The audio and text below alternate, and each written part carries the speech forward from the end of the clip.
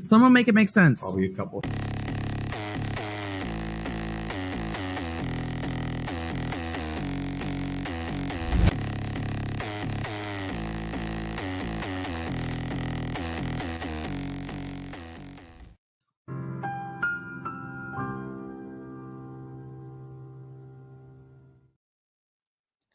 Hello. What a day to have lost internet in my neighborhood. On what I've been calling, what have I been calling this, squirrel cloning day or something, because I need to clone myself. Of all the days, it was supposed to be back by 11. Of course it wasn't. And I have done a really good job of not cheating. I've not watched any of this yet. I've just been on my phone doing timestamps. So I have not seen this. So we're going to still watch it. We're going to get through this. We'll do it together. When Lori Vallow gets back going on, we'll be back on Verdict Watch. We're going to just figure it out as we will make it happen. James, thank you so much for being here and for the super sticker already ahead of time and for already just being in the chat. I love it. Thank you so much. And dude, I know, Candace, I can't rule it out. Also, we already have a couple more custom emoji. Actually, so we added some custom emoji last night, but also as of last night, I added the owl. So we have the red solo cup is a new one. We have the owl, that's a new one. And I revamped the Brennan command. I tried just seeing if this would change anything. Let me just see if I change it to BR instead of BRE, if that would work, if Nightbot would be any better. So we'll see if what Nightbot thinks. Just trying everything I can. I tested it out in the Discord and it worked, of course. So go figure, right? See, there's iOS. What? Maybe I need to do just B? I have no idea. It's the funniest thing. It's worked one time on YouTube, that is. Anyway, I'm going to keep fussing with this. We got to get this command to work. So, but anyway, we're going to go ahead and jump right on in. And we have the OnlyFan. Woo!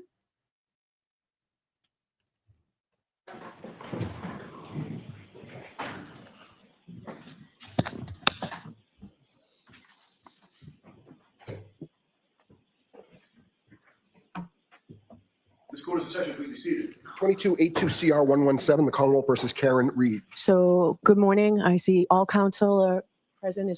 I see all counsel are present. Nobody said anything to Mr. Clerk about needing to see me, but I received 4 motions over this weekend. So she's already pissed. Oh my God, 4 motions. Holy shit. I will say they've not posted. I've checked this docket religiously, as I'm sure you guys know. They haven't come up. Oh my God, she got 4 motions and she's already, dude. That I assume we need to at least talk about briefly. Yeah. Commonwealth's motion regarding defense opening statement. I think the first 2 motions we can do quickly. I'm not issuing an order. Oh, okay. Wait, no, we did. She said over the weekend. Okay, it's all time is a construct. It feels like, oh, that came out a long time ago. Well, we did get to this one. We did see this, the opening statement and the not mentioning the third party. Okay. Mr. Brennan, the defense knows third party culprit will not be in the opening. If you think that their opening goes beyond it, you can object. Defendant's opposition to the Commonwealth's request for use of independent readers, because there's an objection, the defendant's motion's allowed. So you will not have an independent reader. Yay! Is it fair to say that the third and fourth motions, Commonwealth motion to enforce compliance with court's April 16th ARCA discovery order? I'm not even, what the fuck did she end up saying about the third party? Hold on. So we're getting no Karen Reed actress. James, did you see the owl emoji? I'm not issuing an order. Mr. Brennan, the defense knows third party culprit will not be in the opening. If you think that their opening goes beyond it, you can object. Okay. Defendant's opposition to the Commonwealth's request for use of independent readers, because there's an objection, the defendant's motion's allowed. So you will not have an independent reader. Is it fair to say that the third and fourth motions, Commonwealth motion to enforce compliance with court's April 16th ARCA discovery order and the Commonwealth's motion to preclude new expert testimony or alternatively to continue the trial date, that those motions will take a little bit of time, Mr. Brennan? I don't think I'll be long in my argument. I think that I need Wait. Okay, so remember how I said we don't. Okay, continue the trial date, huh? that the third and fourth motions, Commonwealth motion to enforce compliance with court's April 16th ACA discovery order, and the Commonwealth's motion to preclude new expert testimony, or alternatively to continue the trial date. That Those two we did not get, and continue the trial date. If this, y'all, imagine if this had been a defense filing. Imagine if this had been a defense filing. Imagine if this had been a defense filing. She would have ripped that. Hold on. She would have ripped this microphone and detached it from her little bench and jumped over the bench and stabbed every single one of those defense attorneys in their eyeballs if this had been a defense filing asking to continue the trial. But because it's the Commonwealth, they're only getting minimal deep sighs from Bev, which are pretty par for the course for her. This is crazy. Oh my God. Help. fair to say that the third and fourth motions, Commonwealth motion to enforce compliance with court's April 16th ACA discovery order. We're like 10 seconds in. How? Already is this unhinged, off the rails, a train wreck? How? Tell me how. And the Commonwealth's motion to preclude new expert testimony, or alternatively to continue the trial date. That those motions will take a little bit of time, Mr. Brennan. I don't think I'll be long in my argument. I think that I need more information on one of them. And I think we'll do that at the end of the trial. I mean, at the end of today, we'll hear both these motions. Mr. Jackson, I did see that a list of text messages, 100 or so, is in your response to my order on Friday. Did you provide the text messages themselves? All right. In light of that and the fact that we don't have time, this juror has been waiting for some as many as 3 weeks now, I'm going to prohibit you from mentioning ACA in your opening statement.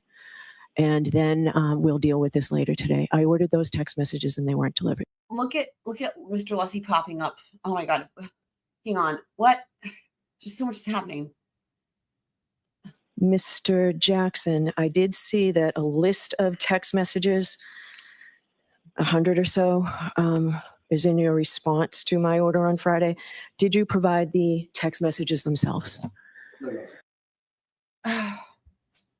So these, okay, that's the order. Remember when she ordered them to turn over the ARCA stuff? It was actually very reasonable because it said, like, if they're still doing testing and stuff, that's fine. They just have to turn it over when they have it. So they did turn over 100 text messages, or there are 100 text messages, but they didn't turn them. What? All right. In light of that and the fact that we don't have time, this juror has been waiting for some as many as 3 weeks now. Oh my God. I'm going to prohibit you from mentioning ACA in your opening statement.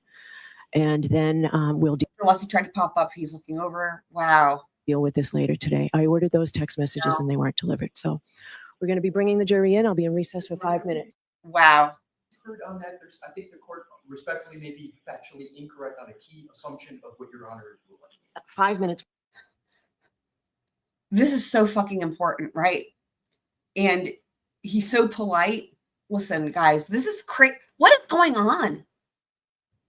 So we're going to be bringing the jury in. I'll be in recess for 5 minutes. Heard on that, I think the court respectfully may be factually incorrect on a key assumption of what Your Honor is ruling.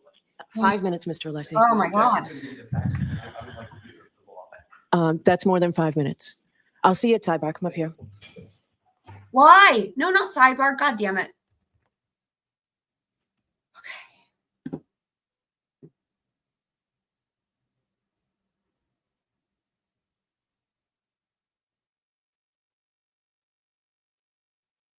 And there's the only fan.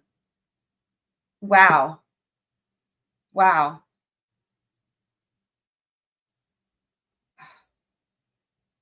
Wow. I have half of mine to want to go back and watch all of that again. That was like a fucking disaster. But wow, they're gone. This is a long time. Okay, now they come back. Okay. Wow. Were you also able to refrain from doing any independent research or investigation into this case? So they brought the jury in. So here's what I will say. We will find out when we get to the defense opening whether or not they got to mention ARCA and what happened at that sidebar. That's basically where we're at. And there's going to be filings. There's going to be filings flying left and right throughout this. Remember, the other thing is this. How many things did we hear about where Bev was like, well, we will decide this during trial? This is going to be insane. I'm just saying, let's just get ready for this. That you were all here, ready, willing, and able to get started early. We sometimes have to deal with a few things before bringing you in, but we do appreciate your patience. So those questions are, were you all able to follow the instructions and refrain from discussing this case with anyone since we last saw you? Everyone said yes or nodded affirmatively. Were you also able to refrain from doing any independent research or investigation into this case? Yes. Everyone said yes or nodded affirmatively. Did anyone happen to see, hear, or read anything about this case since we last met? Everyone said no or shook their heads. Thank you very much. Jurors, can I have each of you stand and raise your right hands, please? Do each of you solemnly swear you shall well and truly try the issue between the Commonwealth and the defendant according to your evidence and according to law, so help you God? Yes. Thank you. You can have a seat. Jurors, hearken to these indictments. Karen Reed of Mansfield in the county of Bristol, on or about January 29, 2022 at Canton in the county of Norfolk, did assault and beat John O'Keefe with intent to murder such person, and by such assault and battery did kill and murder the said John O'Keefe, and is guilty of murder in the second degree and not in the first degree in violation of Massachusetts General Law, Chapter 265, Section 1. 002, Karen Reed of Mansfield in the county of Bristol, on or about January 29, 2022 at Canton in the county of Norfolk, did operate a motor vehicle upon a way as defined in General Law, Chapter 90, Section 1, or in a place to which the public has a right of access, or upon a way or in a place to which members of the public have access as invitees or licensees, with a percentage by weight of alcohol in their blood of 8/100ths or greater, or while under the influence of intoxication. Hold on, let me slow this back down a little bit here. Okay.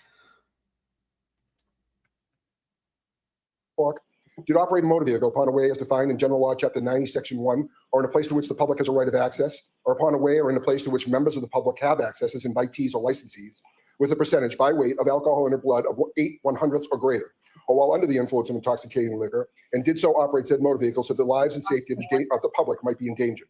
And by such wanton and reckless conduct so described, you caused the death of another person, to wit, John O'Keefe, in violation of General Law, Chapter 265, Section 13 and a half.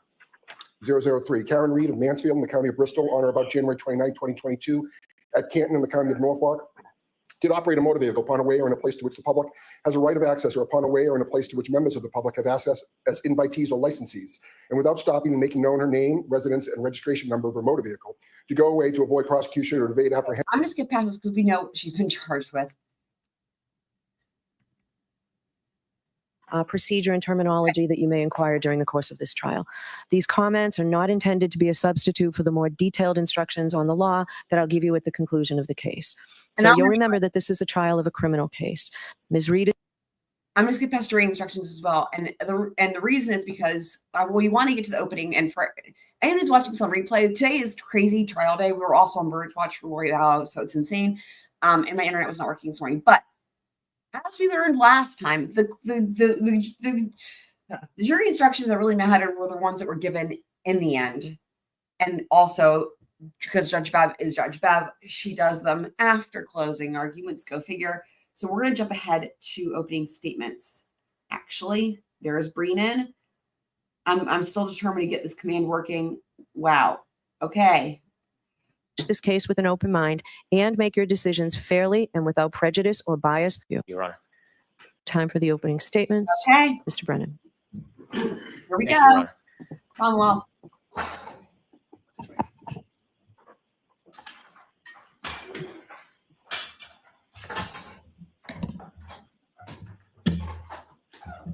Wow, what a way to start off. There was some equipment in the way. That is amazing.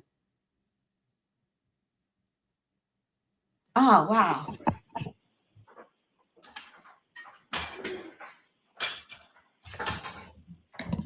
Wow.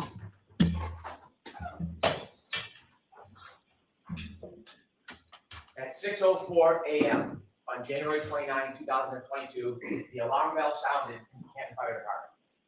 Firefighter paramedic Timothy Nuttall knew what that meant. His heart skipped a beat. He raced to his equipment. What? I'm losing my mind. That's how he's. That is how he's starting opening statements. You can't be serious. Okay, I can't. Okay, I'm gonna try not to pause it because I know it's better to watch these and get a feel for. Okay, I'm gonna try to pause it less. Oh my God. We will talk about it more when we get a little further in. Holy. 2022, the alarm bell I sounded. just. At 6:04 a.m. on January 29, 2022, the alarm bell sounded in the Canton Fire Department. Firefighter paramedic Timothy Nuttall knew what that meant. His heart skipped a beat. He raced to his equipment and he picked up his bag, which was meticulous. There was a sign and a signal, and then there was a voice commanding that there was cardiac arrest. The most serious of calls for a firefighter paramedic, that means that a person's heart has stopped. I will say this would lead me to believe that their first witness was probably going to be Timothy Nuttall. Just saying. He didn't know who it was. He didn't know where it was. He took his bag. He had just gotten to the station, and he rushed to the ambulance. He was one of the most senior paramedics that morning. Another paramedic, Anthony He's portraying. Sorry, I just have to. He wants Nuttall to be the hero here. Flanetti, would be running this mission. He jumped in the back of the ambulance. The door shut, and they headed off to 34th Fairview Road. As they drove, firefighter Nuttall could not see anything. He couldn't hear anything other than the engine of the ambulance. He could feel it sliding across the road. It was near blizzard conditions. He calmed himself. He said to himself, "This is what the firefighters and paramedics are trained to do, to focus." And he focused on his task. He looked around the back of the ambulance to make sure that all the tools were in place. I'm sorry, but I feel like I'm watching a really crappy magician who's trying to do sleight of hand, but you're seeing all the it's a disaster. I can't even talk. This is the scene. It was bad enough, but like what? This is not about Mr. Nuttall's meticulous ambulance and whatnot. This is crazy. He's making this. This is wow. I tell you what, when you don't have a case,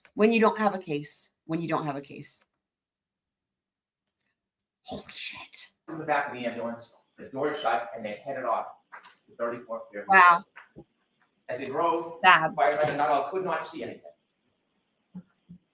He couldn't hear anything other than the engine of the ambulance. He could feel it sliding across the road. It was near blizzard conditions. He calmed himself. He steadied himself. This is what the firefighters and paramedics are trained to do. It's crazy. Focus. And he focused on his task. He looked around the back of the ambulance to make sure all the tools were in place. The ambulance was meticulous as well. This was Anthony Flanetti's ambulance, and it was well stocked.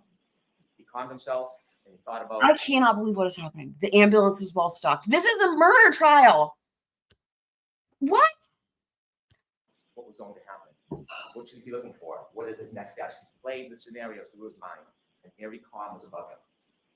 As the car pulled up to 34th Fairview, the ambulance, he stood at the back door, the doors open, and he stepped out into Bedlam. He could hear a woman screaming and shrieking, the cold, hard air slapping on his face, and the wind, blizzard conditions swirling around him. You will hear him tell you how he trudged towards those screams in the darkness to snow, and when he got there, he saw 3 women surrounding a man lying, not moving on the ground. He walked up to the man, and he reached down, and he tried to find any signs of life, pulse, anything, and he found nothing. I'm shocked. I'm shocked. I don't know why the command is not working. I've changed it a million times. Iowa.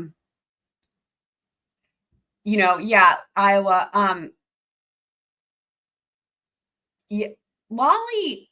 This Brennan's worse in my opinion. Here's why. Lolly was completely incompetent, and there were opportunities where he could have actually been worse in terms of the strategy, like being lying or being deceptive. Like his Lolly's ineptitude, right, made him less dangerous, I think, than Brennan. Like Brennan, this is complete and utter bullshit, but listen to how convincing he sounds, right? But if you're listening to what he's saying, it's bullshit. Like, this is just pointless and not relevant to anything. But he at least, I guarantee you he has the jury's attention, more so than Lolly, right? Lolly is just like what people listen to when they're trying to go to sleep. So,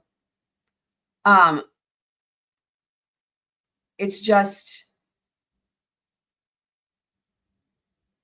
are you talking to Brennan here? Breathe. Are you talking to me? Are you talking to yourself? He's just really passionate about this meticulous ambulance. The cold, hard air slapping on his face, and the wind, blizzard conditions swirling around him. You will hear him tell you how he trudged towards those screams in the darkness to snow, and when he got there, he saw 3 women surrounding a man lying, not moving on the ground. He walked up to the man, and he reached down, and he tried to find any signs of life, pulse, anything, and he found nothing. And he got up and he walked over to the woman, and he walked over to that defendant, Kerry, and he told her that he thinks that that man is gone. And then he heard the yell from Anthony Flamati, the chief, and he said, "Come back, let's go," because you'll learn that in the cold, even if somebody's heart stops, even if they're presumed to have passed, sometimes you can still save a life. So you'll see on a dash cam video, you'll hear from testimony, he went back to that man who's John O'Keefe. He went back to him, and that crew, coordinated effort, they did everything they could to save his life. They got on their knees, they began CPR, and firefighter Nuttall will explain as he kneeled over John O'Keefe, he looked up, and the defendant approached him, and you'll see it on the video. Now, he wanted any information, because when you're trying to save someone, you want to know, are they on drugs, medication, do they have a heart condition? And he looked up at Miss Reed, and he said, "What happened?" And you'll hear her words to firefighter Nuttall. She said, "I hit him, I hit him, I hit him." And it was at that time, with the words of the defendant, that she admitted what she had done that night, that she hit John O'Keefe. Now, those words didn't mean anything to firefighter Nuttall. They weren't in context. They didn't reconcile with the injuries. They didn't help him in his treatment, so he ignored it. Now, firefighter Nuttall is not a police officer. Look at Lolly's face, but also, did you guys hear that? He said they didn't reconcile with the injuries. Is that an admission? Brennan, is that an admission? Watch Lolly's face. She admitted what she had done that night, that she hit Lolly's face. John O'Keefe. Now, those words didn't mean anything to firefighter Nuttall. They weren't in context. They didn't reconcile with the injuries. They didn't reconcile with the injuries. Well, there you go. We can all go home, right? We can all go home. Help him in his treatment, so he ignored it. Now, firefighter Nuttall is not a police officer. He is not an investigator. He is not a detective. He's a first responder. And so he takes that information that was useless to him. He continues to work on John O'Keefe, trying to save his Welcome, life. victory. See the team put him on a stretcher. And when they lift him from the ground, even though there is snow accumulating, underneath John O'Keefe is simply grass, hard, brown, frozen. And beneath his body lay his cell phone. They bring him to the ambulance, and while they're bringing him to the ambulance, you'll see on the videos that other first responders speak to the defendant. One first responder, Flamati, she will say, "I hit him, oh my God, I hit him." And then she was interviewed or asked questions for background information, not a criminal investigation, just background to try to help John. And she was asked questions about his background. And during that conversation, you won't hear see the defendant with a person by the name of Jen McCabe and a firefighter McLaughlin. And she tells Fire McLaughlin, with her first responder, "I hit him." They bring Mr. O'Keefe to Good Samaritan Hospital, and his body is cold. The doctors work feverishly. They treat him, trying to save him. They try to warm his core. And unfortunately, firefighter Nuttall's first instinct is accurate. John O'Keefe passes. I will just say again, comparing so far to Lolly, like if you're on this jury, like he's like this dude. Brennan's is a snake oil salesman, right? A charlatan. I guarantee, like I feel like he's definitely got the jury's attention. But beware of, you know, we've been watching a lot of the Lori Vallow Inner Circle things. I feel like Lucifer comes up a lot. I kind of want to call him Lucifer. Anyway, snake oil salesman. So why are we here today? We are here today because John O'Keefe was killed by the actions and conduct of that defendant, Kerry. You will learn through this case, through facts, science, and data, you will learn that on January 29th, 2022, when the defendant and Mr. O'Keefe were in front of 34 Fairview Road, all the way to the There's left Jordan side of the Boy, dark corner by the near way, the guys. flagpole, you will learn that Mr. O'Keefe got Just want to point out, Patrol Boy's right there at the end of that shelfie thing. out of the car. He got out and he stood by the side of the road after an argument with the defendant. That argument, that anger fueled by heavy intoxication, you will learn from the science and data as he stood by the side of the road, the defendant in her SUV drove away. She drove at least 35 feet away. The argument was over. It had ended. And then she stopped. She stopped. She put the Lexus into neutral and she waited 2 minutes. And the facts and the science and data will tell you that despite the fact the argument was over, she then put the Lexus into reverse, put her foot on the gas pedal, and began to press, not 25%, not 50%, up to 75% acceleration. There was a light dusting of snow. The Lexus tire spun backwards. She went backwards at least 70 feet. She clipped John O'Keefe. He fell backwards, hit his head, broke his skull. And there he lay at the corner of Fairview Road on the ground. Okay, I'm gonna back this up because this is one of the questions I've been asking myself: is what is the theory of the case going to be? Because really, I have no idea in terms of the injuries, right? Like, I really still the arm. I think they're going to try to say the arm is from the taillight, but I just want to hear this one more time. And he said the hard is a rock. Okay, the hard grass. Let's see. January 29th, 2022, when the defendant and Mr. O'Keefe were in front of 34 Fairview Road, all the way to the left side in a dark corner near a flagpole, you will learn that Mr. O'Keefe got out of the car. He got out and he stood by the side of the road after an argument with the defendant.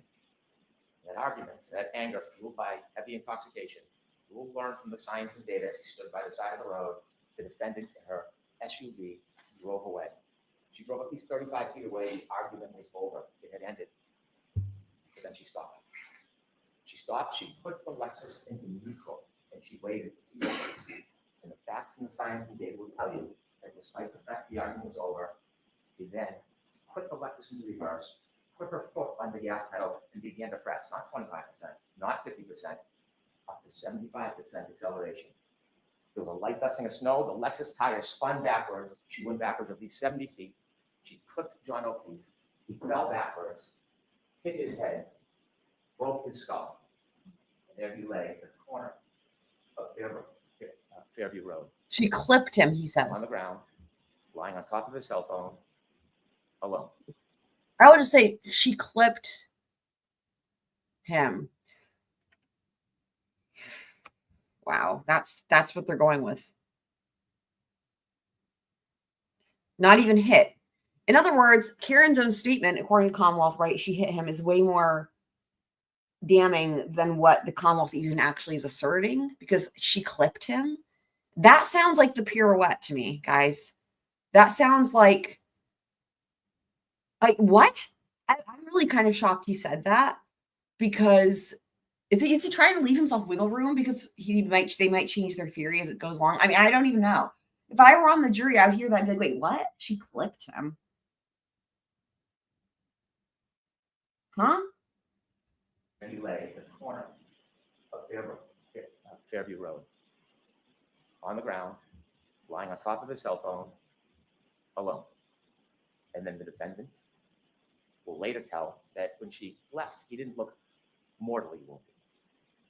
Yet he was. Well, I need to back this up a second to get the clipped part again. The light dusting of snow, the Lexus tire spun backwards. She went backwards at least 70 feet. She clipped John O'Keefe. He fell backwards, hit his head, broke his skull. And there he lay at the corner of Fairview Road, on the ground, lying on top of his cell phone, alone. And then the defendant will later tell that when she left, he didn't look mortally wounded. Yet he was. And she simply drove away. Now, before I tell you about the data and the facts and the science, and I walk you through that, I'd like to tell you a little bit about John O'Keefe. John O'Keefe was a young So he made no mention of the arm at all. man, a local kid, very well liked, loved. Wow. John O'Keefe is the son of Peggy O'Keefe, John O'Keefe Sr., and the brother of Paul O'Keefe. Grew up in Canton, worked hard, he became a police officer. But what you're going to learn, the fact that he worked for the Boston police officer, as a Boston police officer, was just a fraction of his life. It was a small, really unimportant part because the biggest part of John O'Keefe is he was a family man. Not in the traditional sense. You see, John O'Keefe never had biological children. John O'Keefe was never married. But John O'Keefe had a sister, and she had 2 children. And when the children were 6 and 3 years old, his sister unfortunately died. And shortly after, his sister's husband died. And John O'Keefe was a help. He didn't sit by. He saw these 2 recently orphaned children, and he stepped in and he said he was going to raise them. So he put aside his career, he put aside his job, and he moved in with the children and raised them like they were his own. They were his passions, his love. He was a new parent, successes, failures, like all parents. And he raised the children with the help of people in the community, with the help of his brother, with the help of his family. And they led a good life. enter Karen Reed. Around COVID, the defendant and Mr. O'Keefe reacquainted, and they started a relationship. And you'll hear that even though the defendant had her own home, she was staying with Mr. O'Keefe a lot, 4, 5, 6 times a week. And to most of the world, it was a pretty good relationship. They spent time together, they did activities with their children together. She helped with driving the children, feeding the children. It was a steady relationship until about the beginning of 2022. And then things began to unravel. There was tension, there was arguments. In fact, just a few days before this incident, you'll hear that Mr. O'Keefe asked her to leave, but she wouldn't. You're going to be able to read text messages of their conversations on January 28, 2022. You will see the tension and the unraveling of the relationship. You will read about the discord between the defendant and Mr. O'Keefe. You will see that when he would ignore her calls, they would become incessant. When he would try to push away, she would come closer. You will read those text messages and you will realize that this was the beginning of the end of this relationship. That night, they decided they would go out together. I want to tell you something about data and science before we get to that night. I mentioned that underneath John's body was a cell phone. A cell phone is an amazing piece of technology. It is like a computer. It carries extraordinary data. And when they found the cell phone, the only thing they John O'Keefe that night, they studied the cell phone, and there'll be some remarkable data that you will use in this case to find the truth. I want to mention 3 different things you will find in a cell phone that are critical to this case. The first is called location data. Waze we've all heard of, Google Maps. Well, at some point that night, John put his Waze on, and Waze is like a breadcrumb that will show exactly where the phone goes second by second. It is the strongest, most accurate location data that you can have. And that night, John was using Waze. It also will have healthcare data. Healthcare data will show when somebody is moving. Sometimes it's qualified as steps, but it doesn't necessarily mean somebody's stepping. Moving their arms, walking, turning. It doesn't show what direction or how far, but it shows movement of a person. Healthcare data. And the third thing, remarkably, will be an expert in this case who found the data file on the phone, and it tracks the temperature of the cell phone battery. That will be critical to your analysis in this case, the temperature of the cell phone battery. And so with that, I want to take you back to the timeline of that night. After the discord, both the defendant and Mr. O'Keefe decided they would meet at a bar called McCarthy's. Now, McCarthy's is a local bar, a blizzard is pending, and people are getting together in a celebratory mood. They go to McCarthy's and you see a video of McCarthy's, and you will watch both Mr. O'Keefe, friends, and the defendant drinking alcohol. And you will count 8 vodka drinks that the defendant drank. They arrive at 8:50, they stay till 9:45. She consumed at least 7 of those drinks in less than 2. The last drink, you'll see when they leave the bar, she puts it under her jacket, and they walk out and they go to another bar to meet other friends called the Waterfall. They reach the Waterfall sometime around 10 p.m. When they go into the Waterfall, you'll see a video. And when I said celebratory mood, you will see a group of friends of John O'Keefe, many who are friends with Karen through John, and you'll see them clapping and happy and joyous as they're there. You'll see many hugs between John O'Keefe and his friends and the defendant and many of the people there.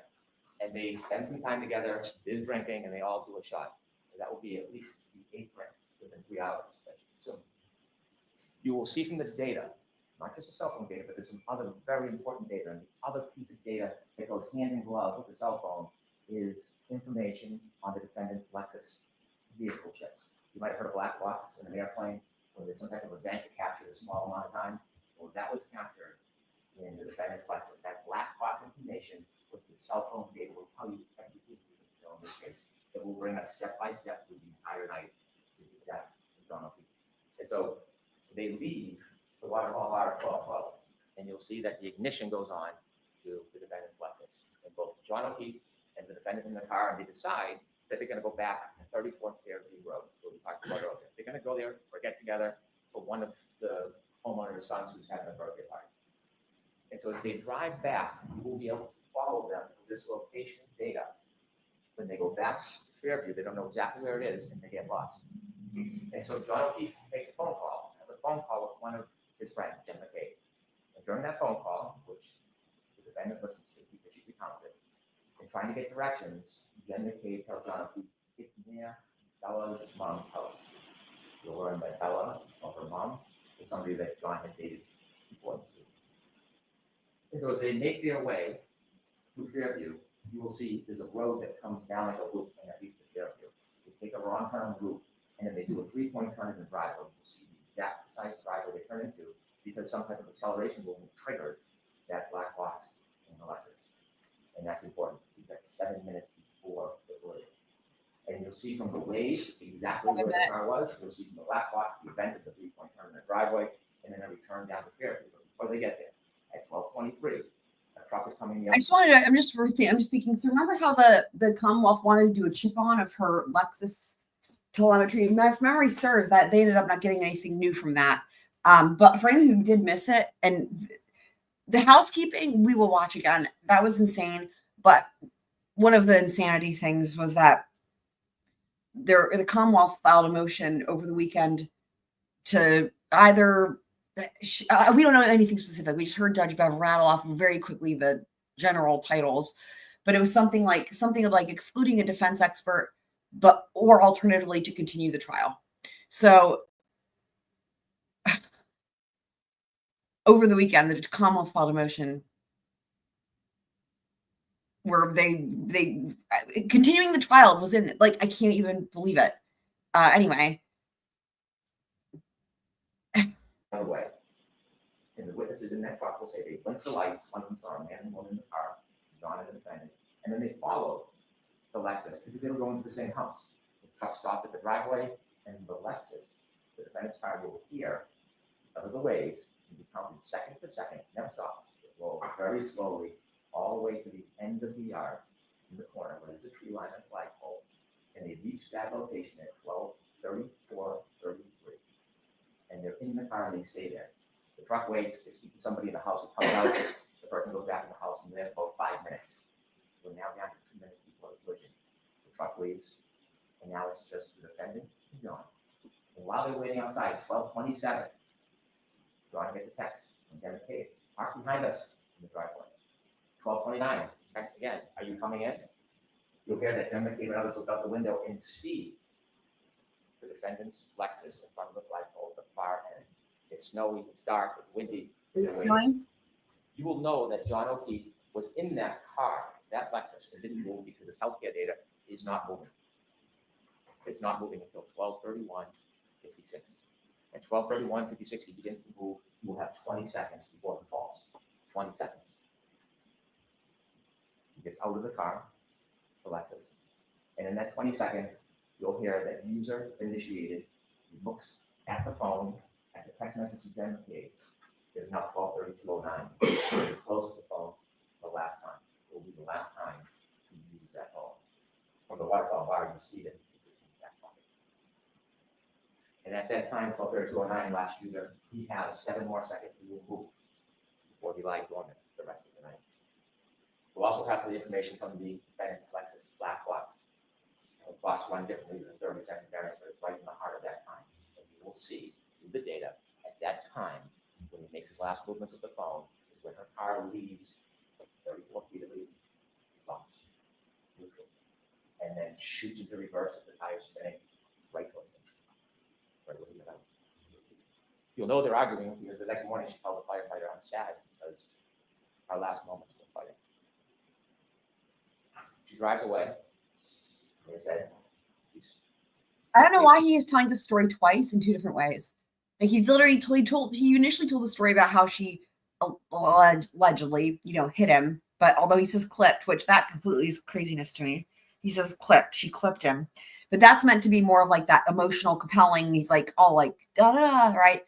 But now he's telling it again, but it's like, why? I don't know why you need to tell it again. And now it's like you've lost me as to what your strategy is here with this. Like he has different things that are going on here. He's got the narrative, right? But then he's got like he's trying to talk about like the cell data and the car data.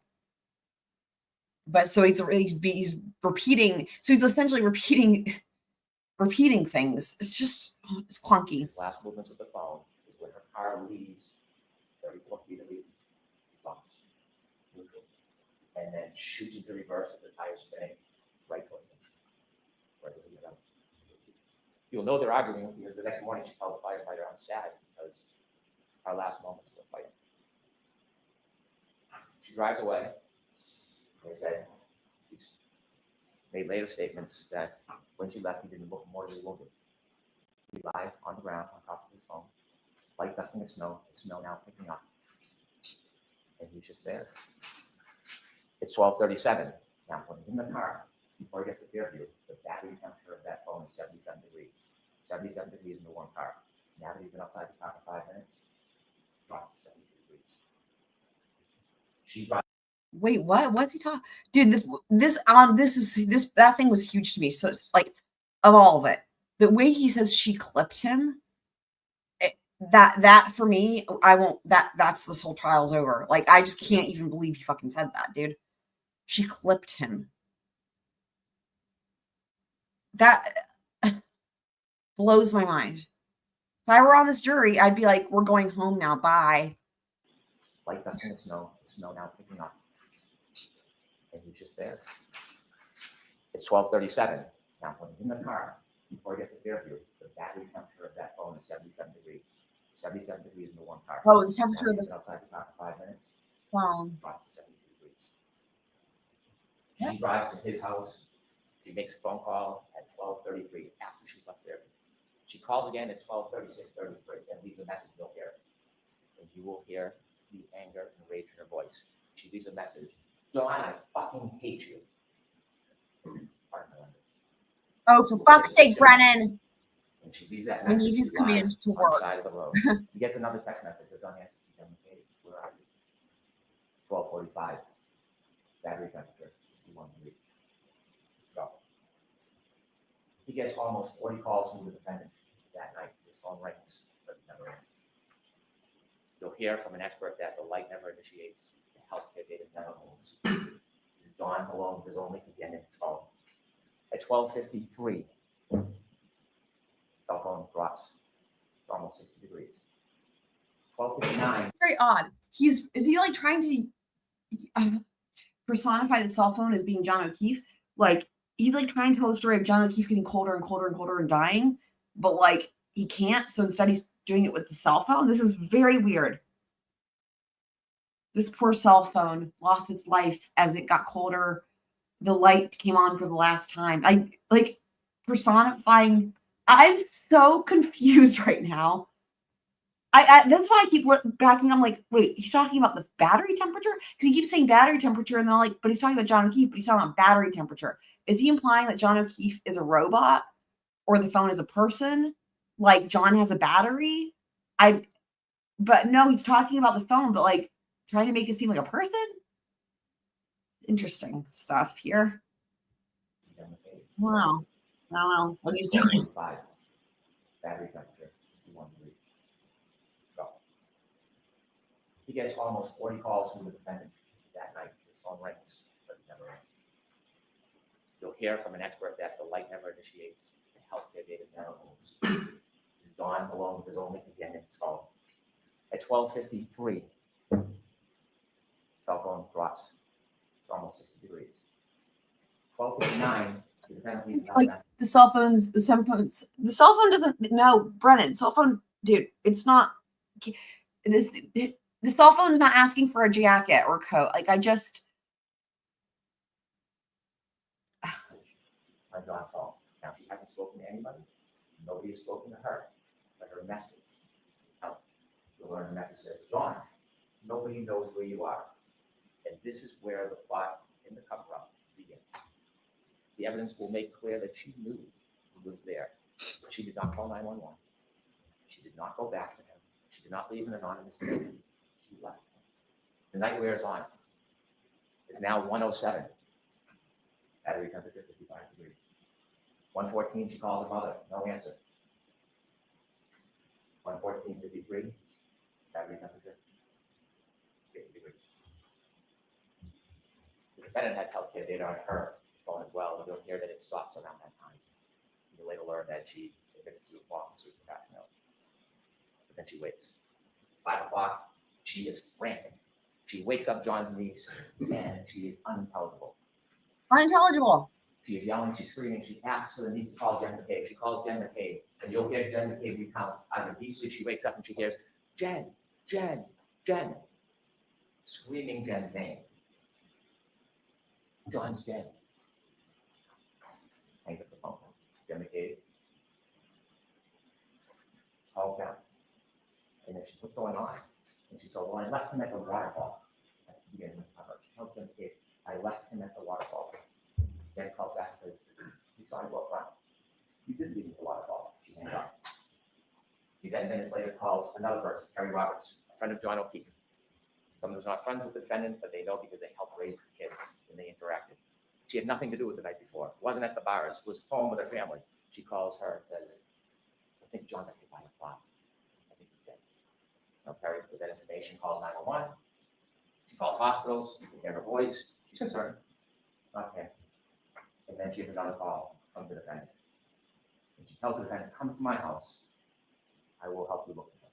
And the defendant says, I was so drunk last night, I don't remember anything. Waiting for her to arrive, she learns she doesn't arrive. Instead, the defendant goes to Jen McCabe's house. Kerry Roberts, the other friend, then goes to Jen McCabe's house, pulls behind the car. And when she does, she's on Bluetooth, and she can hear the defendant say, my taillight's broken, my taillight's broken. And she looks, and the snowpack in the right taillight, she can see a piece of the taillight missing. The defendant desperately wants to go to 34th Fairview Road. Kerry Roberts takes over and says, we're going to go back to John's house. This in the house. is the first time the jury's heard anything about the taillight, like being broken or whatever. The other friend then goes to Jen McCabe's house, pulls behind the car. And when she does, she's on Bluetooth, and she can hear the defendant say, my taillight's broken, my taillight's broken. And she looks, and the snowpack in the right taillight, she can see a piece of the taillight missing. The defendant desperately wants to go to 34th Fairview Road. Kerry Roberts takes over and says, we're going to go back to John's house. Maybe he's in the house and you didn't see him. So both cars, driven by Kerry Roberts and then Jen McCabe, with the defendant, go back to John O'Keefe's house. You'll see a ring video where you see them go into the house and they look around, and you'll hear about the woman, Jen and Kerry, enlisted into this task. Look for John O'Keefe. They cannot find him. And then when Kerry Roberts comes into a room, she sees, rather than looking, the defendant simply standing there, staring at the wall. At that point, the defendant insists they got to go back to Fairview Road. They decide to take one car. Kerry Roberts is taking charge. She's going to drive. They leave Miss Reed's Lexus and John O'Keefe's driveway, and they drive back towards 34th Fairview Road. There it is blizzard-like conditions. It is dark. They can barely see a thing. And when they get close to the edge of 34th Fairview, you hear the defendant start to scream, there he is. Both women look and they can't see anything. She starts kicking the door. The defendant's kicking the door. Let me out. Kerry Roberts stops the car and lets her out, and she sees the defendant running exactly to where John O'Keefe is in the darkness. That's where she left him.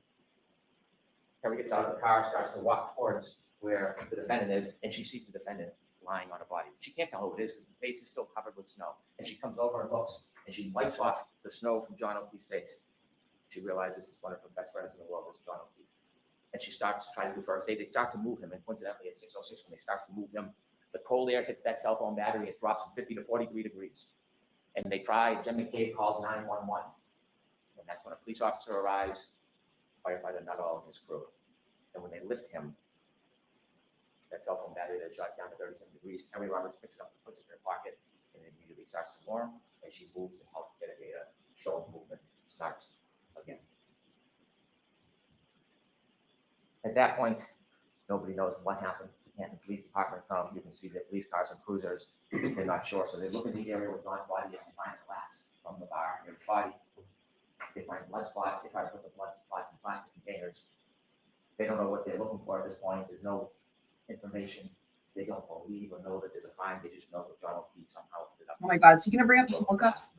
Will he bring up the solo cups? And so that morning, you can see the work of the Canton Police Department try to uncover a little bit around his body to see what they can find. Oh my God. Very little. And then Kerry Roberts goes and picks up Peggy O'Keefe. I guess not. With the news, and they go to the hospital. Wow. They go to the Good Samaritan Hospital, and Kerry Roberts is walking. Peggy O'Keefe is going to go see her son, her husband. And she walks down the hall. Karen Reed is also in the hospital. See, there was some reports of maybe she was upset or suicidal, so they sectioned her. They put her into evaluation to make sure she was safe. You'll hear Peggy O'Keefe tell her she walked down the hall, go see her son. The defendant is screaming, "Is he dead? Is he dead?"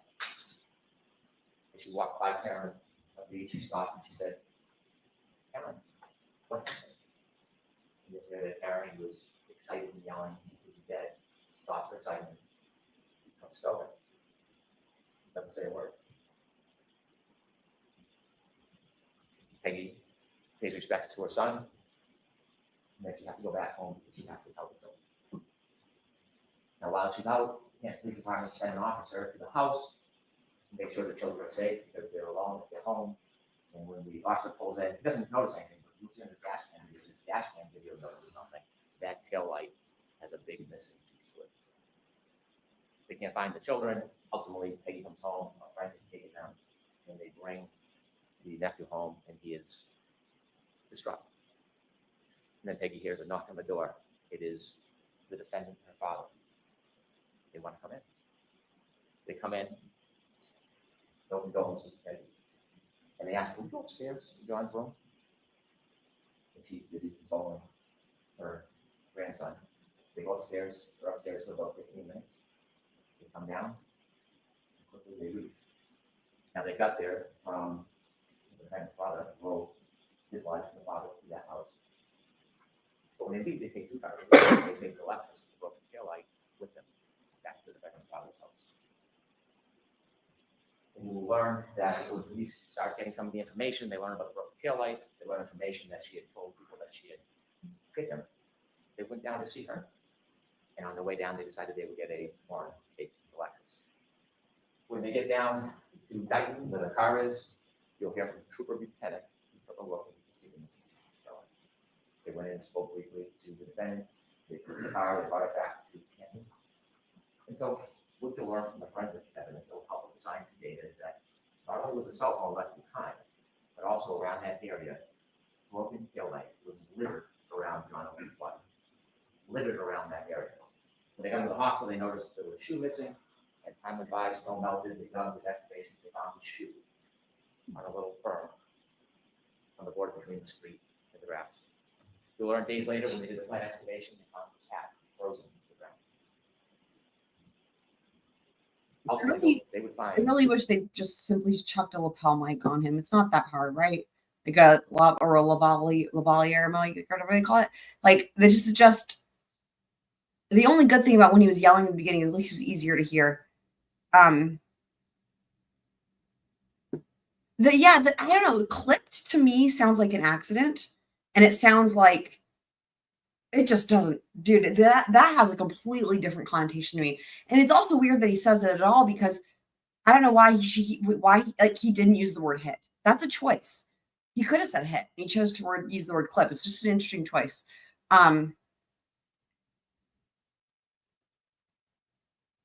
I think I would imagine. I think it's on purpose, right? But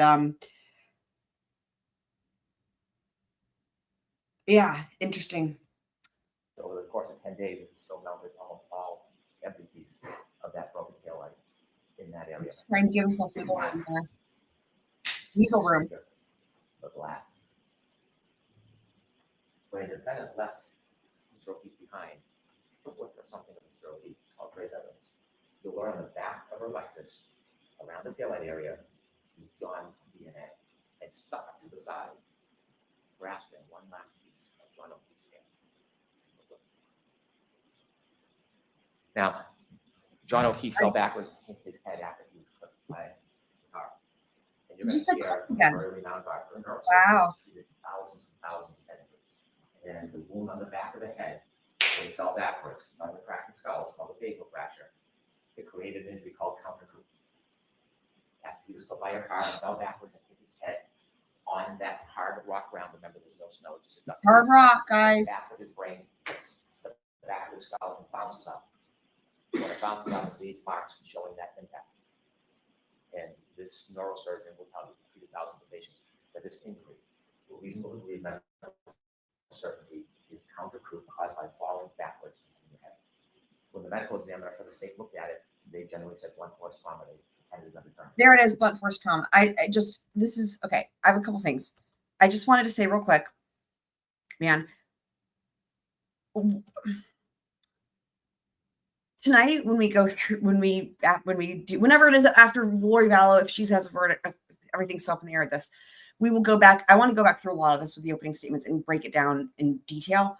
But I just wanted to pause real quick to say this, speaking of Lori Vallow. So what had happened yesterday is that the jury actually only deliberated for like Nate Eaton said it was less than 10 minutes.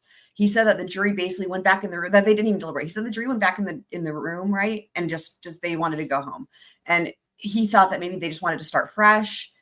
So they didn't really deliberate. And proof of that, really. So like yesterday, where we had left off, like where the stream ended, is or the court feed, the verdict clock said like 42 minutes or something like that. But see, I guess they hadn't stopped the clock, so they've reset it. I'm looking at it right now. I've got the feed pulled up.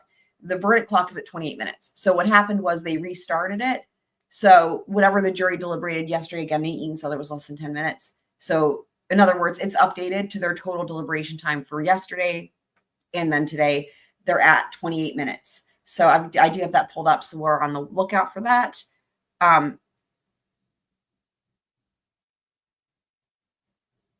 Is this I don't know here. Are you talking about the Kerry court feed? We're just a little bit behind. But I have live pulled up the court feed for Lori Vallow on Verdict Watch as well. So I'm not sure which live you're talking about. But yeah, he's talking about the head injury right actually now, where we were pausing it on Karen Reed. So I'll back it up a second here. Around, remember, there's no snow, it's just a dusting at this point. The back of his brain hits the Here. back of his skull and bounces up. When it bounces up, these marks showing that impact. And this neurosurgeon will tell you, treated thousands of patients, that this injury, to a reasonable degree of medical certainty, is counter-coup caused by falling backwards in your head. When the medical examiner for the state looked at it, they generally said one was trauma, they had it undetermined. So we brought it to the renowned neurosurgeon who does exactly this. You're also going to hear from an active reconstruction. His name is Doug Welch. Does not work for the state police or local police. He was hired to take a look at this case and the data. He will come in and explain to you exactly what I talked about, how the data from that black box coincides with the cell phone and the movements of the car, the moments before, during, and after the defendant struck John O'Keefe with her car. Now, just a few more things I want to share with you. There are 3 charges against. Oh, I think he's finishing up. The first one, second degree murder. He's finishing up, I think. Murder, Oh. shooting somebody, stabbing somebody, murder, premeditation. I will start doing the law. I'm not going to trample in that area, but I can tell you clearly, we are not going to try to prove that Karen Reed tried to kill John O'Keefe. We're not going to try to prove to you that she intended or wanted him dead. That's not second degree murder. What we'll prove to you is she engaged in an intentional act, driving back at him at that speed in a storm, in the darkness, knowing that he had just gotten out of her Lexus. She intended that act, which would cause the plain, strong likelihood of death. That's what we'll prove to you, second degree murder. Also, operating on. He's finishing up. Wow, this is quick. Her Lexus recklessly. She hit John O'Keefe, and because she hit him and he fell back, she caused his death. The third charge is being seen after He's finishing up. Again, she hit Mr. O'Keefe with the car. She knew he was injured. She left him behind. He died. That's what we'll do. This case will come down to the science and the data. The science and the data that cell phone produce the best of historians. It doesn't suffer from intoxication. It doesn't suffer from memory loss. It doesn't suffer from emotion, pride, or prejudice. It is facts. It is data. And that facts and data will lead you to the truth in this case. But after Ms. Reed was charged, she began what you'll learn as a campaign to make public statements. Oh, wow. Dateline, Oh, 25. I almost forgot. Right. We know that this was coming, right? That they're going to play one of her statements. Okay. I bet he's going to finish with this. I bet he's going to finish with playing a statement of hers, and that's going to be the end of his closing, because it sounded like he was almost done. I'm still trying to get this Breen in command to work. All right, let's see. Okay. Lolly. And we've had an opportunity to get many of her statements in the footage, and we're going to show much of you. And her statements to you will confirm what you already know from the science and the data, what you will already conclude from the facts independent about what she did that night. Her word is simply confirmed, and her judgment is sound. And you're going to hear from her own lips and many of her statements, her admissions to extraordinary intoxications, her admissions to driving the Lexus, her admissions to being angry at dawn that night. This is going to backfire, in my opinion. Here's why. Look, guys. When he says the word campaign, hold on. Lead you to the truth in this case. But after Ms. Reed was charged, she began what you'll learn as a campaign. A campaign. To make public statements. 2020. Okay, so what does he want the jury to think here, guys? He wants the jury to think a campaign, this is really funny. This is not, this is his own feelings about the BS and the drama with Turtle Boy and all this nonsense that he gets all worked up about, as we've seen in all these things. And this is his personal feelings on that coming through, because the jury doesn't know. What he's trying to imply is a smear campaign, talking bad about the Commonwealth, that's what he's implying, right? Because when someone says a campaign like this, they don't mean here's the thing. When he says this, she began a campaign. Truth in this case. But after Miss Reed was charged, she began what to learn as a campaign. What type of campaign, right? What is the jury's, but what is he? I don't think he's thinking very much. I don't think he thought this one through, because the way that he's using this word, it's like he would have the connotation what the jury should, if they're on the Commonwealth, if they're seeing this the way the Commonwealth wants them to see, what they should draw from this is like a smear campaign, a negative campaign, lies, talking bad about the Commonwealth, talking bad about law enforcement, not a positive campaign, not a campaign for the truth, right? Now listen to what he says. A campaign to make public statements.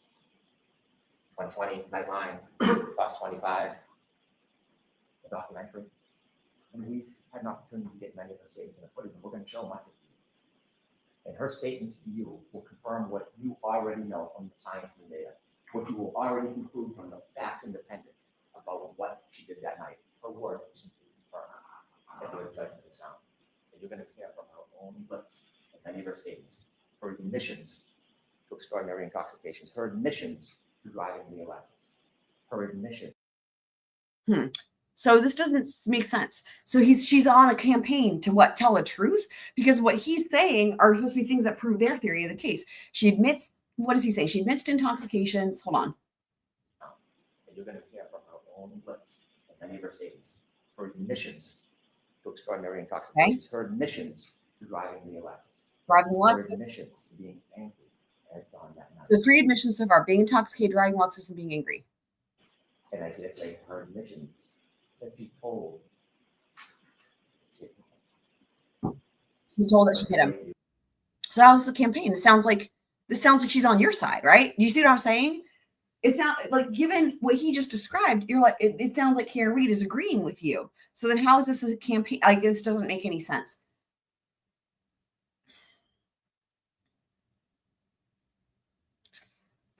You clip one. You're going to hear the first of the statements that she made after she was charged. Okay. I mean, I didn't think I hit him, but could I have clipped him? Could I have tagged him in the knee and incapacitated him? He didn't look mortally wounded as far as I could see, but could I have done something that knocked him out and in his drunkenness and in the cold didn't come to again? And this would have been the moment you dropped him off at the party. Yeah, would have had to. Well, too late now.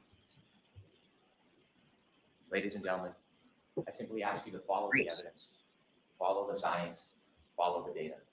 Ignore speculation, surmise, conjecture. Stay true to the evidence. It will lead you to the truth. Then on January 29, 2022, a very intoxicated defendant was angry and arguing about the relationship with John O'Keefe. And after the fight was over, she left, but she brought the fight back to him in the form of her SUV. She clipped him, he fell backwards, he broke his head. And then this man who helped, a lifetime of help, was left at the corner of that yard, left to die with no help. The facts, the data, and the evidence will bring you the truth. And the defendant's own words will confirm everything you've already proved. Okay. All right, they're going to go defensive. So she says, I may have clipped him.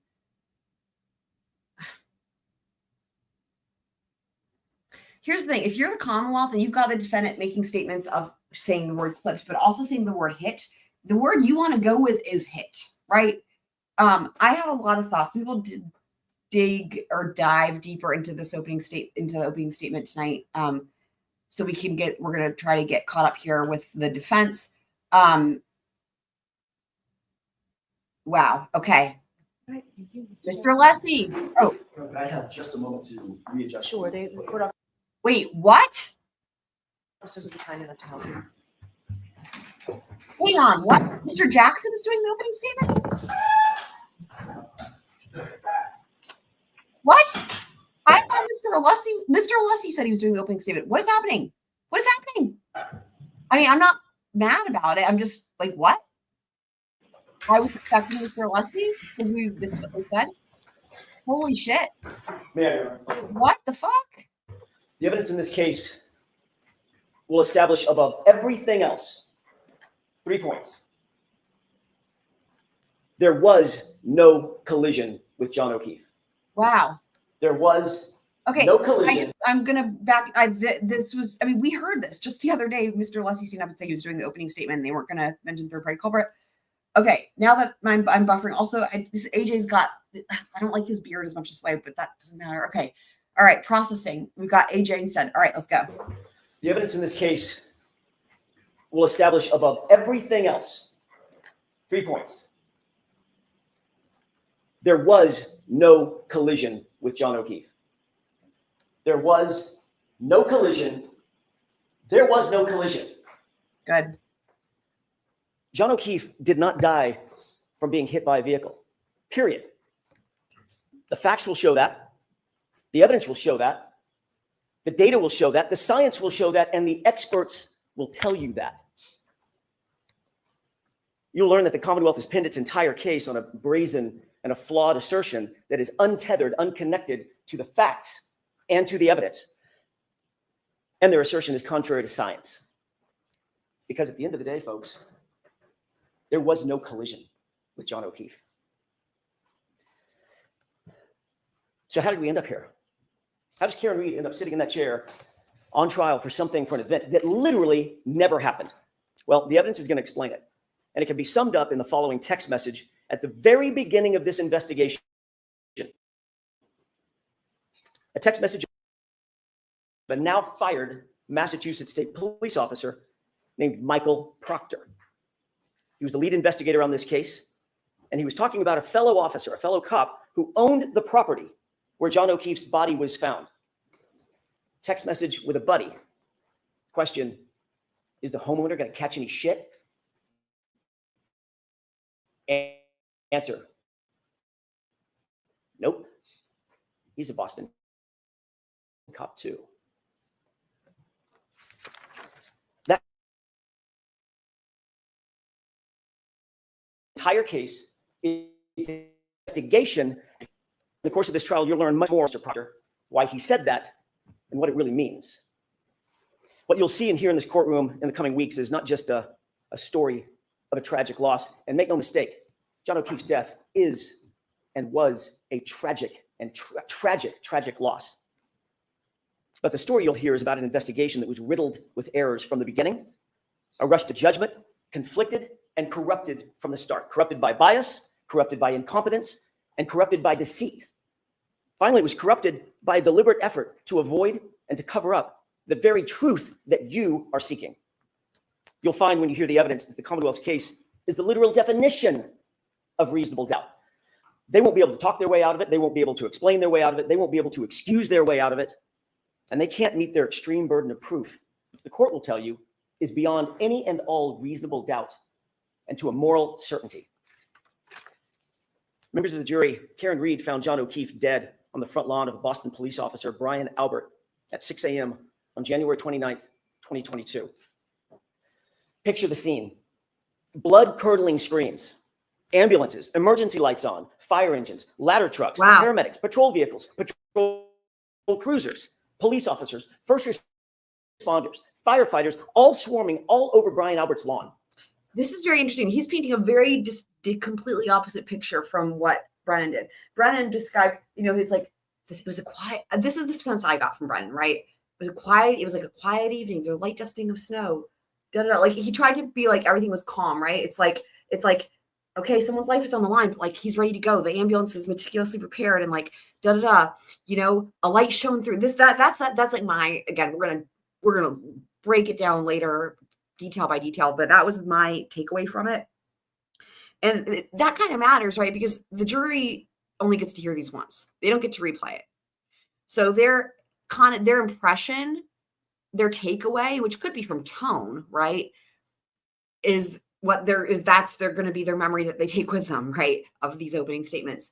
And so my impression of the scene that Brennan was painting, at least initially, and honestly all the way through, with like, as far as law enforcement and first responders side, right, was calm, controlled, right?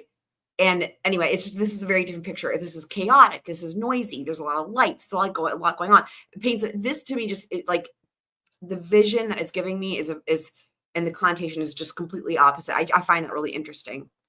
Let me know what Literally feet under his bedroom window. Yet Brian Albert, a sworn peace officer, a first responder himself, never came outside. Never went outside to see what the chaos was about, never went outside to see if he could assist a man in need, never walked outside his house to see if he could help a fallen fellow officer on his own front lawn. More shockingly, you'll learn that lead investigator for the Massachusetts police, Michael Proctor, never set foot inside Brian Albert's house that day. Never engaged in any investigation inside that house that day, even though a party with much alcohol had just occurred in that house, and even though a Boston police officer was found dead or dying just mere feet from the front door on that lawn. He never secured the crime scene, never separated and secured witnesses. He never properly collected evidence. He never secured the evidence. He never searched for signs of a struggle inside or outside the home. He never properly canvassed the neighborhood. Michael Proctor never did any of these things, even though fellow officers of Michael Proctor's actually mentioned, in their words, not mine, that it looked like John O'Keefe may have been, quote, in a fight. You'll have questions about that conduct. During the course of this trial, you'll find that the Commonwealth will not have answers. You'll see from the evidence in this case that this case carries a malignancy, one that is spread through the investigation, it's spread through the prosecution from the very start, from the jump. A cancer that cannot be cut out, a cancer that cannot be cured. And that cancer has a name. And his name is Michael Proctor. Now, you didn't hear his name in the prosecution's opening statement. Not once. I suspect that was probably by design. Wow. But make no mistake about it. The evidence will show in this case that Michael Proctor is the very definition of the Commonwealth's case. Wow. And he's also their Achilles heel. He was the lead investigator on the case officer, the architect of the entire prosecution. You'll learn there's not a single part of this case, folks, not a single part that he didn't touch, that he didn't direct, that he didn't orchestrate personally. Every single bit of it has his fingerprints on it. So I was trying to get a good stop pausing point. This is brilliant, and here's why. Remember, they can't get into third-party culprit. But you know what? It works out, because in this case, there's a lot of overlap with third-party culprit. Now, again, we all have our thoughts about how much of that they really should be getting into, and whether it hurts or helps them. But that's what the defense wants to do. However, it does work out that part of the third party, right? It, like, literally, like, this is great, because the point being, they can talk about the investigation, right? They can talk about Proctor. They can talk about all this. And it serves two purposes, right? Because it's like, obviously, right? This is just brilliant. It's like in other words, this is paving the way for them to get into third party if indeed they still try, and if indeed they still do. It paves the way for that. But even if they don't, honestly, this for me is plenty. I don't think they need to be, y'all know, going like, this is plenty. This is plenty. What more do you need? If you think you need more than this, then I don't know. Maybe you should reassess, in my opinion, because this is brilliant. Pin it on, dude. And that's the thing, is like, and they compare it or contrast to last time, right? This time they have everything going in their favor with this. Like, putting it all on Proctor is a brilliant choice here. And I don't know. I just, I love it. So the evidence will show in this case that Michael Proctor is the very definition of the Commonwealth's case. Yep. And he's also their Achilles heel. He was the lead investigator on the case officer, the architect of the entire prosecution. You'll learn there's not a single part of this case, folks, not a single part that he didn't touch, that he didn't direct, that he didn't orchestrate personally. Every single bit of it has his fingerprints on it. You'll learn that Michael Proctor was a longtime family friend of the Alberts.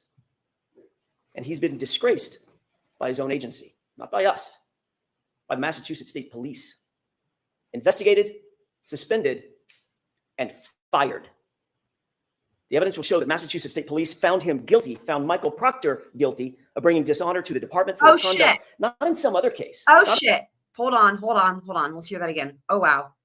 And fired. The evidence will show that Massachusetts State Police found Michael Proctor guilty of bringing dishonor to the department for his conduct, not in some other case, not in some tangential case, in this case. The investigation of Karen Reed. Conduct that included bias in favor of his friends, the all-powerful Albert family, and bias against my client, Miss Reed, the outsider. Do you have any idea how hard it is for a state trooper to get fired? Well, the evidence is going to show that Michael Proctor earned it, every bit of it. You'll hear that within hours of a Boston police officer being found dead on Brian Albert's lawn, Michael Proctor, the lead investigator, who had investigated exactly nothing up to this point, right at the beginning, made an early pronouncement that Brian Albert himself was not going to, quote, catch any shit, end quote. And that was for one reason and one reason only. He's a Boston cop. The evidence will show that Michael Proctor made this statement in a text conversation with his high school buddies, a text he never thought would see the light of day. He certainly never thought we would get a hold of. And when he thought no one was looking, he actually said the quiet part out loud. He's a cop too. We'll give him a pass. You'll learn that in Michael Proctor's world, rank has its privileges. The evidence will show that's privileges that you don't get and I don't get. But apparently a Boston police officer, Brian Albert, and his friends, they do get. You'll learn that in Michael Proctor's world, he didn't care about finding the truth. In his world, his priority was to protect the brotherhood, to protect that blue wall, to protect his friends who were at the Albert's house that night. I want to take a step back, if I could, and spend the next few minutes talking a little bit more detail about what the actual facts in this case will show, not based on speculation, not based on surmise, not based on guesswork or conjecture, but the actual true facts that you will learn through the course of this trial. On January 28th, 2022, it was a Friday night. John and Karen had made plans to meet up with friends for drinks. It was a happy and normal night for them. They were affectionate, they were loving, they were in good spirits, nothing out of the ordinary. They started a local watering hole called C.F. McCarthy's. You've heard that name before and you'll hear it again. And eventually they made their way over to the Waterfall Bar and Grill, another bar where they ended up. When they got to the Waterfall Bar and Grill, the Albert family was already there, already heavily drinking. You'll learn that this was no ordinary family, the Alberts. The Albert family was a well-known Canton family. Some might even describe them as a very powerful Canton family. Brian Albert was there at the Waterfall. You'll hear that he's a longtime Boston police officer. His wife, Nicole Albert, was there with him. His brother, Chris Albert, a powerful Canton politician. He sits on the select board. The select board actually governs the police department, the Canton PD. He was there. His wife, Julia Albert, was there. Their daughter, Caitlin Albert, was there. His sister-in-law, Jennifer McCabe, was there. Her husband, Matt McCabe, was also there. They were all there drinking before John and before Karen ever arrived. You'll learn that a man by the name of Brian Higgins, also a law enforcement officer and longtime friend, longtime pal of Brian Albert, he was also there. And the two of them, the two Brians, had been drinking most of the night together. You'll see video footage from the waterfall, which will show you that Karen and John were happy. They were affectionate. They were caring. They were loving. Just business as usual, out on a date on a Friday night. But that exact same video footage which lead investigator Michael Proctor plainly chose to ignore that video footage. It paints a very different picture of Brian Higgins. You'll learn that Higgins had romantic designs for Karen. That becomes important. Brian Higgins had engaged Karen in flirtatious texts, but days earlier, she had put a stop to it. She had ghosted him, in common parlance. In other words, just ignored him. The evidence will show that the first time he saw her Common parlance. and was in her presence after being rejected by her I know. was when she walked into the Waterfall Bar and Grill along with a Too. I think he said it twice. Did he? Romantic designs? I'm like, I've literally never heard that before. That is really fucking funny. I think he said it twice. Victorine says, I have a door-to-door internet sales guy here and he's being all judgy. I had to show him my phone to get my account number. He said, oh, you didn't pay your full bill. You know, those door-to-door internet people, it blows my mind that they still do this. But we had those in my neighborhood maybe a couple months ago. And oh God, it was just, they they are so they're so tenacious, man. I was in the middle of so much stuff and I was like, look, I'm in the middle of like a bazillion things. Like, dude, it was crazy. And they were still like, anyway. I know, I feel your pain essentially. Why do you want a door-to-door internet? No, you don't. They're trying, you don't want them. You want them to go away and they don't give up. It's crazy. It's crazy. In today's, I mean, it's just for safety purposes. I'm shocked that anybody still goes door to door, Okay, let's hear this bit about the romantic designs again. That is freaking hilarious. Like romantic designs? What even is it? Albert, he was also a law enforcement officer and longtime friend, longtime pal. Brian Albert, he was also there. And the two of them, the two Bryans, had been drinking most of the night together. You'll see video footage from the waterfall, which will show you that Karen and John were happy. They were affectionate.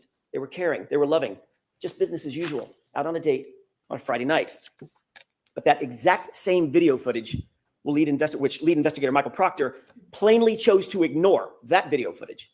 It paints a very different picture of Brian Higgins. You'll learn that Higgins had romantic designs for Karen. Hilarious, dude. That becomes important. Brian Higgins had engaged Karen in flirtatious texts, but days earlier, she had put a stop to it.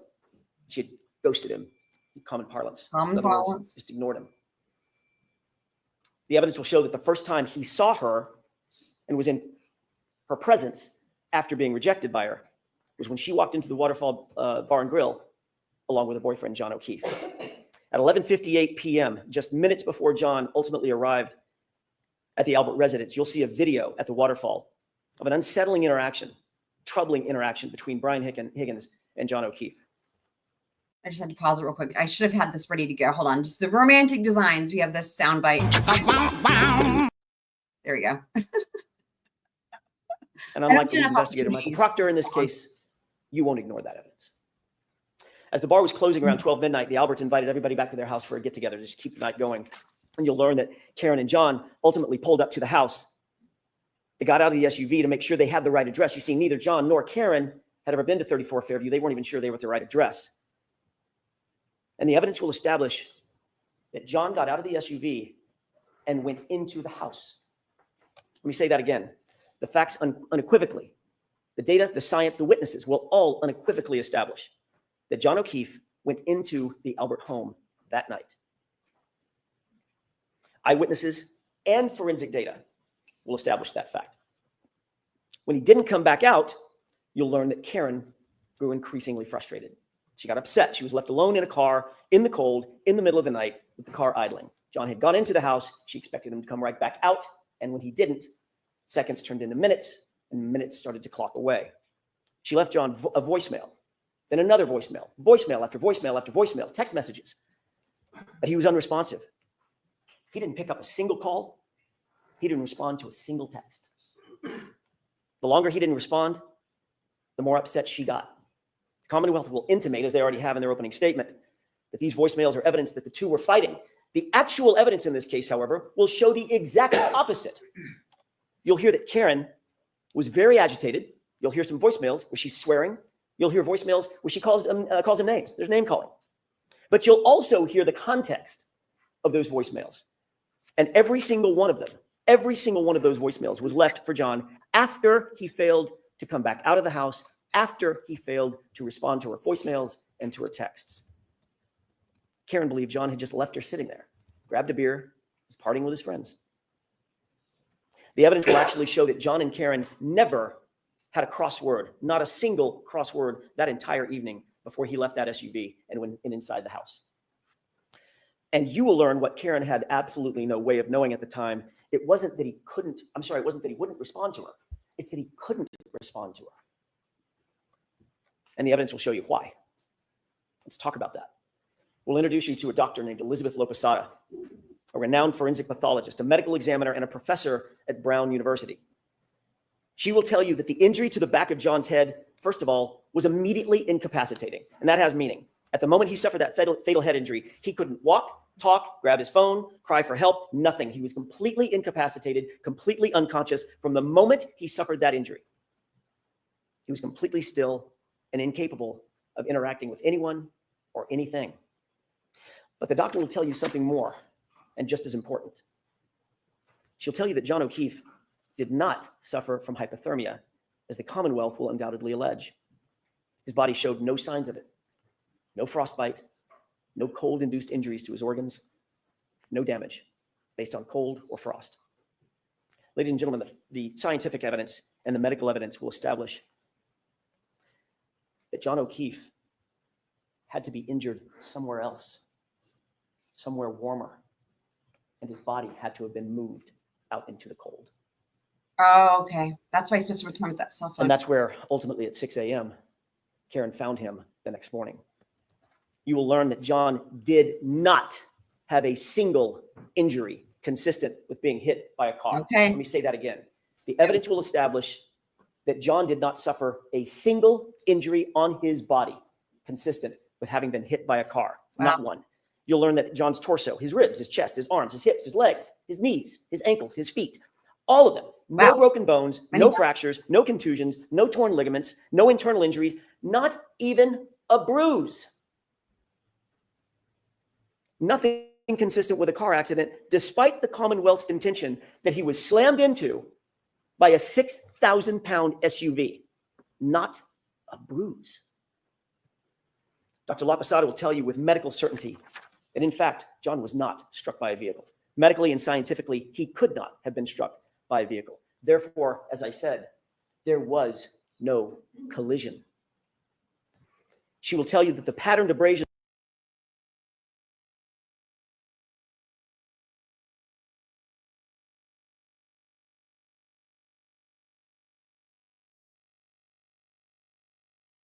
these injuries are from an animal, like a large dog, All right, guys. like the large dog that was inside the Albert house that night.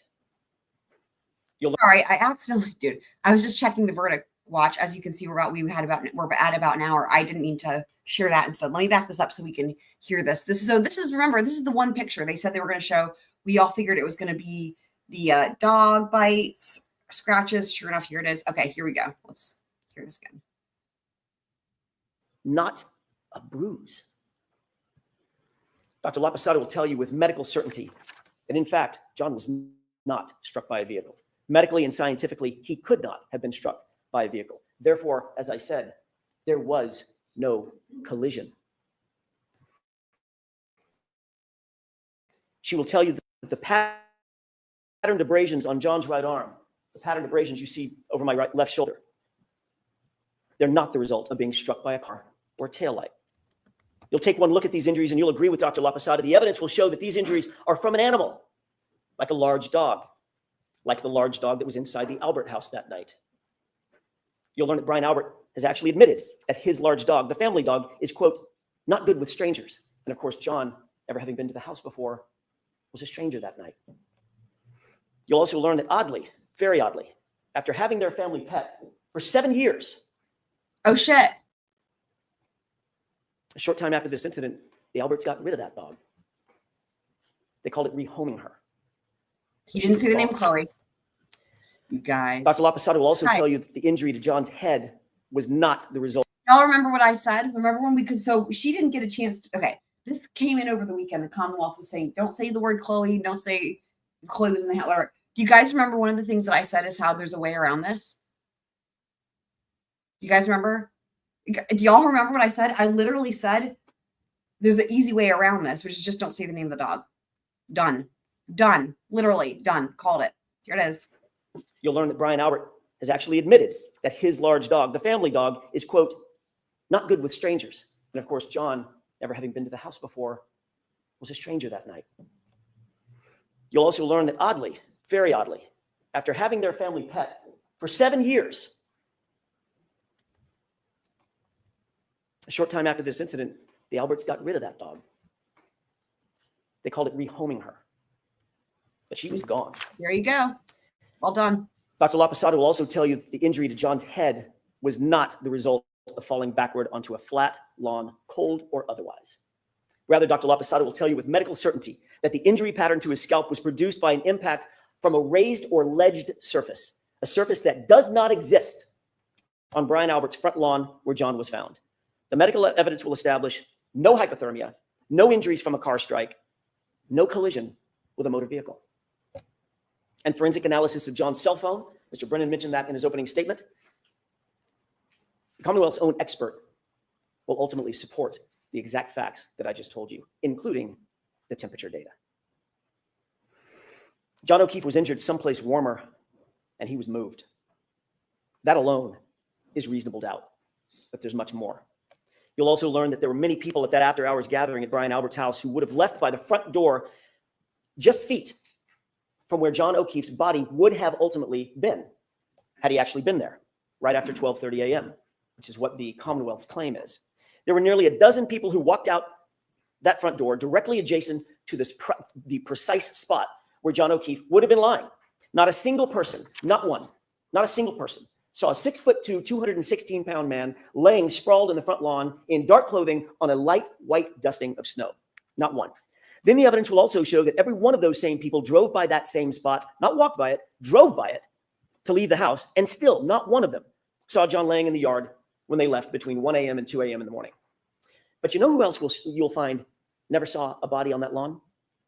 The snowplow driver, a completely independent witness charged with plowing the streets in Canton that night. You'll hear that Michael Proctor, oh, he's not done yet, Mr. Proctor. You'll hear that Michael Proctor wrote a report where he claimed that Fairview had not been plowed that night. You'll learn that that was completely false. That was a lie. Michael Proctor did not want any more witnesses. He didn't want the truth. And he falsely claimed that the road was never plowed. You'll learn that he wouldn't look for the plow driver, but we did. And we found, and we'll introduce you to, Brian Loughran. He plowed Fairview that night, and what he's going to tell you is that there was no body on that lawn at 2:30 in the morning. You'll learn that Brian Loughran passed by 34 Fairview, traveling right next to Brian Albert's front yard, and at 2:30 a.m., John O'Keefe was not there. But you'll see that the plow driver also provides some other troubling information, troubling testimony for the Commonwealth. You'll learn that after making that pass at 2:30 a.m., he showed up with his plow an hour later. He stopped at the entrance of Fairview. He was looking up Fairview to decide whether or not to plow it, but he saw an obstruction. At 3:30 a.m., he looked down the street, and in the very spot precisely where Karen would later find John's body laying at 6 a.m., there was a car parked in front of it, a Ford Edge. You're going to ask yourself, who's moving a car at 3:30 in the morning into a blizzard on the side of the road? You'll learn that Michael Proctor, the lead investigator, intentionally ignored this fact as well. He did no investigation to find out who owned a Ford Edge, but again, we did. And the evidence will establish that the Ford Edge happens to be a favorite model of the Albert family. More than one Albert owned Ford Edge at the time. You'll learn that those facts will add to the mounting and the overwhelming evidence that there was no collision and John O'Keefe's body was moved onto that lawn. You'll find that this is yet additional reasonable doubt in the case. You'll be introduced to science and physics. I feel like in the first trial, the Ford Edge I feel like that more could have been done about that. Like that came up at the beginning of trial, and then that kind of, they kind of didn't fully follow up. And the Commonwealth I feel like never really, in my memory, right? No, seems to never really address that, although not surprisingly, what did the Commonwealth didn't really address anything, but like hopefully, anyway, the Ford Edge of it all, hopefully there will be more closing the loop on that one potentially this time. Even from the Commonwealth's own experts, that science will establish that Karen Reed's SUV was not damaged by hitting a pedestrian, and conversely, John O'Keefe's injuries did not come from being struck by a vehicle. The Commonwealth mentioned triggering events, but what you'll actually learn from the experts, some of them the Commonwealth's own experts, is that a triggering event is not evidence. It's really interesting. I mean, the Commonwealth, I kept listening for it. The Commonwealth didn't say anything about the arm. So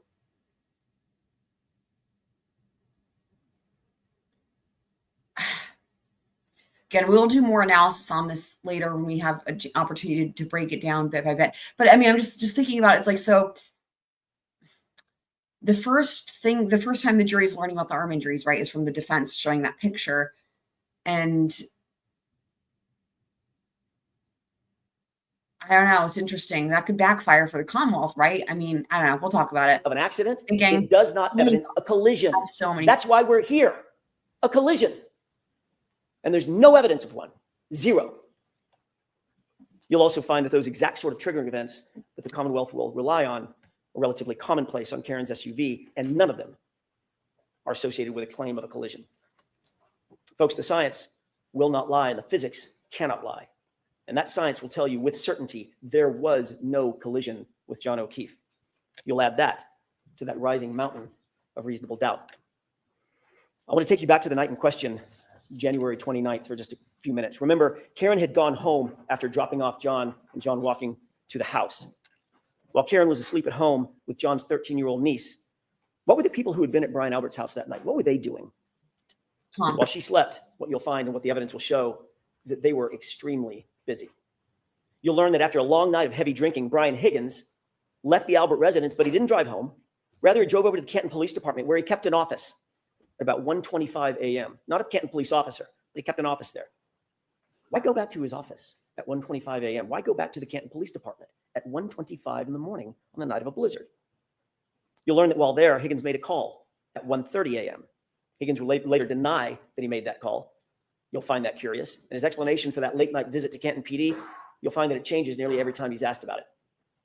You'll learn that after everyone left Brian Albert's house, Brian Albert actually claimed he had no contact with anybody else except his wife. No contact.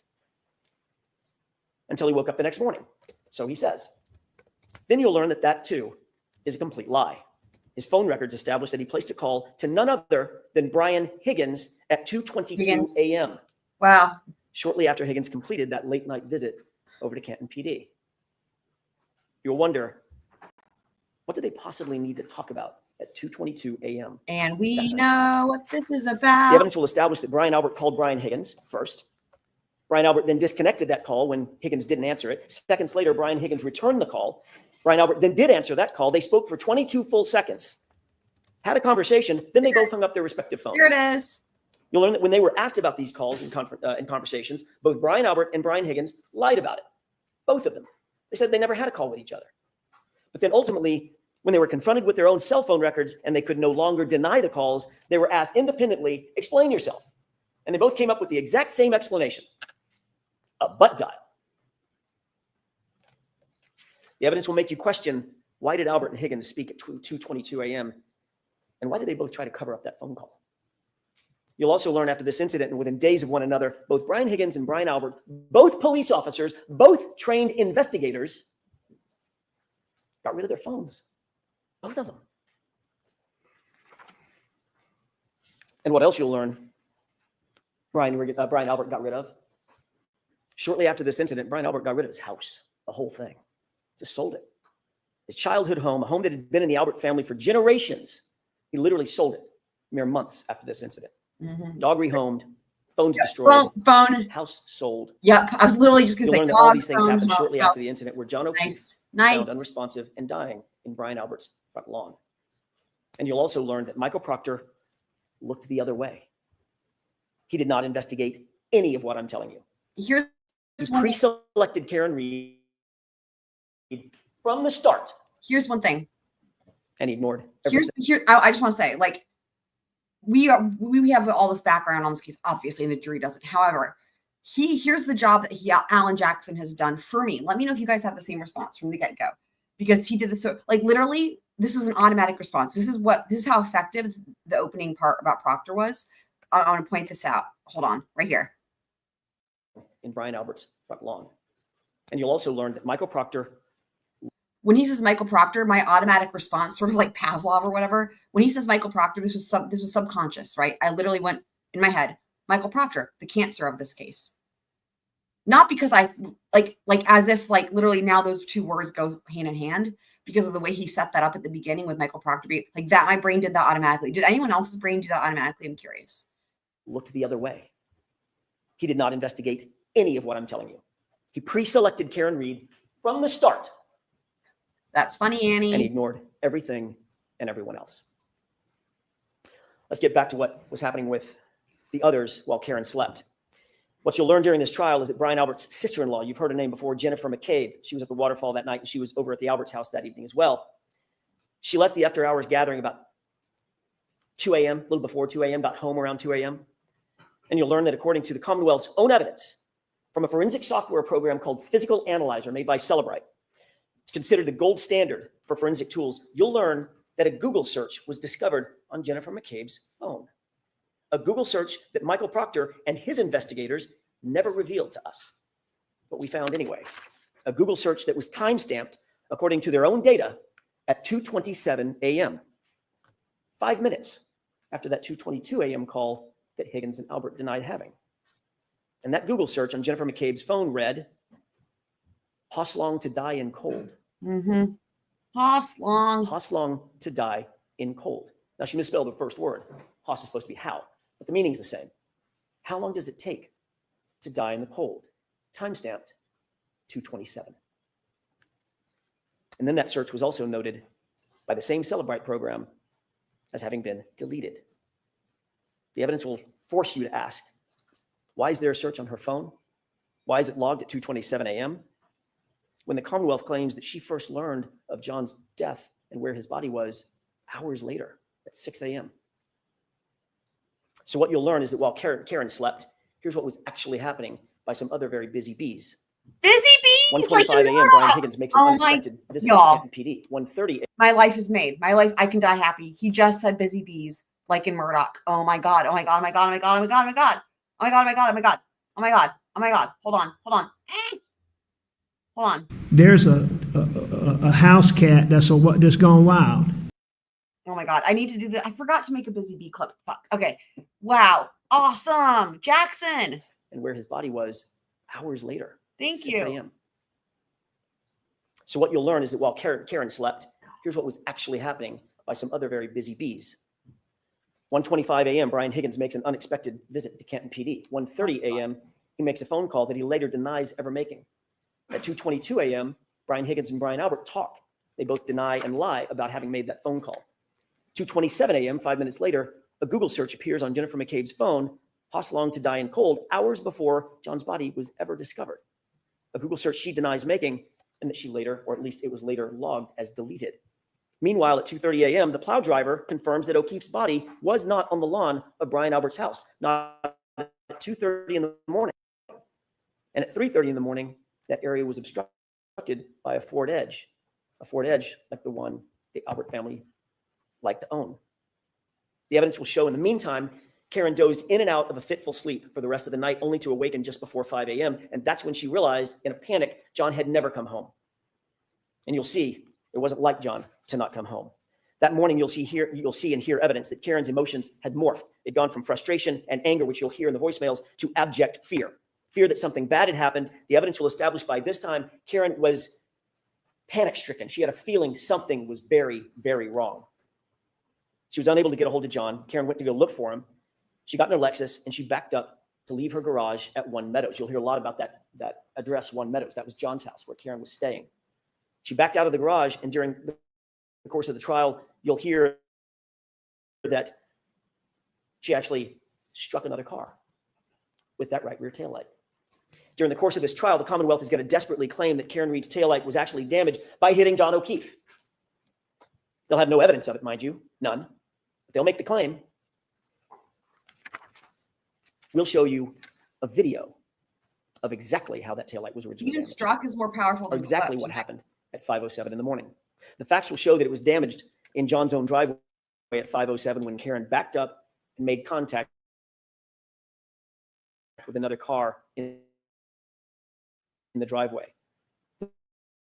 This is 5 hours after she dropped John off. Doesn't complete or got a hold of it. That becomes important. You'll hear from an independent police officer, an eyewitness to the damage on that SUV, someone not connected to Michael Proctor or under his control. And he'll tell you that he saw the taillight damaged before it was in Michael Proctor's possession, but it was not completely shattered. And you won't have to speculate how that taillight got cracked originally. You'll see it for yourself. It's on video. You'll learn that part of the reason that Karen's Lexus hit that car at One Meadows is because she backed out looking for him at a time when she was absolutely panic-stricken and grief-stricken. Where was John? Why hadn't he come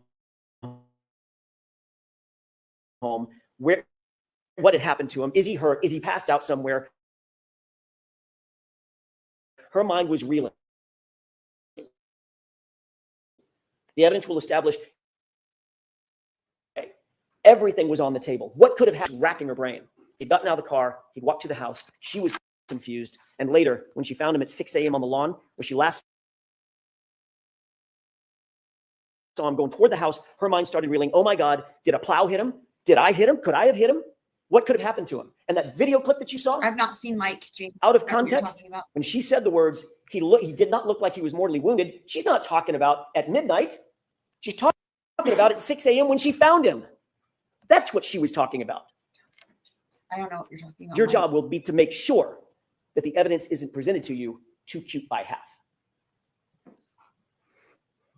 She was saying all those things. Did a plow hit him? Could I have hit him? Did I hit him?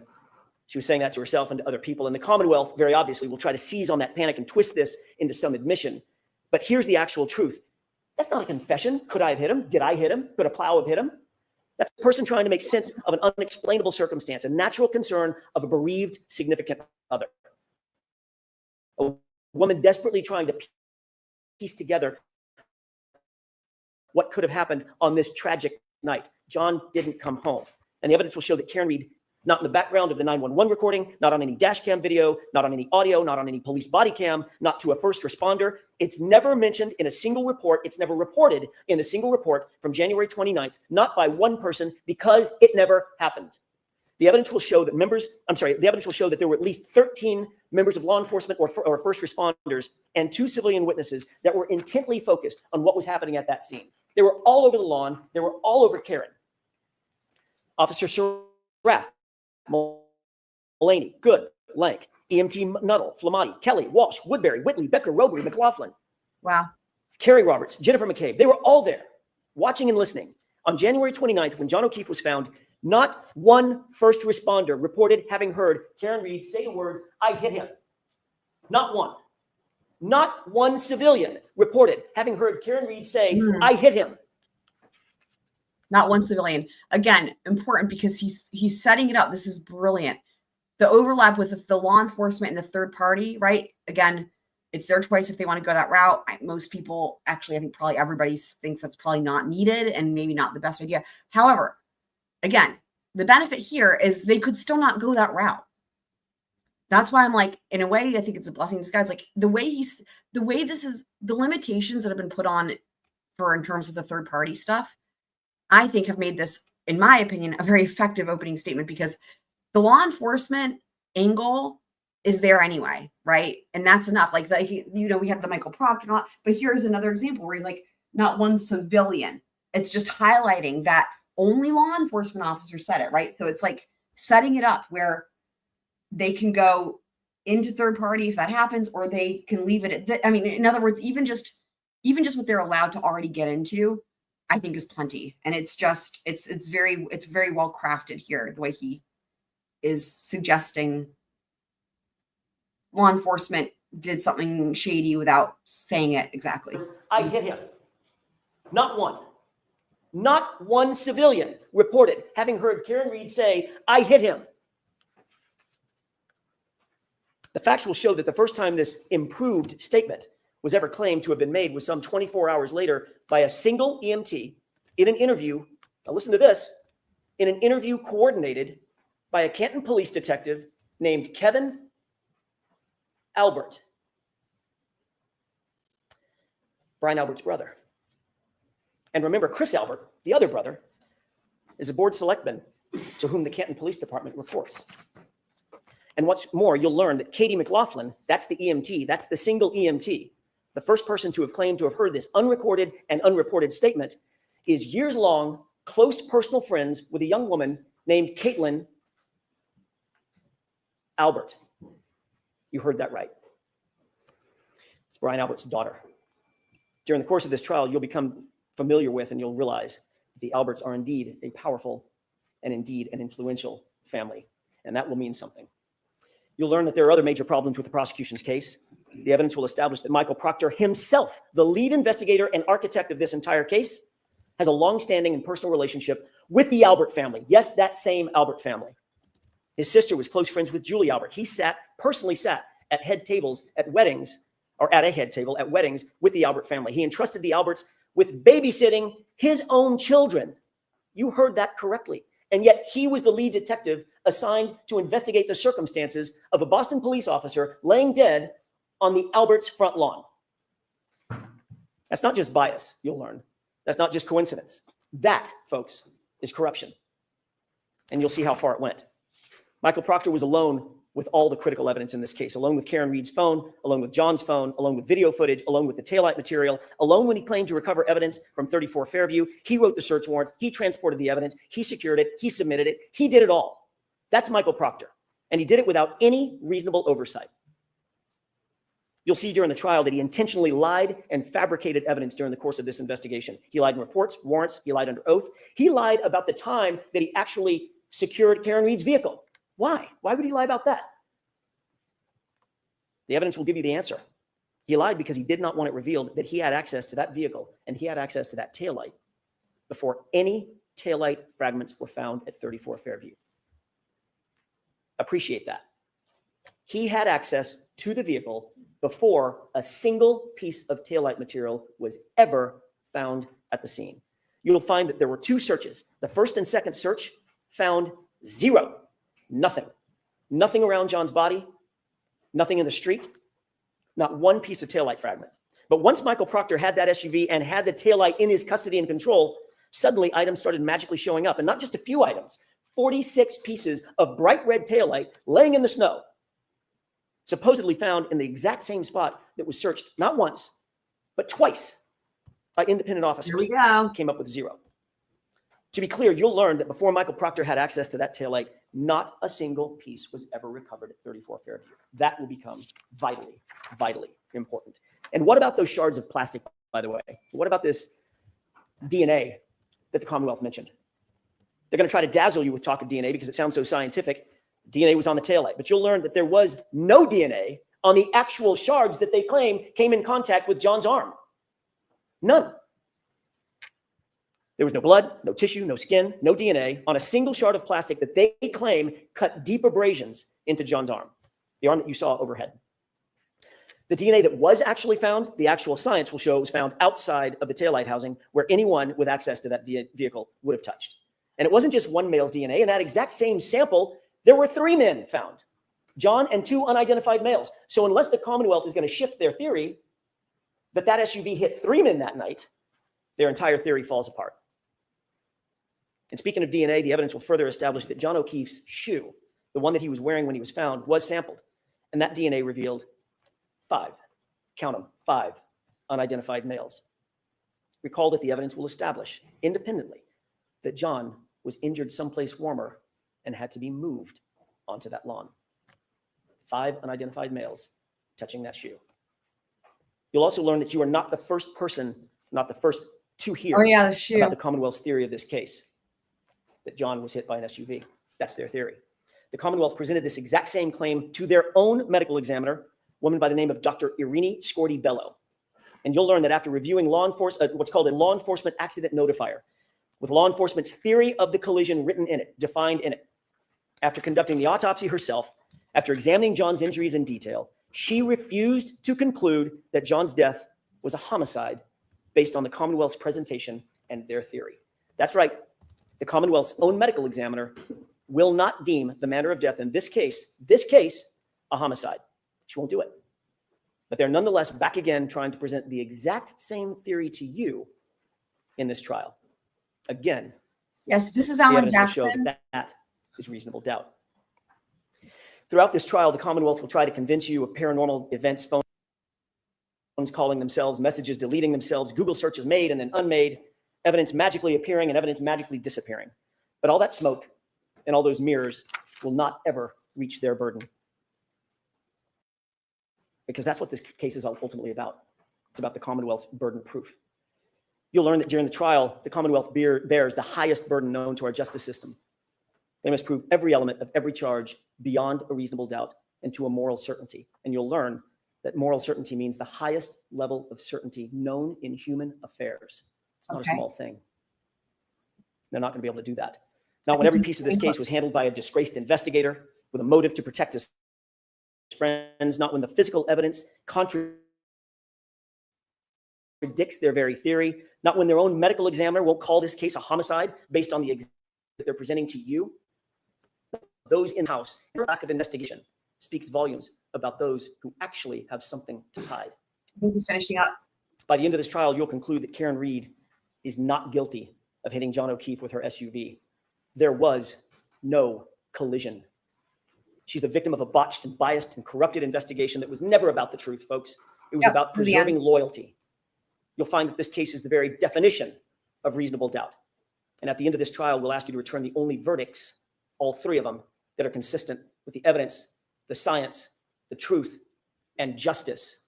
Not guilty, not guilty, not guilty. Thank you. There it is. Thank you, Mr. Jackson. Folks, why don't we take our morning recess? About 15 minutes.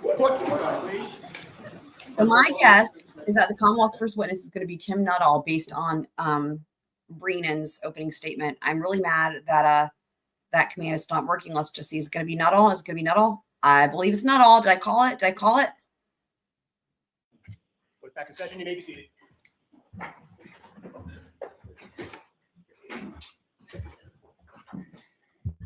All right, Mr. Brennan, your first witness, please. Thank you, Your Honor. The Commonwealth calls Timothy Nuttall. There it is. Yep. I mean, yeah. Yep. And there's Turtle Boy. Yeah. So Brennan set that up. I mean, that's why the whole he really went above and beyond painting him as the hero. And by the way, they're at about an hour and a half on the verdict watch. Still no word there yet. At this point, I mean, of course, it could come in any minute, but I feel like given that it's been an hour and a half, I don't know. It could be, remember, it's just the morning there. So anyway, a couple things here. So real quick, before we get into Tim Nuttall, a couple things. Let me just say this. We have options. We can transition over into the Lori Vallow, the verdict watch, and continuing on with Lori's Inner Circle while we wait for that verdict. The thing is that it's tough because there's all these things happening at once, right? And we don't know when the verdict is going to come in. Or we can continue with watching this trial, obviously, and then jump over when we have an announcement that a verdict is in. It's all kind of up in the air. And it's kind of, we can do whatever you guys want. Although I need to when did I schedule? I don't even remember. It's all so crazy. What did I put here? For the verdict watch. Let's see. I scheduled that for 3. Okay. So in other words, I can always move that. This is just me guessing, right? I have no idea ever. But in other words, we can jump into that or we can continue on with this since there's not a verdict in yet. But I'm going to bump it back just in case here.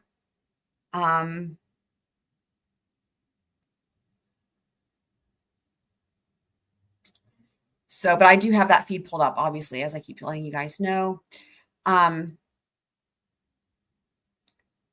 yeah, I have the request. So the Mike Hawk. I don't know, was that satisfactory? All right.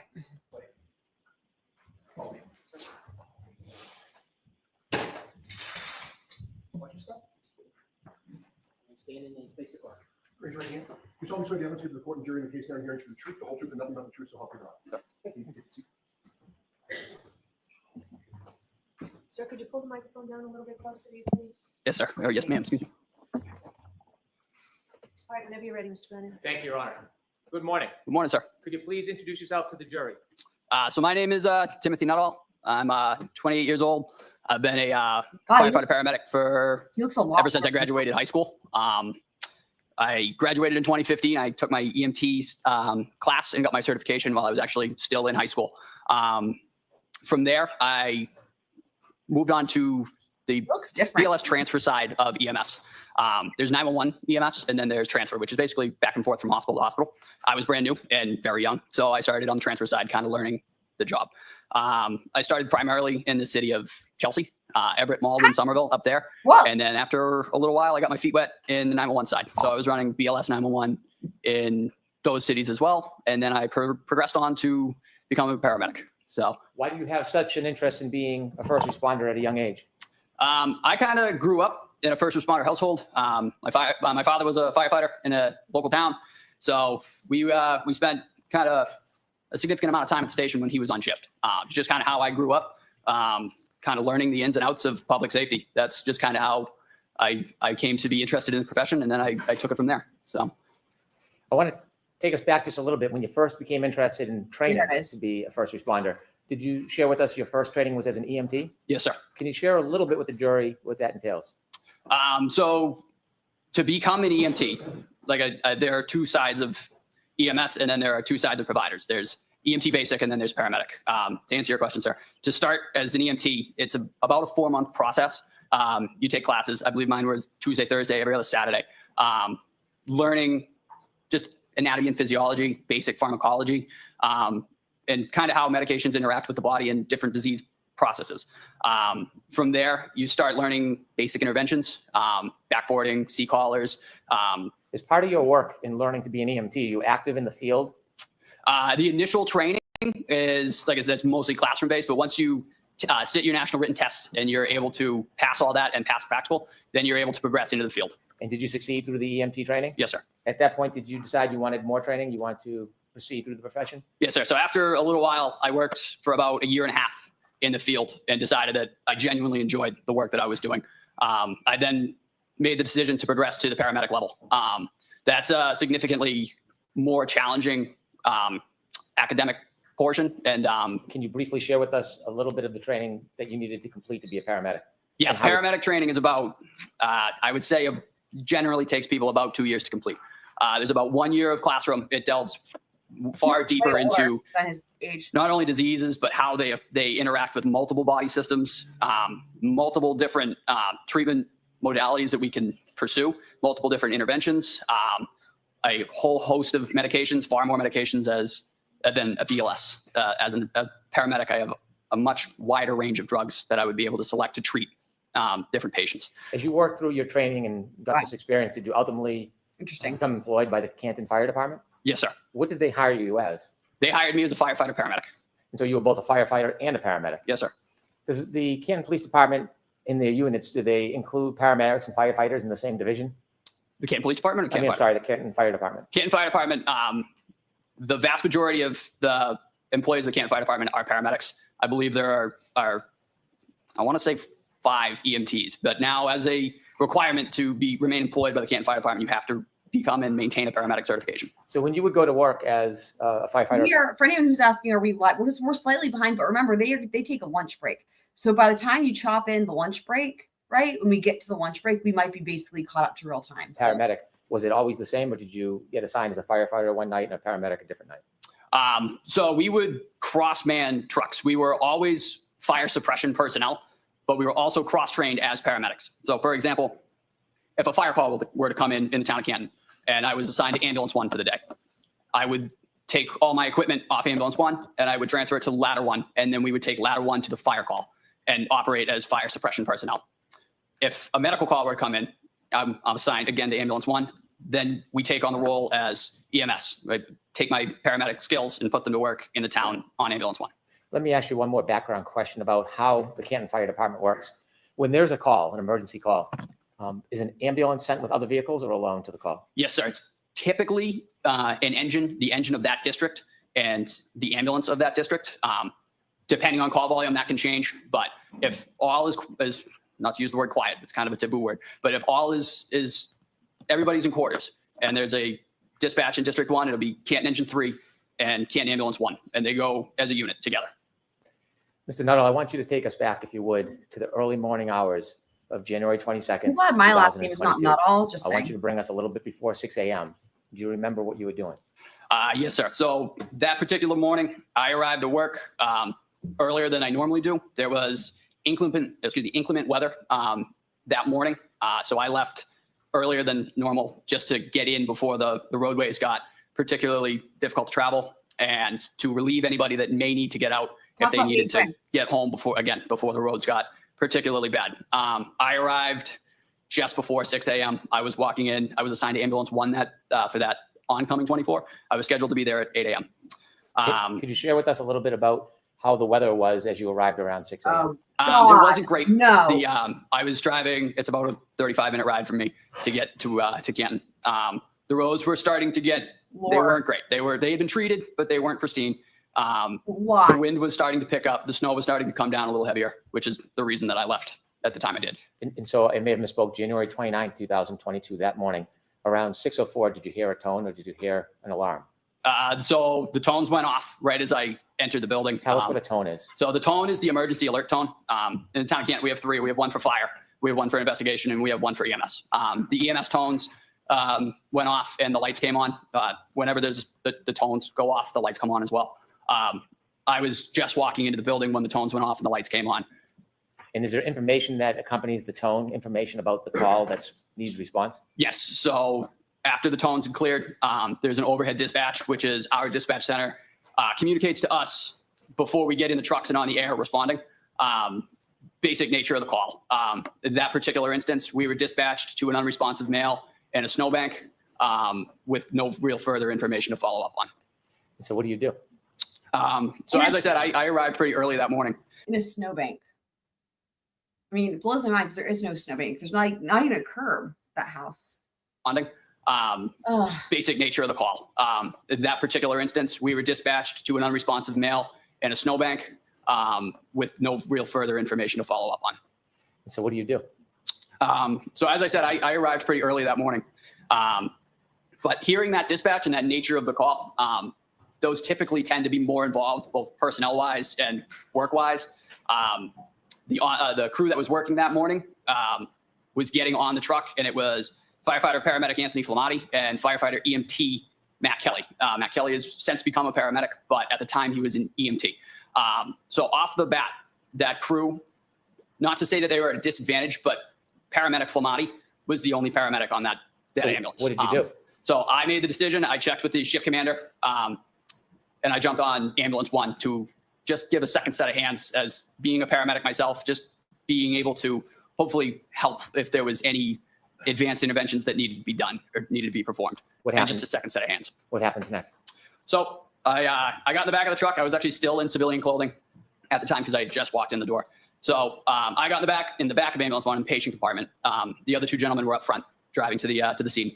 I actually had to don my turnout gear because again, I was in civilian clothing. I wasn't quite ready to go. So I had to put all my structural turnout gear on and then my Canton Fire jacket. Once I was sufficiently dressed for the call, I started. Brennan, the fuck, you're not following up with what is turnout gear? You need to ask that question. Why are you not asking that question? I don't know what that is. Prepping all the gear that we might need for a call such as that for an unresponsive male in the snow. In this case, it was our first in bag, our airway bag, and our cardiac monitor. Everything was all together. They're all in 3 separate bags. But on the way there, I just got in. I didn't know how their night had gone. So I just took a real quick look at everything just to make sure everything was there and everything was exactly how it needed to be. So I was able to just grab all 3 bags, put them on my person, and get ready to, as soon as the ambulance was on scene, just step off and go to work. Not knowing much information about what you're going to confront, what goes through your mind as you prepare before you get off the ambulance? Just basic scenarios. I mean, again, unresponsive male in the snow could mean several things.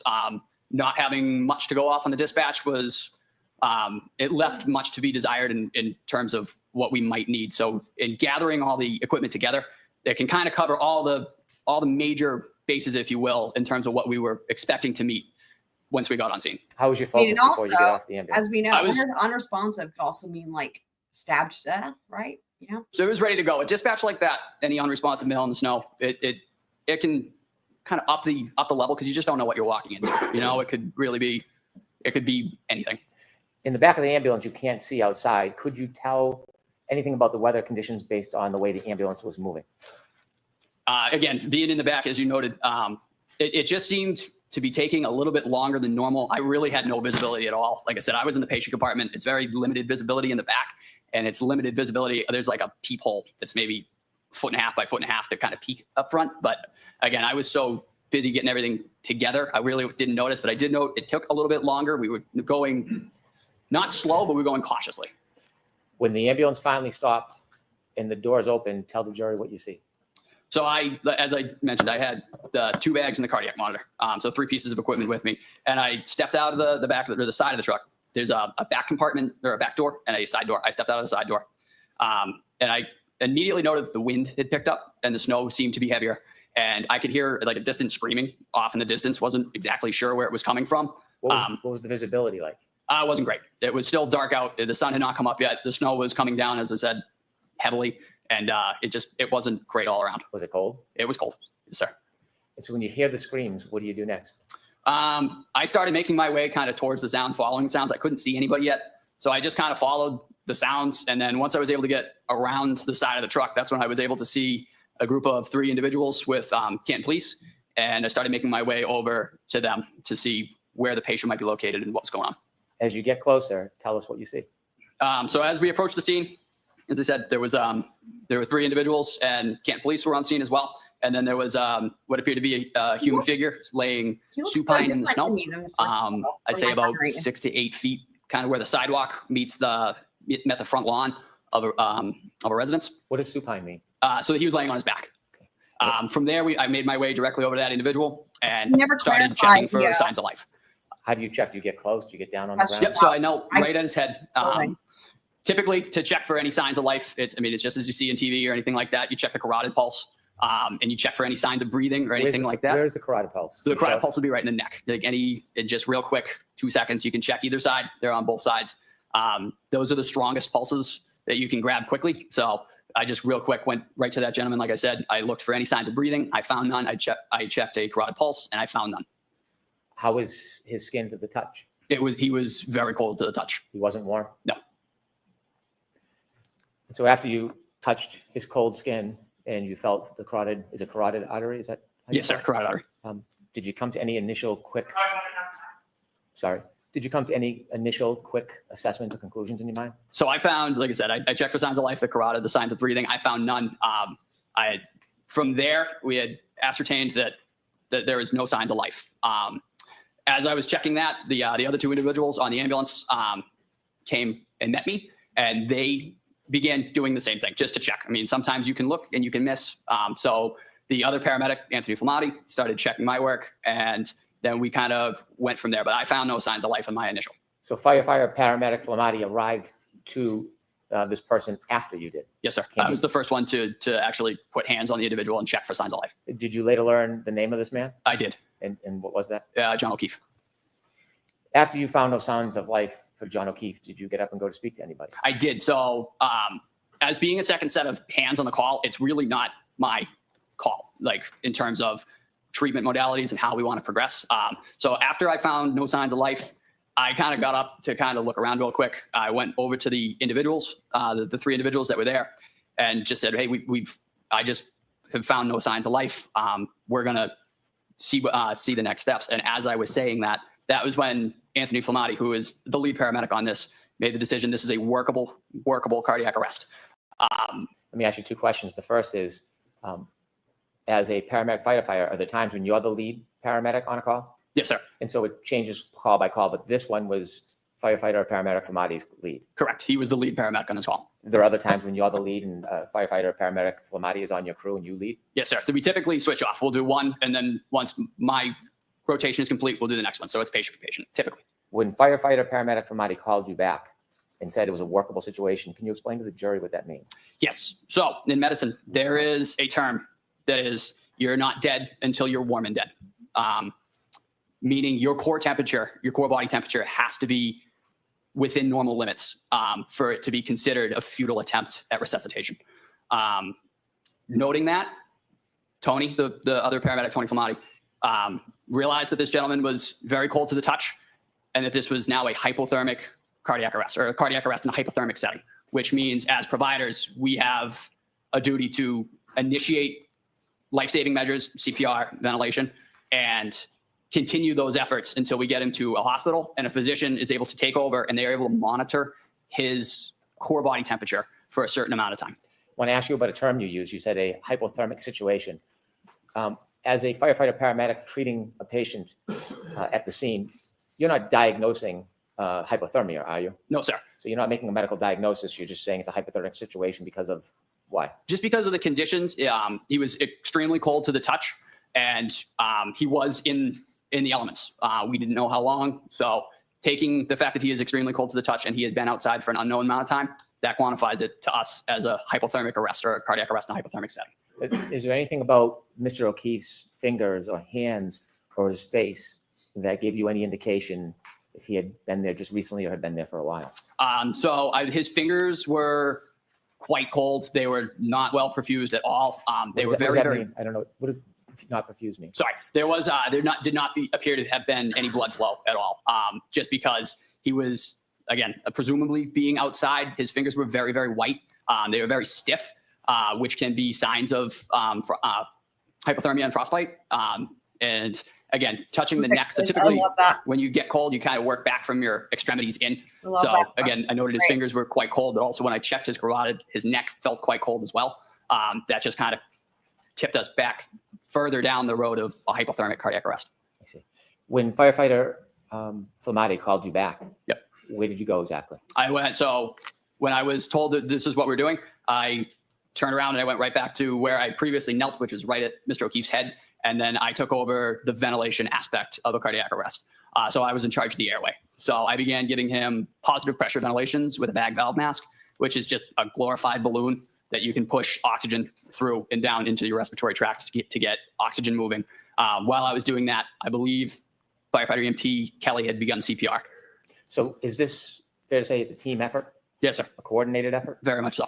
And depending on where you're placed, whether in the back of the ambulance or driving or leading, does everybody have an important role to play? Yes. Yeah, we work in conjunction with each other. Typically, the most well-defined roles in a cardiac arrest in EMS is your airway monitor, which was myself in this situation, and then your cardiac and medication administration, which is, that would be Anthony Flamati, that would be Tony. Just because of my position at the head, I just took over the ventilation aspect, and that was where I remained throughout the call. You said you went back to try to help Mr. O'Keefe and you were helping at the airway. Do you have to actually get on the ground to do that? Yes, sir. I was kneeling at his head. While you were kneeling at his head, well, let me ask you a more of a background question. Is it helpful to get information about the history of the person when you're trying to treat them when you happen upon a scene and you don't know the history? Yes, sir. Very much. I just wanted to say something real quick. I'm actually really happy to announce that we don't have a verdict. The jury for Lori Val is at lunch. So the clock has paused at an hour and 40 minutes. They're at lunch. So this is great. We have, in other words, we are going to be we'll be able to catch up to this trial in real time, probably because we can skip past the lunch break and we don't have to worry about anything happening anytime soon with Lori. So we're going to keep going on with this. And I'm excited to get into this cross, which some of you guys have seen. So, all right. Getting information on medications, history, and allergies is our top priorities in any call, not even this call, just really any your run-of-the-mill fall or chest pain. Typically the first questions that we ask: what medications are you on? What medical history do you have? And do you have any allergies? The medical history is important because if you've had heart attacks in the past, or just using a generalized example, if you've had heart attacks in the past, does this feel like a previous heart attack? We kind of gives us something to go off of. As you were nailing, I want you to take us to that moment. As you're nailing, trying to help Mr. O'Keefe, did you have a chance at any point to look up? I did. And when you looked up when you were trying to help Mr. O'Keefe, can you tell us who you saw? I saw a middle-aged middle-aged female with blood on her face. And I, real quick, as I was in the process of providing ventilations, I said, do you know this person? The person that you looked up and saw that was standing over you with blood on her face, do you recognize that person in this courtroom? Yes, sir. With the court's permission, sir, could you point out that person that you looked up and saw? In between Mr. Jackson or next to Mr. Jackson. I see. So when you looked up and saw that person and asked, Oh God, this dude is fucking, I'm telling you right now. Okay, let me back this up a second. He is nervous as fuck. Typically the first questions that we ask: what medications are you on? What medical history do you have? And do you have any allergies? The medical history is important because if you've had heart attacks in the past, or just using a generalized example, if you've had heart attacks in the past, does this feel like a previous heart attack? We kind of gives us something to go off of. as you were nailing, I want you to take us to that moment. As you're nailing, trying to help Mr. O'Keefe, did you have a chance at any point to look up? I did. And when you looked up when you were trying to help Mr. O'Keefe, can you tell us who you saw? I saw a middle-aged middle-aged female. Right. Step one. With blood on her face. And I, real quick, as I was in the process of providing ventilations, I said, do you know this person? The person that you looked up and saw that was standing over you with blood on her face, do you recognize that person in this courtroom? Yes, sir. With the court's permission, sir, could you point out that person that you looked up and saw? In between Mr. Jackson or next to Mr. Jackson. So when you look up and saw, My God, that face though, wow. And I think there's a shoulder shrug. Holy shit. Wow. permission, sir, could you point out that person that you looked up and saw? In between Mr. Jackson or next to Mr. Jackson. Wow, that's crazy. That's, behavior people, right? Single shoulder shrug, all kinds. Like that is all. Like you don't even have to. Like I feel like a lay person watching this is going to be like, oh my god, that's that. Like how would one interpret this? This looks like he's nervous. This looks like he's not confident. This looks like there's something else here. This is not this shouldn't be a difficult question to answer. So I don't know. There's a lot. Permission. Sir, could you point out that All person it is identifying her, right? that you looked up and saw? In between Mr. Jackson or next to Mr. Jackson. So when you looked up and saw that Wow. person And then that nod afterward. Holy shit. and asked about any background, Oh wow. what did she say to you? It's like literally all of the things. Like literally all of the things. Wow. I hit him. Oh my God. Oh, hold on. You guys. About any I'm background, dying. what did she say to you? So, and this is exactly, he knew this was coming. Oh my God. So he starts out by calling her a middle-aged male. Then, look at this pause. Wow. That person I'm gonna try it and out. asked about any background, what did she say to you? I hit him. Oh my God. How clearly do Oh you remember her my words God. saying to you, I hit him, I hit him, I hit him? I remember it very distinctly. You've been to a lot of calls over the years and Okay. since. So notice Brennan said it really slowly because he tried to say it really, really fast. Dude, this was a mess. Oh, fuck. Say to you. I hit him. How clearly do you remember her Wow. words saying to you, I hit him, I hit him, I hit him? I remember it very distinctly. You've been to a lot of calls over the years and since. Yes, sir. Would you say hundreds or thousands? Thousands. Do you remember all of them? I remember aspects of various calls, but not all of them, no. Do some stand out more than others? Yes, sir. Did this particular moment stand out more as compared to your typical or most calls that you've been to? It did, just because of the setting. I mean, it was the weather, it was the unknown factors, and it was the attempting to try and get information and not really being able to glean anything from that. After the defendant said to you, I hit him, I hit him, I hit him, did you ask any follow-up questions? I really didn't get a chance to, because following that, the individual just kind of walked away or just kind of went in a different direction. I wasn't able to ask any follow-up questions. Have you ever received any police training? No, sir. Are you a police officer? No, sir. When you're helping a patient, do you have any interest in detective work?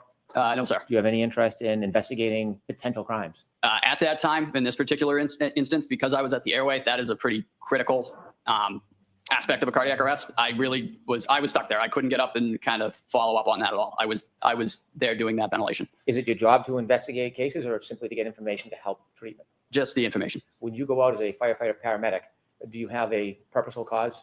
Yes, sir. And what is that? To save lives. And is that your only focus? In this instance, it was attempting to restore circulation and breathing. At some point with your colleagues, did you lift Mr. O'Keefe from the ground? We did. When you lift him, what do you put him on? So we put him on, it's called a scoop stretcher. It's basically just a hard plastic moving device with some seatbelts on Another it, thing I want to just know. to get the patient up. Notice the difference in how he testifies about this shit, like describing the stretcher versus everything surrounding Karen Reed. It's crazy. This is their first witness. And remember, from the very beginning of the Commonwealth's opening, his entire narrative started out with Tim Nuttall, the hero. Tim Nuttall, the hero. And that's when I was like, yep, I bet they're going to call him first. Sure enough. And like, dude, if I were on this jury, I would already be like, what is happening here? What is happening here? This is crazy. Up and onto the stretcher. And then from there, we can move from the stretcher to the ambulance. After you lift him to the stretcher, tell us what happens next. So we put Mr. O'Keefe on the scoop stretcher and we were able to get him onto the stretcher itself and then off to the ambulance. From there, I maintained my role as the airway individual on this call. So we made our way to the ambulance. I got in the tech seat, which is directly behind where the stretcher locks in. So I had access to the airway again. I was continuing to provide positive pressure ventilations to Mr. O'Keefe, and we had put in an OPA as well, which is just a plastic hook, if you will. It just keeps the tongue from falling back into the airway so we can continue to provide positive pressure ventilations. Once we got him in the truck and we continued that effort, we set up a suction system and we prepared to intubate Mr. O'Keefe. We prepared a suction system just because as I was ventilating outside of the ambulance, there were some secretions in the airway that I could see, and you could kind of hear it as you go to squeeze in breaths into the individual. You can kind of hear the secretions kind of getting like bubbly and stuff like that. So we knew we were going to need to suction him. So we got him in the truck. We really quickly suctioned him, and then we were able to intubate him successfully to definitively give him an advanced airway and give him better ventilations, get more oxygen into his system. Now, you mentioned that he wasn't warm, he was very cold. No, he was still very cold. What does the team do to try to assist with that? The most basic thing that we did, we turned the heat on as high as it would go. We also stripped all of his clothing off, just getting all of that wet clothing off of him. I didn't really have a role in that particular part of it, just because once you're on the airway, that is kind of yours. Nobody can breathe for him. So every time I squeeze that bag, he gets a breath. So I'm kind of tied to that airway for the duration of the call. So when your colleagues are stripping the clothes off him, is your attention on the clothes or more on the airway in your job? No, I'm maintaining the airway. If an endotracheal tube is dislodged for whatever reason, it is typically more difficult to get one in. So the integrity of that tube staying where it is and not being dislodged, that is another key aspect of airway management. As you're doing that, do you notice what anybody else, any of your colleagues are doing to help? Like I said, they were working on clothing removal. I believe they were also getting intravenous and intraosseous access on this individual to begin medication administration. But again, I was quite focused on that airway, just making sure that it was maintained and we didn't lose any tube. We didn't lose any end-tidal CO2, which is just another monitoring device that we use to confirm that that tube is in place. How quickly do you get to leave the scene and start moving towards the hospital? I honestly couldn't give you an accurate estimate. It didn't seem to be out of the ordinary realm, though. We were able to move within the flow. In addition to Mr. Keefe being very cold, did you notice any other injuries on him? So I noted that he had a hematoma right above his right eye. Could you explain to us what that is? Yep, it's just, for lack of a better term, it's just a big egg. He had a pretty good bump over his eye. And you said his right eye. Yes, sir. Did you know how that hematoma was caused? No, sir. No idea? No. In addition to the hematoma above his right eye, what other injuries did you see? There were also several scratches on his right arm, just below his shoulder and traveling down his right humerus. They terminated right about his right elbow, just above it. Those scratches, have you also described them as abrasions? Yes, sir. Is there any difference in your mind, difference between scratches and abrasions? Nope. These were they were deep and they were not bleeding, but they were notably deep. Did you ever describe it as furrows? I did. And in describing those scratches, do you have any idea how they were caused? No, sir. And did you notice any other injuries on Mr. O'Keefe? No, sir. Those were the only ones that we noted. As I mentioned, we suctioned a little bit of blood out of the back of his airway as well. I believe it was blood, mucus, and saliva. But those were the extent of the injuries that I was able to note. Did you notice anything about the back of his head? Actually, yes, I did. I apologize. There seemed to be a little bit of matted blood around in his hair around there. Really didn't see anything too obvious at the time. He was also placed in a cervical collar as well, following intubation, and that was kind of there just to maintain his cervical spine. But there was, like I said, there was noted to be a little bit of dried blood on the back of his head. At some point, did you finally make your way with Mr. O'Keefe to the Good Samaritan Hospital? Yes, sir. And just share with us what happens when you get there. So after we got there, we handed off care to Good Samaritan Medical's physicians and ER nurses. We were able to give a report to the physician of just basic what we've done, what we've given for medications. In my case, what he was intubated with and how he was being ventilated, how well he was being ventilated, and any other further pertinent information. Typically, we noted that Tony was the lead paramedic, so that is typically he kind of holds the room for a minute when we get in there, gives a big rundown, and then we back off and let Good Samaritan take over. When the defendant told you that she hit him, did that have any significance to you? No, sir. Did it reconcile with the injuries that you saw before you that Mr. O'Keefe was suffering from? No, sir. And so at that point, was that information insignificant in perspective of your care? Okay. What role did that information play in your care after the defendant told you she hit him? That's the how first did that, objection of the trial. Contribute or not contribute to what you were doing? Hang on. That's the first objection of the trial. Let me see what context was here. Did it reconcile with the injuries that you saw before you that Mr. O'Keefe was suffering from? No, sir. And so at that point, was that information insignificant in perspective of your care? Okay. What role did insignificant in perspective? And so at that point, was that information insignificant in perspective of your care? Okay. Before you that Mr. O'Keefe have any significance to you? Oh, No, sir. Did it reconcile with the injuries that you saw before you that Mr. O'Keefe was suffering from? No, sir. And so at that point, was that information insignificant in light and perspective of your care? Okay. What okay. The information he's referencing is Reconcile. Hold on. What is he talking about? He kind of holds the room for a minute when we get in there and gives a big rundown, and then we back off and let Good Samaritan take over. when the defendant told you that she hit him, Oh. did it have any significance to you? No, sir. Did it reconcile with the injuries that you saw before you that Mr. O'Keefe was suffering from? No, sir. And so at that point, was that information insignificant in light and perspective of your care? Okay. What role?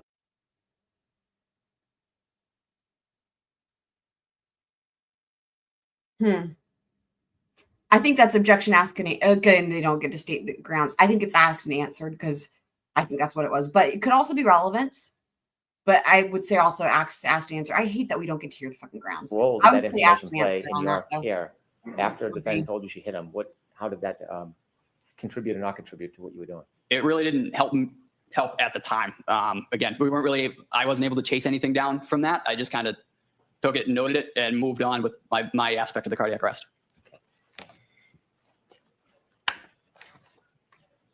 Have you had an opportunity at any point to see any video of that morning taken from any source, police car, dash cam? Yes, sir. Okay. All right, I'd like to introduce a video stream. A So video, this will be in evidence. There are agreements with some a of the video evidence already. stream? I believe there's no Oh, objection, but I don't Lord. want to speak for the defense. Okay, thank you. Yes, you can show it. And for the record, if I may note, this is Cruiser 683 stream. Candace. I'm sorry. It is Cruiser 6. Candace, that's a great question. And I don't even know that that's been asked. I don't think I've heard, I don't even know that anyone's talked about that. I don't recall this coming up, but this is a great point. If he was wet in the snow the whole time, how would he have dried blood on the back of his head? Was it dry underneath him? So I don't remember that question being asked specifically about the blood on the head being dried. That's a great question. As far as the ground, though, I think that what came up before was like it was a light dusting underneath him, and then when he lay down, and then how much snow was on top of him. Either way, the ground would have been wet. I mean, I don't see any way around that. There's no way the ground wouldn't have been wet, right? So, Happy Annie Saint was here saying, that's why I backed the question up a bunch of times, because it sounded like I thought the question was about Karen Reed's statement of did he or I hit him. It was funny because it was also kind of like compound. There was like a series of questions in a row on that line of questioning, and that's part of why it was kind of confusing. I didn't pick up on the team being at issue. I thought it was more going back to the initial context. Yeah, I mean, we could back it up, but I'm not gonna that's true. He can't speak for the team, didn't lie. That was just I guess my point is Brennan's questioning was also vague. Clearly vague could have worked. Clearly vague could have worked. Because I had a hard time understanding what he was even asking with that, even though I listened to it several times. So maybe the objection was vague, and that could have been applicable as well. 8-3 stream 2. I'm going to ask to play a portion of it that's relevant to Mr. Nuttall. Ms. Gillum, if you would please move to 6:11 a.m.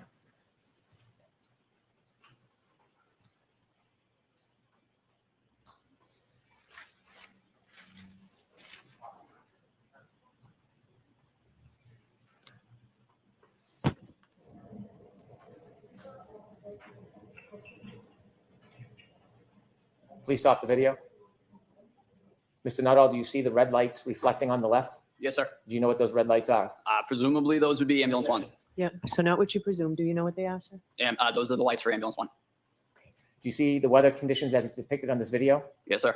As you stood outside, was it same or different to how it appears on this video? That is the same. When you look to the left, you see a straight line about an inch or two from the left of the screen. Do you know what that item is?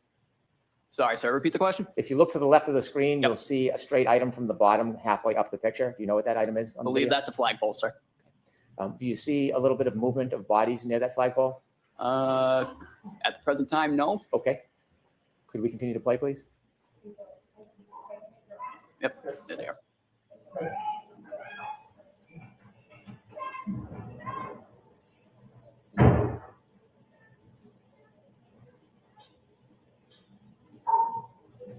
Could you stop, please?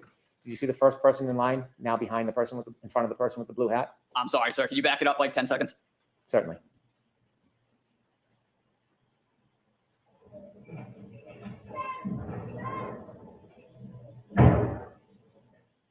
Keep going, please.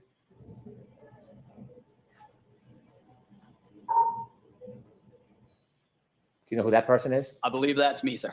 Okay. Could you please continue? Is this your first assessment? Yes, sir. This is ascertaining any signs of life or breathing. I believe that's me. Shouldn't you? I mean, I would hope you would know if it's you, right? Like, even if you can't tell from like, obviously the footage is bad, but like, wouldn't you just remember where you were? Whatever. Just.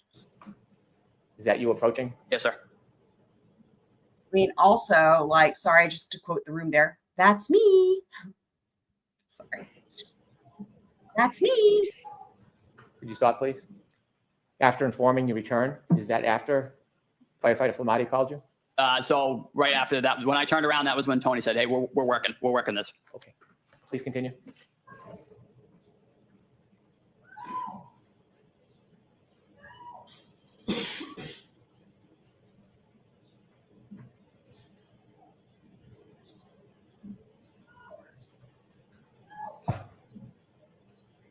Stop, please. And do you see a person come over to where you are? Yes, sir. Is it at that point or another moment when the defendant said, I hit him, I hit him, I hit him? It was right there, sir. Could you continue, please?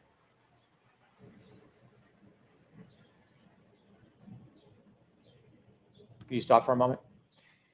There's no voices or noises from people coming through that audio. When you were there that night throughout the event, was it silent or were people speaking? Did you hear people speaking? There was, as I noted when I got out of the truck, there was quite a bit of screaming. It was quite chaotic. The wind was also a factor, but there were people around. They were speaking within themselves too, but there was screaming, there was wind, and there was different side conversations as well. And when you were working on Mr. O'Keefe, were you having conversations with your colleagues? Yes, sir. They're not picked up on the audio? No, sir. Please continue.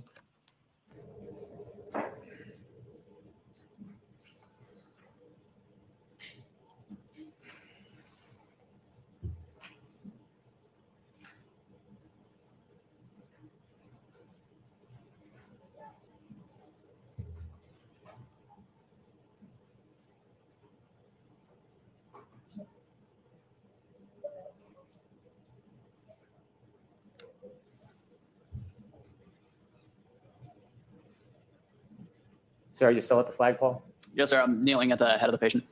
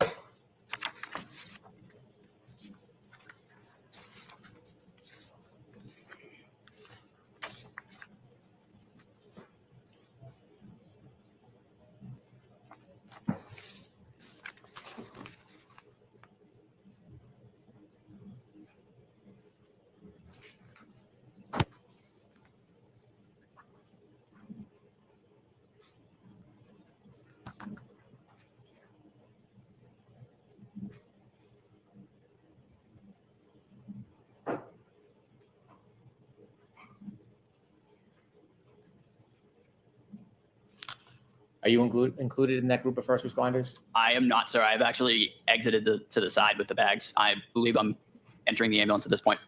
Okay. Thank you. We can conclude the viewing. With the court's permission, I'd like to approach and show a few exhibits to Mr. Nuttall. They've been shown to the defense. Yes. Thank you. May I approach? Yes. Thank you.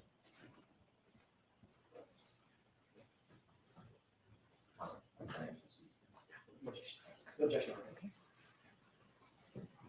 Can I show you a photograph? Yes, sir.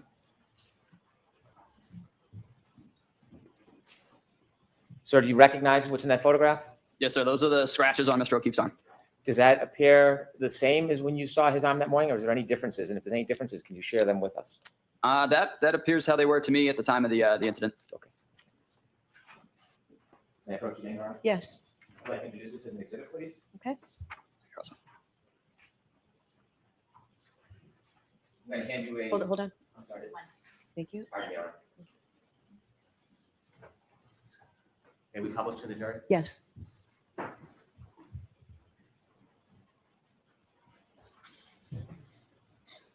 Is that the photograph you just identified on the screen? Yes, sir. Showing you a second photograph, I'd like to ask you some questions about it. Can we take that one down, Mr. Brennan? Yes, of course. Please, Ms. Gilman. Thank you. Does that a photograph, do you recognize that area? Yes, sir. Is that the same or substantially the same area where you helped try to treat John O'Keefe? Yes, sir. Does that look to be a fair and accurate representation of the area? It does. With the court's permission, I would introduce this as an exhibit, please. Okay, and there's no objection to any of these three? No. Okay, yes. Thank you. Thank you. With the court's permission, could I publish exhibit 2? Yes.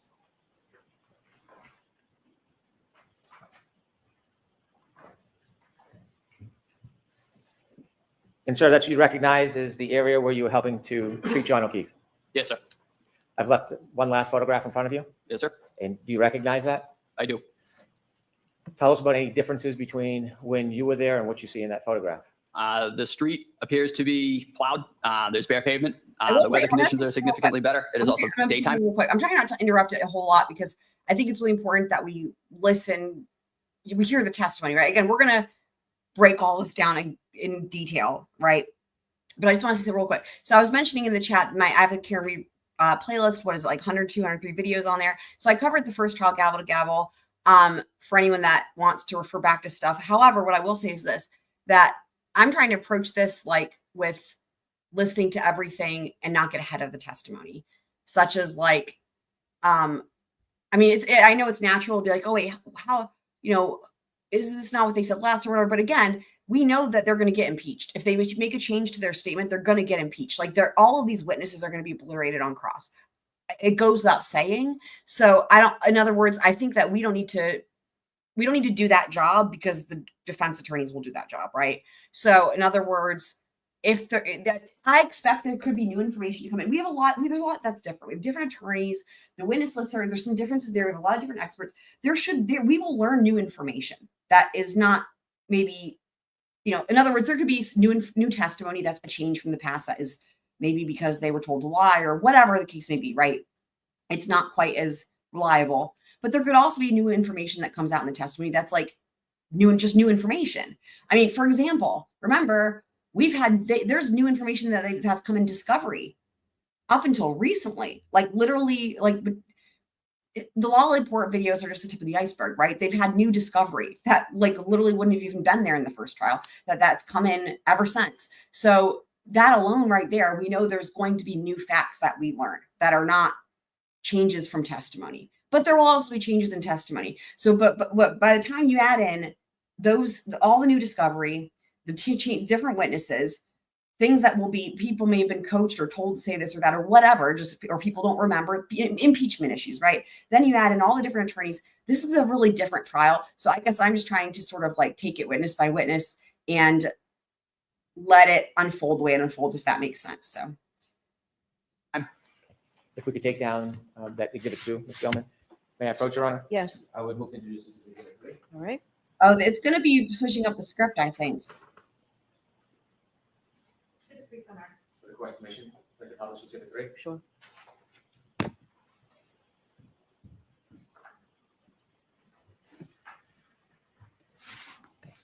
that the photo you just identified? Yes, sir. Okay, we can take that down. Thank you.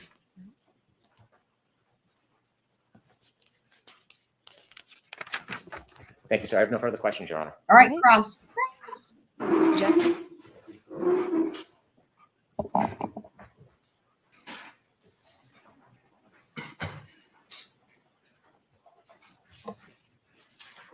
Mr. Jackson with his beard. All right. Thank you, Your Honor. May I? Yes, please. Good morning, good afternoon, Firefighter Nuttall. Good afternoon, sir. Nice to see you again. You as well. Before your testimony this morning, how many conversations had you had with any member of the prosecution team in anticipation of your testimony today? I believe it was 3, sir. When were those? I could not give you dates off the top of my head. Give me a time frame. Within the last 3 weeks, within the last 3 months, last 3 days? Within the last 3 weeks, I believe one the week after that, and then one last night. One Last night. last night. What you did discuss, let's take them in order. First of all, who'd you meet with 3 weeks ago? Last night. I met with Mr. Brennan and his staff. And when you say his staff, who else? Wow. I honestly couldn't tell you, sir. Mr. Lally? No, sir. Male, female? One female, one I believe state trooper. Okay. Had you ever met State Trooper Tully previously? Yes, sir. Actually, I believe that was him. It was State Trooper Tully? Yes, sir. Whom you've met with several times, correct? Prior to that, I believe only once or twice. He was the one that he has formally interviewed you previously, correct? I believe he arranged the meetings with Mr. Brennan. But beyond that, I can't speak to. What did y'all discuss 3 weeks ago? The first meeting, going in order, it was mostly just kind of an introduction. I had not met Mr. Brennan yet. I really didn't know him. So it was mostly that, and then just kind of seeing where we were at with testimony, going over previous testimony in that sort of realm. Prior to today, how many times have you testified under oath concerning the incident on January 29th, 2022? Once at a grand jury hearing and once last year. All right. As a matter of fact, last year in this courtroom. Yes, sir. Okay. Did you look over your testimony at the grand jury 3 weeks ago during that meeting? No, sir. What about the testimony from last year? We did go over the testimony from last year. Yes, sir. Were there any issues that Mr. Brennan or anybody else in that meeting brought up concerning any of your testimony? There was just a question of how many times the I hit him came up. It was 3 times. And were you advised that that's not what you said at your testimony last year? No, sir. 2 times? What was that? You said it was 2 times last year? I honestly can't recall, sir. Okay. But you just saw that, or you just read that and went over that 3 weeks ago. I believe so, sir. Yeah. But you can't remember, as you sit here today, just 3 weeks ago, what y'all discussed in terms of how many times you previously testified that you heard the phrase, I hit him. So previously testified possibly to 2, but it was 3. Okay. Your memory is clearer now than it was, for instance, a year ago when you testified. Oh God. Oh, here Repeat that? Sure. we go. Your memory Oh, is clearer all right. now, as you sit here, that it was 3 times Right. you heard that. That It's it what was, you call utter destruction, and this just destroyed. Commonwealth is destroyed. Commonwealth is destroyed. And remember, dude, okay, this is why it's so funny in hindsight. Like, these opening statements are going to be even better in hindsight, because Brennan set himself up for failure here by turning Mr. Nuttall into the hero. That was literally my first interpretation from right out the gate, right? They started their opening statement. I was like, oh, wow, he's really portraying him as a hero. And it's like putting all his eggs in this basket, putting all his eggs in this one Nuttall basket, right? Putting Nuttall, all of his eggs in this one Nuttall basket. Anyway, you know what I mean? Like, this is like he really went into detail about it. And I was like, this is crazy, right? And it's like, but now it's like, you know what it reminds me of, guys? In case the Casey Anthony trial, you don't need to know anything about it to understand why this is funny. But there's this just like an absolute disaster of a state's witness called Roy Kronk, who found the remains and is like just a disaster in absolutely every way. And the way that Jose Baez describes this witness in opening statements is that Roy Kronk, they say, Roy Kronk, he's their 3-legged pony and they're going to ride him all the way to the finish line. And it's like that. It's like, so they put all their eggs in this one basket from Mr. Nuttall being the hero, right? And it's like, he's their hero. He's the hero. And then it's like, and then you have, already. And it's the first witness. Honestly, they should have waited to call him so that they didn't obliterate. Like, this is so close in proximity time-wise, right? To the Commonwealth's opening statement. Like, what am I saying? I have so many thoughts. I'm like, if they just waited to call him a little bit later, a couple witnesses, and maybe, God willing, the jury would have forgotten that you built him up so much and put such an emphasis and made it such a big deal. And it's like, but you called him first, and now it's just, oh my God. Does Brennan have a death wish? Anyway, okay, let me just play it. or you just read that and went over that 3 weeks ago. I believe so, sir. But you can't remember, as you sit here today, just 3 weeks ago, what y'all discussed in terms of how many times you previously testified that you heard the phrase, I hit him. So previously Brennan testified. being a masochist might be the only explanation for what I am interpreting is happening already in this trial. 3 weeks ago. I believe so, sir. Yeah. But you can't remember, as you sit here today, just 3 weeks ago, what y'all discussed in terms of how many times you previously testified that you heard the phrase, I hit him. So we previously testified possibly to 2, but it was 3. Okay. Your memory is clearer now than it was, for instance, a year ago when you testified. Repeat that? Sure. Your memory is clearer now, as you sit here, that it was 3 times you heard that, than it was a year ago when you testified that it was 2 times. Yes, sir. Okay. Does your memory get better with time generally? Your memory. I'm not talking about the royal you. I'm talking about you. In certain settings, I mean, there are certain things about different aspects that I recall better than others. Okay. And does your memory tend to get better or does it fade over time? That's my question. It can fade over time, but it depends on the context. But in this case, you're telling this jury that your memory is better now than it was a year ago when you testified about the exact same circumstance, correct? Yes, sir. Okay. You then met about a week after that, which would Whoa, be 2 weeks look ago. at that face. Yes, sir. Who'd you meet with Hang then? on. You're telling this jury, that's my question. It can fade over time, but it depends on the context. But in this case, you're telling this jury that your memory is better now than it was a year ago when you testified about the exact same circumstance, correct? Yes, sir. Okay. You then met about a week after that, which would be 2 weeks ago. Yes, sir. Who'd you meet with then? The same group. And what did you discuss at that meeting? Again, just prior testimony, and that was really the gist of it. And tell me the specifics of the prior testimony that you. Again, it was the how many times we had talked about saying I hit him. Again, it was 3 times, and then there was also the video that was played for me. If I'll take the video in just a second. If y'all had met 3 weeks ago and you indicated to Mr. Brennan that it was actually 3 times, not 2 times that you heard the I hit him, why did you need to discuss it again a week later to verify that 3 times versus 2 times? I'm not sure, sir. That was just the way the conversation went. And I just, again, repeated what I said and what I remember from that morning. Well, tell me about that conversation. Did Mr. Brennan say anything like, well, are you really sure that she said it 3 times? It was that morning what was said to you. And I said, I hit him. That was how it went that morning, and that was how I remember it. Okay. And did Mr. Brennan say, well, that's not consistent with how you testified previously concerning the number of times you heard the I hit him phrase? Yes, sir. He did say that. He wanted to, he acknowledged that I had said it twice. However, again, as I mentioned, it was said 3 times to me. So now you do remember last year that you only said that it was repeated twice. One more time, sir. So now you do recall that last year when you testified, it was inconsistent with how you're testifying today. Let me put it that way, correct? I believe I said I hit him twice on the stand last year. Right. And if you're saying I hit him 3 times instead of twice, that firefighter Nuttall is inconsistent with your testimony today, correct? You Yes, agree sir, with that? but that is how it went that morning, sir. Okay, that's not my question. Let me see if I can do it again. So I'm asking you, if you testified last year, Yes, sir. that you heard the phrase twice, Mhm. and now a year goes by and you're testifying in front of this jury this year that you heard it 3 times, those 2 statements are inconsistent with one another, correct? Yes, sir. Did you talk at the meeting 2 weeks ago about any other inconsistencies with your testimony? Not to my knowledge, sir. Well, you were there. You No. say not to my knowledge, meaning, No, sir. We did not. okay. So it was just about the number of times that you heard the phrase, I hit him, Yes, correct? sir. All right. You cleared that up in the 2 meetings, 3 weeks ago and 2 weeks ago. What did you talk about last night? Mostly just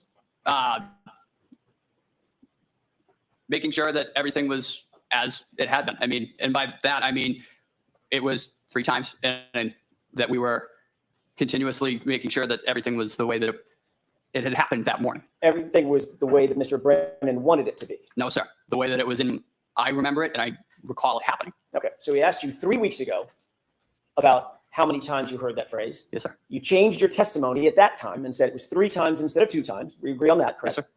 Then he called you a week later or met with you a week later and again reiterated, making sure you stick with that testimony that it's 3 times, not 2 times, correct? Yes, sir. And then last night he called you just to make sure one more time you're going to stick with that testimony that it was 3 times, not 2 times, correct? Yes, sir. Oh, just a second. May I have just a moment? Yes.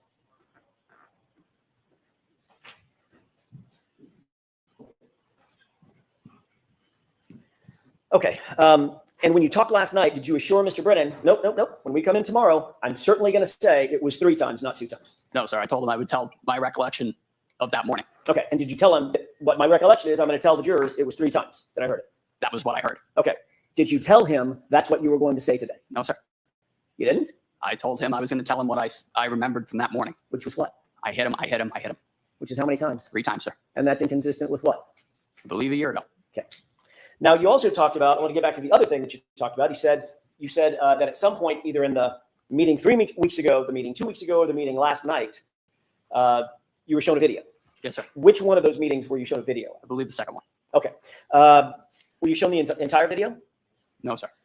Just the clip that we saw? Yes, sir. Okay. What did y'all talk about in relation to that video? Mostly nailing down who was who in that video. Okay. Being the other personnel on scene, where I was, and that was about it. He showed you the clip that you showed. He showed you the clip that you just seen on direct examination, correct? Yes, sir. Did you tell him where you were? Yes, sir. Did Mr. Brennan ask you to define exactly where it was that you supposedly heard this phrase, "I hit him"? No, I was able to give that to him, sir. Okay. And what you told him was that moment when you see my client walk over sort of to the left of the screen, correct? Yes, sir. And you defined that's the point at which she said, "I hit him, I hit him, I hit him." Yes, sir. And that's in response to your question. I want to make sure I'm clear about this. You asked, "Do you know him?" Yes, sir. And she repeated the phrase 3 times, "I hit him, I hit him, I hit him." Correct. Okay. We'll talk more about that in just a second.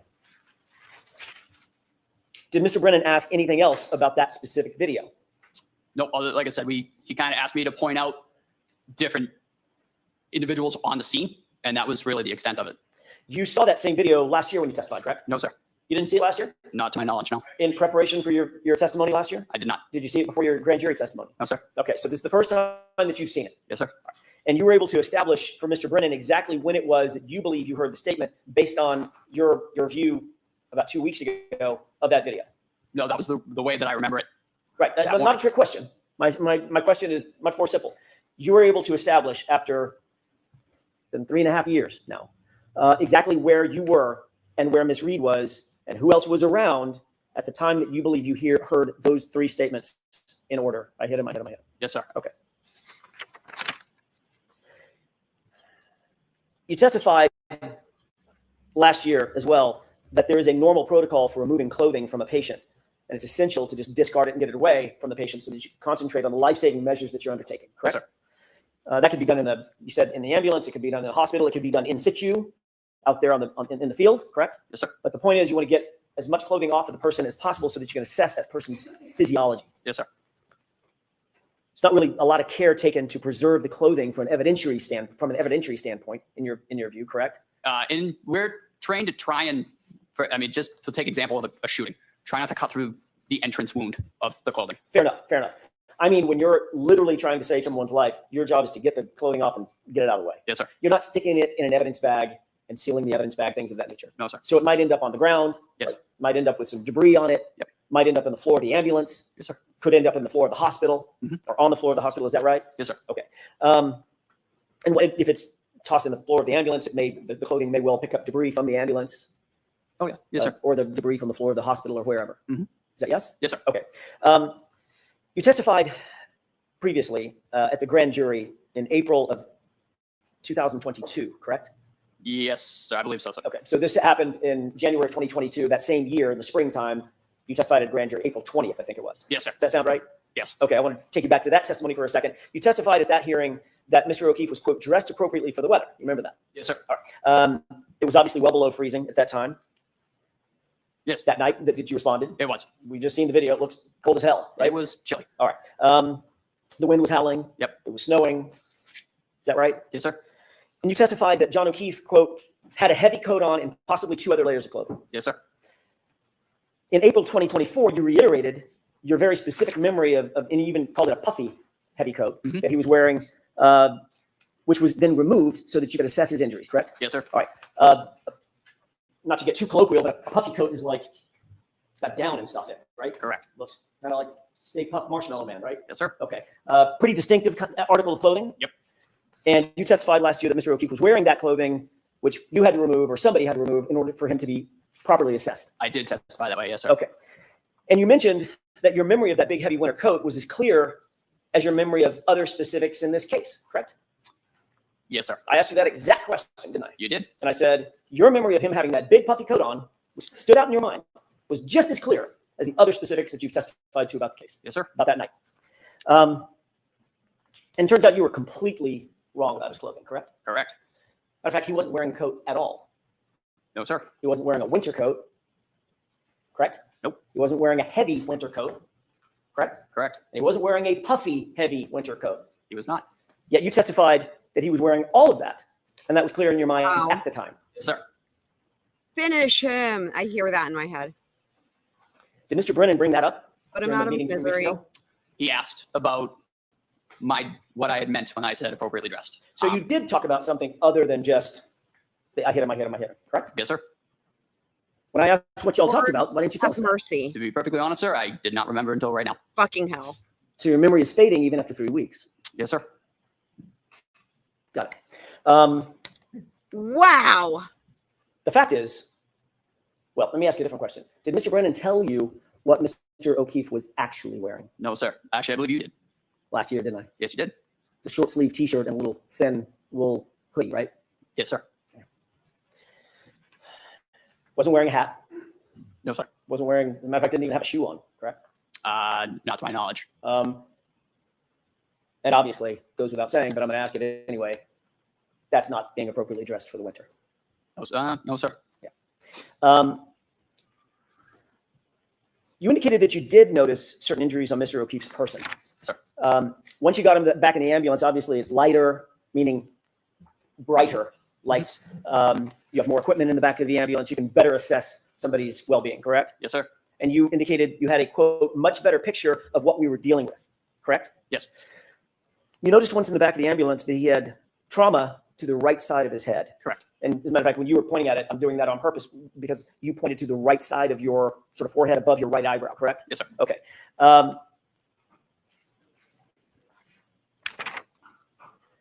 The majority or the worst injury that Mr. O'Keefe suffered was actually to the back of his head, which you indicated you noted was quite matted with blood, correct? Yes, sir. I want to talk about the injury to the right side of his head as distinct from the back of the head injury for just a second. Before I get to that in detail, let me ask you, because I just sort of want to cover the bases. You noted the back of the head injury, correct? Is that yes? Yes, sir. You also noted the front right side of the head above the right eye, correct? We did. You noted some injury to his eyes. They looked blackened, Yes, sir. but primarily the right eye was blackened. Yep. And there was a golf ball sized egg, I think you put it over his right eye, It did. often called a hematoma. Correct. And you also noted when you got his shirt off that he had scratches along the right side of his arm. Is that right? Sir. You indicated on direct examination today that you believe those scratches ended where? Meaning from top to bottom? And I'm not using anatomically correct No. language. So from shoulder to wrist, where were the scratches that you noted? There were several. As I noted, they were on his right humerus area. Tell me what a humerus is. The right arm. Biceps. Right about here. Okay. No, a little further, like where your bicep and your tricep kind of meet. Got it. Right about in there. Okay. And what did the scratches look like? They were deep. Infamously referred to them as furrows. But they were quite deep. You could tell that there had been some material removed. Okay. Material meaning skin and flesh. Yes, sir. Okay. Some biological material. Mhm. Is that yes? Yes, sir. And were they parallel? Meaning they were going in the same direction? Yes, Were there any scratches below the elbow? as there well? were. Yes, there were. They were not as significant as the ones in the upper arm, but they were noted. Okay. And those were parallel as well? Yes, sir. And they look like scratches to you. That's how you describe them. They did.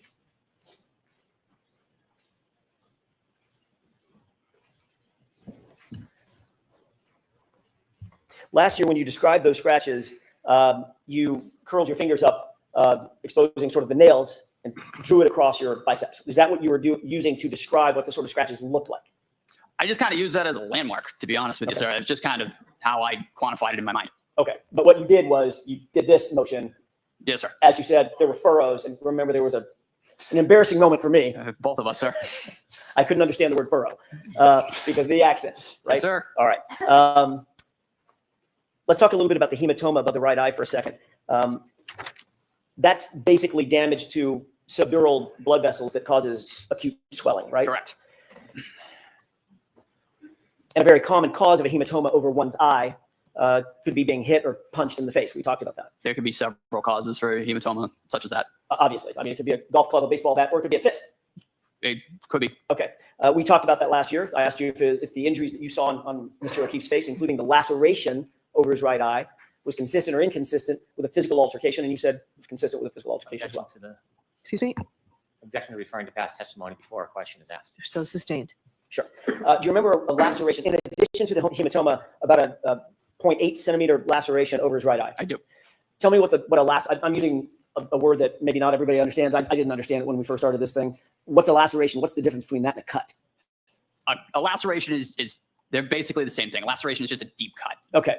So it's a parting of the skin. Correct. In other words, where the skin separates. Yes. And that can be from blunt force trauma, meaning something hits it rather than cuts it. You can get Sustain. What are some of the causes of lacerations? You can get a laceration, as you noted, blunt force, but you can also get a laceration from a slashing movement, from a stabbing. I mean, that is still a laceration. What about hematoma?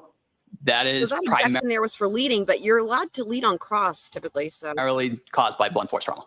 Right. And the hematoma and the laceration were right next to each other, correct? Yes, sir. Okay. And you indicated last year, or let me ask you this way. Is that consistent or inconsistent with a physical altercation? Objection. Can you answer that? I could not say, Your Honor. Okay, next question. Well, last year, you indicate you can't answer that. Last year, you did answer it, didn't you? Objection. So I need to see counsel at sidebar for just a minute, please. oh Lord. Okay. So let's jump ahead here.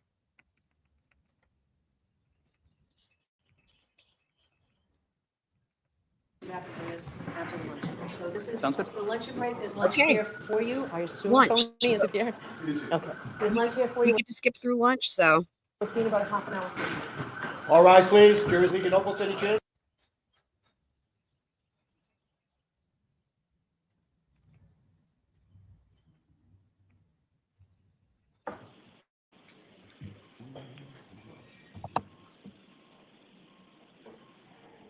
one thing that will be interesting is like they keep Yes, talking Dave. Yes. previous Yes, testimony. please. You know, I wonder, will the jury at some point figure out there's been a first trial? Because other times they specify grand jury.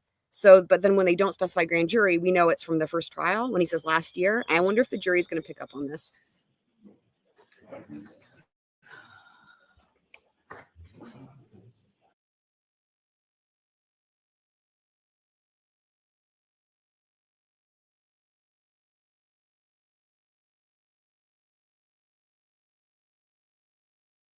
To how that injury. Objection. I'm going. Face, Mr. O'Keefe. Of Mr. O'Keefe. Do you Yes, recall who is being punched in the face? Can that lead to a small laceration like you saw and a hematoma like you saw? Objection. I'm going to allow it. Can you answer that question? I couldn't speak to how that injury occurred. Is it consistent? Are those injuries, just those injuries, are those consistent with being punched in the face? Those injuries could be sustained from numerous ways. And Yes, it could be from that. It That- could be from others as well. Okay, so that's what I'm asking you. It could be. In other words, it's consistent Yes, with sir. being punched in the face, correct? Correct. Thank you.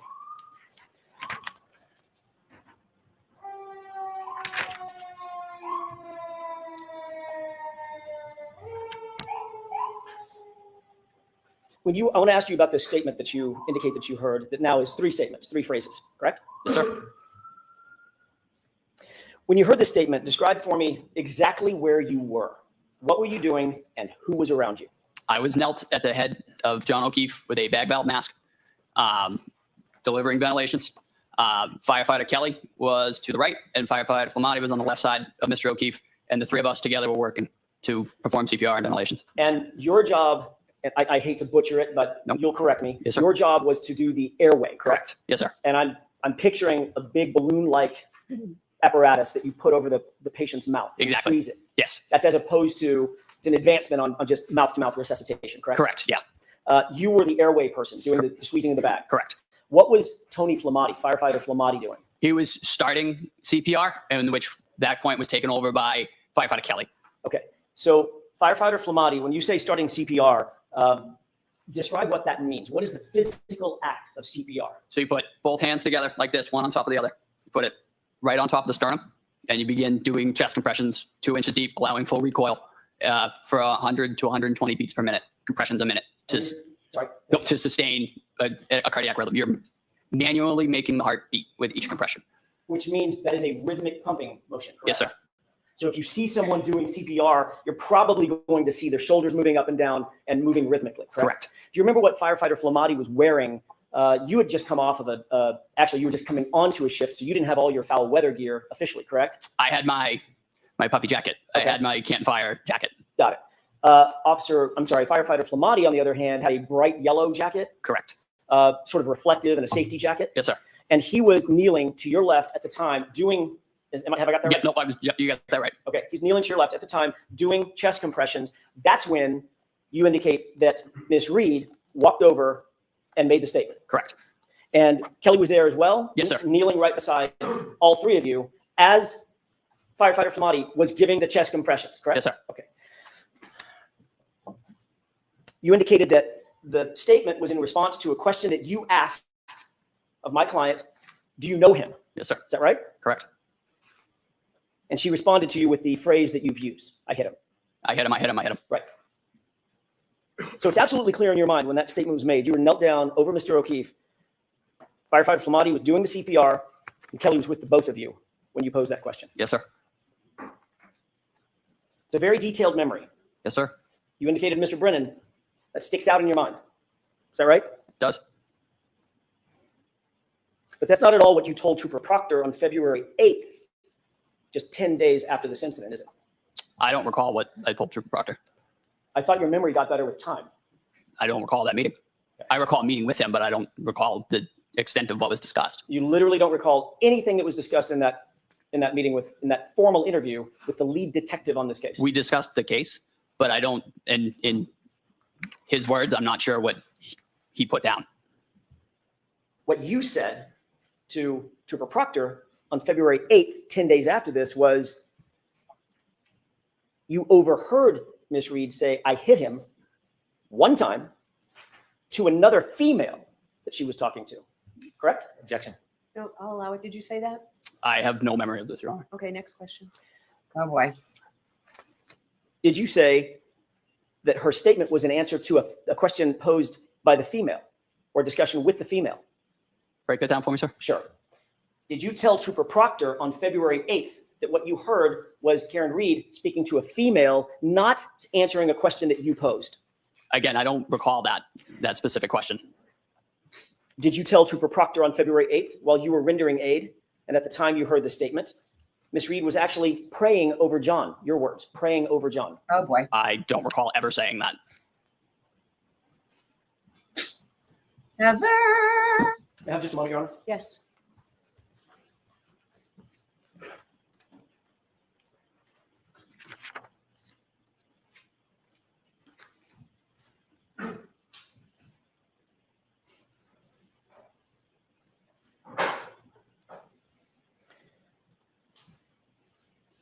Did you say that you observed Karen Reed to have blood on her face from providing mouth-to-mouth breaths to Mr. O'Keefe prior to your arrival? I remember Miss Reed having blood on her face, presumably from attempting CPR. Do you remember telling Trooper Proctor on February 8th that you saw her with blood on her face from CPR? I do. So you remember that portion of your conversation with Trooper Proctor, correct? Yes, sir. But the praying over John, praying over the victim, you don't remember. I don't remember ever saying that, And ever. And the statement, I hit him to another female, you also don't remember that. No, sir. Would it refresh your recollection if you were to look at a report Yes, sir. offered by Trooper Proctor? May I? Yes.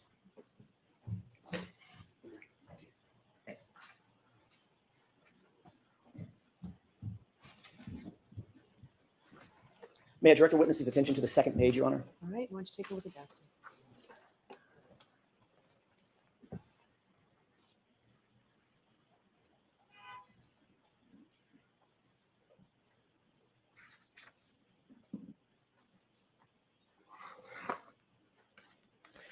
May I approach, Your Honor? Yes. So did you have an opportunity to glance at the report that you were just shown? Yes, sir. Does that refresh your recollection about your conversation with Trooper Proctor that he put in a report? It does not, sir. So as you sit here, you have no memory of what you just read in this report from Trooper Proctor, the lead investigator on the case. I have no recollection of ever saying that anybody prayed over anybody ever in this case. You did see it in this report, though. Sustained. You've admitted under oath that your memory of the events at that time, from that time frame, January, February 2022, is faulty, correct? No, sir. in your April 2024, it's April 30th, 2024 testimony from last year. You were asked whether or not your memory was a little faulty, and your answer was absolutely, correct? Could I have a page and number, Where is please? that, Mr. Jackson? Volume 8, page 151, lines 14 through 16. Lines 14 through 16. I'll just allow counsel to get that up.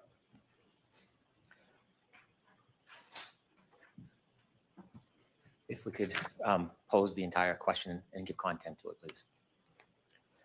Okay. May I? Yeah, so do you intend to show the whole question? The whole question that I asked and his answer, yes. All right, and I'll give you the opportunity. I'll redirect Mr. Brennan if it's not. Go ahead.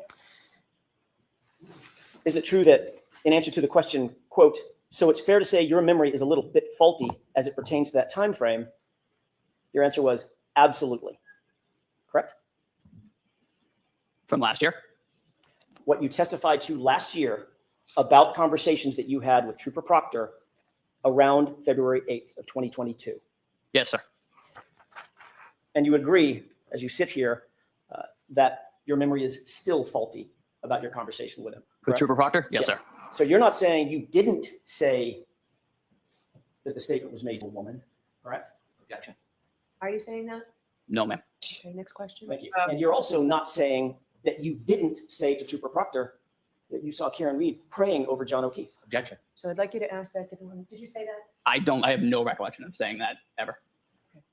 Next question. My point is, if you have no recollection of it, you're not denying saying it. Objection. Are you denying saying it?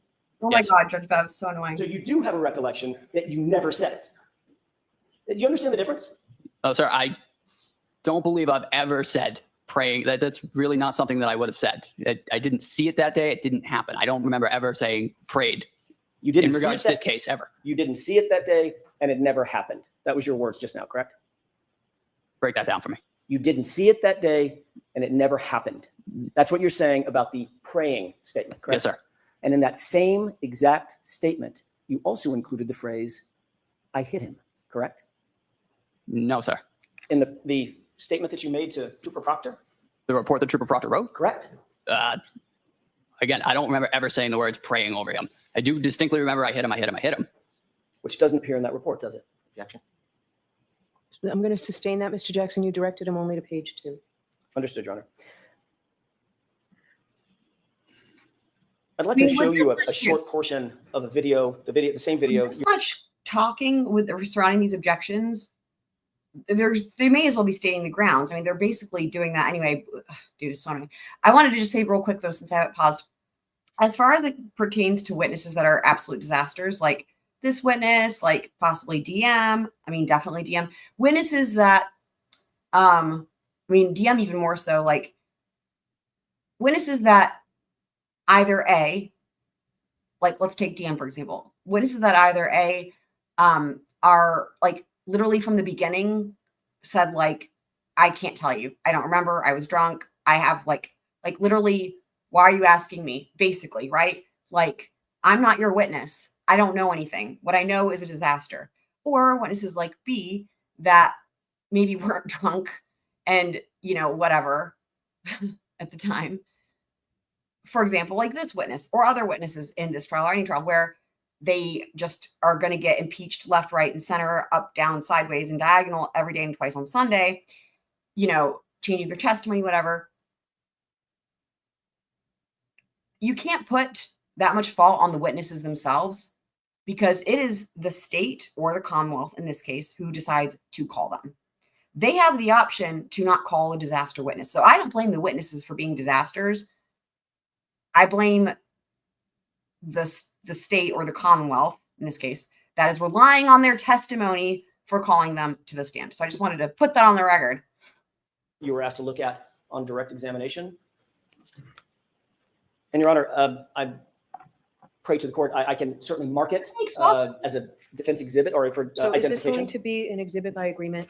It is. It Okay, is. so we now that, Madam Court Reporter, thank you.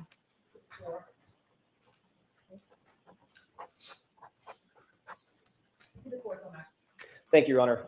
with the court's permission, may I play a portion of that video for the jurors, publish it? Okay. Which portion, so people know? I'm going to start it at about, I want to say 6:55. Mr. Wall, could cue that up? Before you play it, can we have it on that screen as well, or is it only playing to this screen? I don't know. When Ms. Gilman did it, it was both. Great. There we go. All right. Before we play it, can I ask you a quick question about this? Sure. It appears that this is paused. Do you recognize this as being the same video that you were shown this morning by Mr. Brennan? I do. All right. Describe the scene. So that is 34 Fairview Road. The lights in the background, I believe it is either right as we pulled up or right as we're pulling up. Okay. Same dash cam video. Sorry. Can we scroll this to the 6:55 runtime spot, please?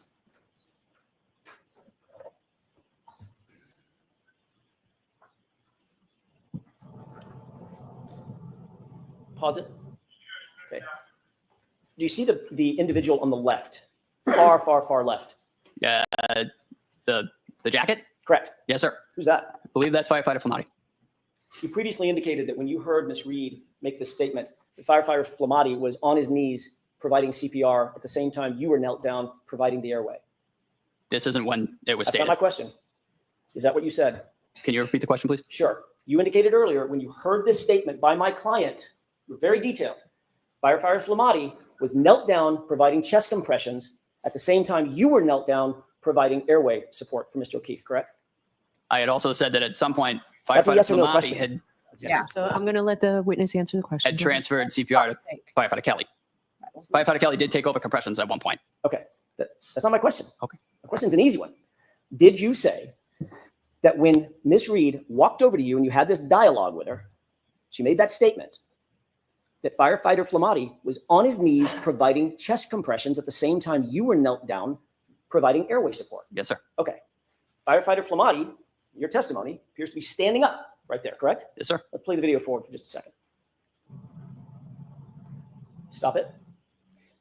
What did you see firefighter Flamati do just now? I believe he just knelt down. Okay. So at this point, he's kneeling for the first time, correct? Yes, sir. And he's about to provide chest compressions as your memory serves, correct? Yes, sir. All right. Let's go ahead and play it forward. Pause. Did you see my client in that photo? I'm sorry, in that clip? No, sir. You didn't see her? Oh, no, I did see her. Yeah. Yeah. I don't see her on right now. Right. She just walked off frame, correct? Sir. Let's go ahead and play it forward.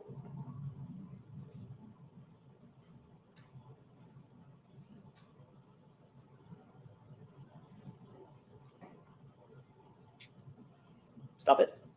You see my client walk back into the frame? Yes, sir. At this point, you were watching firefighter Flamati. He appears to be now providing CPR, correct? Yes, yes, sir. Okay. And my client is nowhere near you, correct? At least for this clip. No, sir. Okay. Correct. And the clip that I just played before, the few seconds that I played before, nowhere near you, correct? Correct. Is that right? Yes, sir. Let's go ahead and play it forward.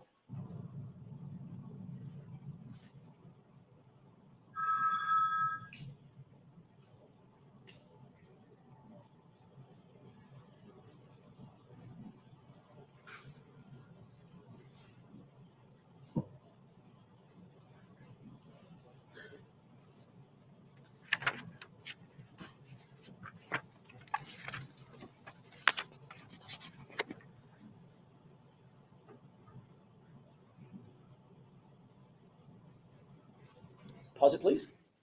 What do you see happening on the screen from screen right to screen left at this juncture? We're bringing in the stretcher. Okay, go ahead and play it. Pause it. Do you see where my client is right now? Can you back it up 2 seconds? I'm sorry, I lost With view. the court's permission, I need to ask the Yes. court's permission. Thank you.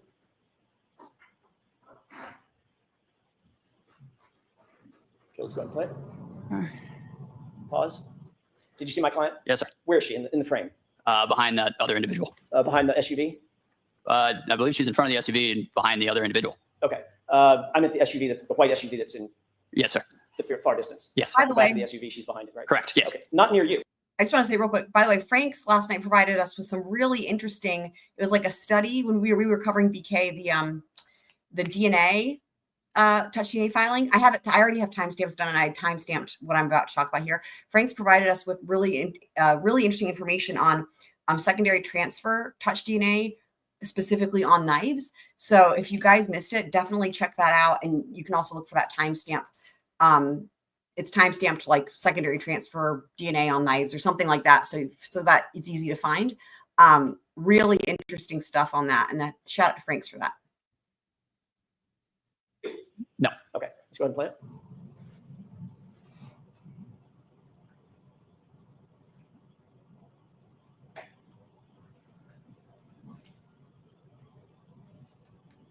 Go ahead and pause it.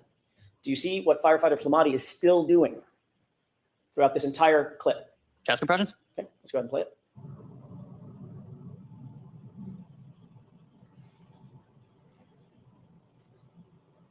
Pause. What's happening now? Where Mr. O'Keefe's on the scoop stretcher and he's being transferred to the ambulance stretcher. So that's the entire time Mr. Flamati, firefighter Flamati, was giving chest compressions. It's captured right here on this video, correct? Yes, sir. Okay. And now Mr. O'Keefe is up on the stretcher, and you are no longer knelt down, No, sir. and firefighter Flamati is no longer knelt down, No, sir. and you're now following the stretcher with, it looks like, 2 or 3 other EMTs, correct? I am not in that frame, sir. Okay, so you've walked away. Yes, sir. All right. Let's go ahead and play it forward. Pause it. See where my client is? Yes, sir. Go ahead and play it. Do you see firefighter Flamati or firefighter Kelly continuing to give chest compressions? Yes, sir. Which one is that? Do you know? Believe it's firefighter Flamati. Flamati? Believe so. Okay, so he's still doing all the chest compressions from start to finish. Yes, sir. Okay.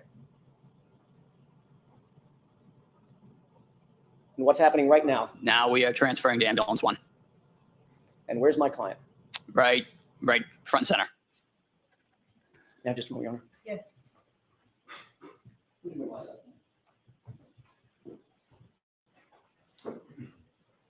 Yeah, I just always call her. I have nicknames for like everybody, so I always call her Franks. Just like, just Franks. If I may have just a second. Court's permission. Okay. I'm going to change gears with regard to what you talked about on direct examination, the hypothermic conditions. You're not a medical doctor, correct? No, sir. You don't diagnose patients? Sir. You're not diagnosing that John O'Keefe suffered from hypothermia that night? No, sir. Thank you. That's all I have. All right, redirect. Please.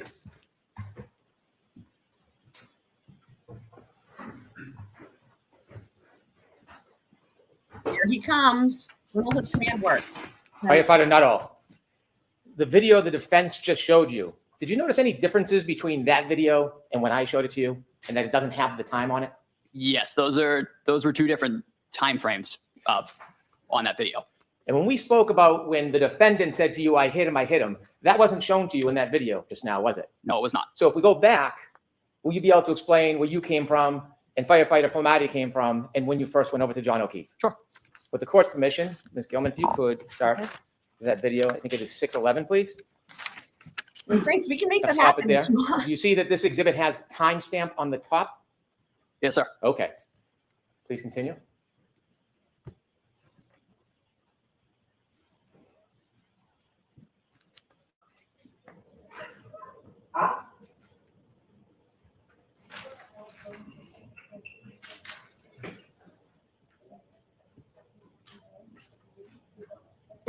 Could you stop, please? Do you see the red lights on the left? No idea. Yes, sir. Is that when you believe that you first Can you give me arrived? CPR? Yes, sir. And that note says 6:11:05. Could you continue, please, Ms. Gilman?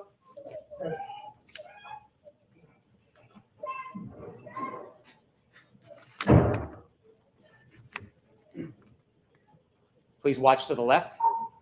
Stop, please.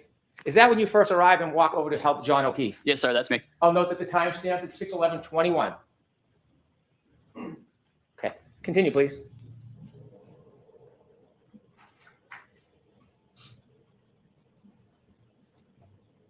Stop, please. Did you see firefighter Flamati come after you? Yes, sir. Was any of this shown to you during those questions? No, sir. Continue, please.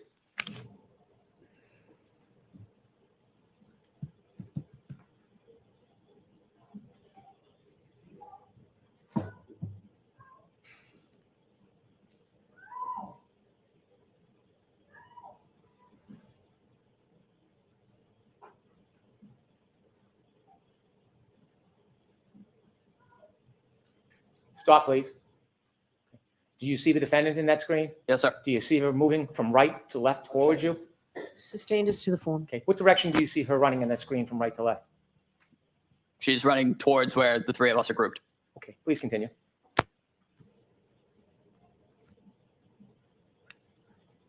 Stop, please. Is it at that time the defendant said to you that she hit him? Yes, sir. And you remember that? I do. I'm done with the tape. Thank you very much. I'm done with the tape. Yeah. Great. You were asked questions about your memory. Yes, sir. Okay. Sure was. When you were asked the questions about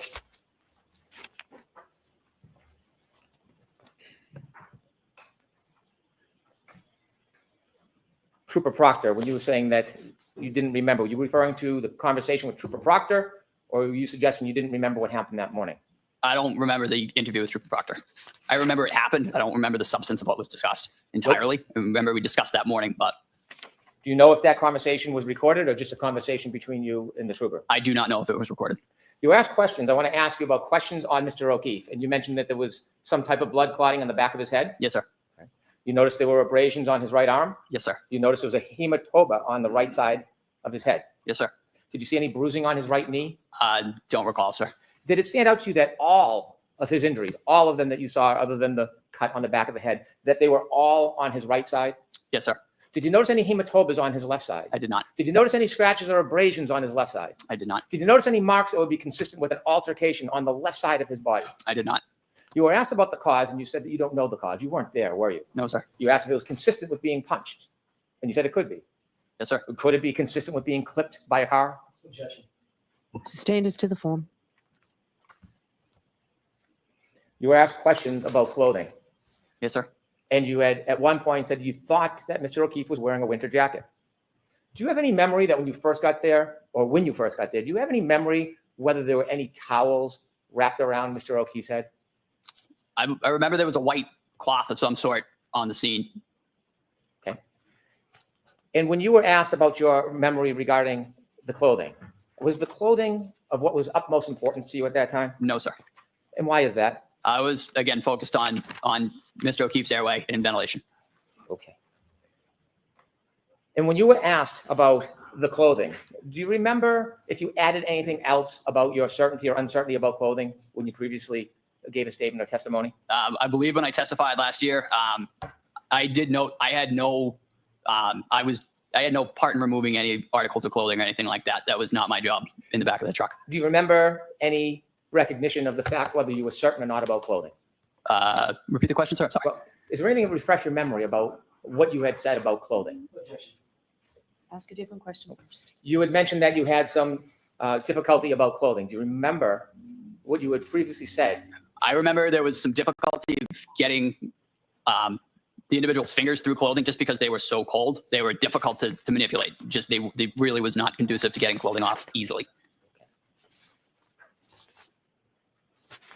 You met with me 3 times. Yes, sir. I had not met you before any of your prior testimonies, had I? No, sir. Do you remember meeting with me and discussing this case with me? I do. Do you remember me asking you to tell me what you remember? I do. Do you remember what I told you about testimony when you come into court?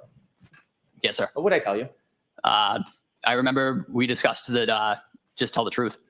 Did I tell you that it doesn't matter? There is no side. Doesn't matter if it helps or hurts, that you just tell the truth? Sustained. Did I ever suggest to you that you should stick to a story? No, sir. Did I ever suggest to you you should offer your testimony in any certain way? No, sir.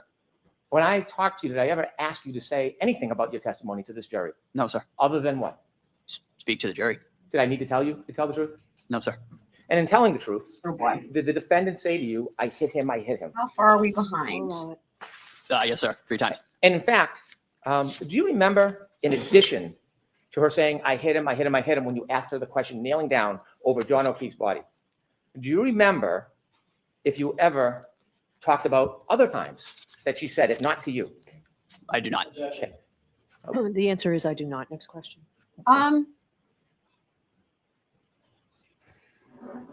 It looks like we're about an hour behind, but it looks like they end early. Hold on. What the heck? Or no, sorry, they don't. I keep forgetting that this is in the same time zone as me because I've been so used to Lori Vallow. Yeah, so we're about an hour behind, but then they're almost done for the day because they end court early. So all right, okay, wow. So we might actually finish with this before we get a verdict for Lori, which would work out. Wow. Do you remember testifying previously in this case? Yes, sir.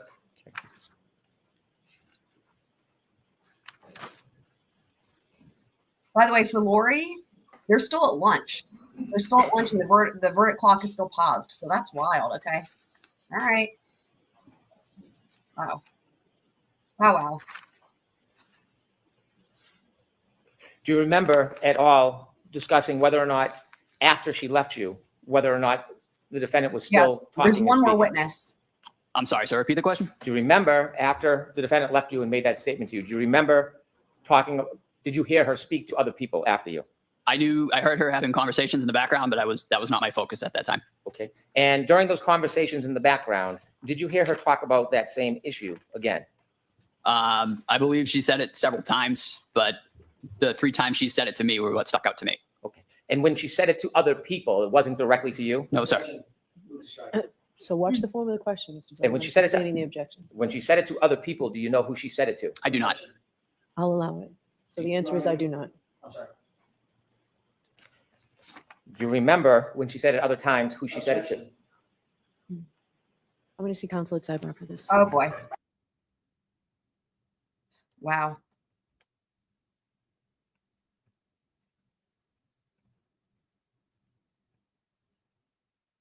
I mean, y'all can see on the Scully bar how close we are to finishing this stream because the stream is like done.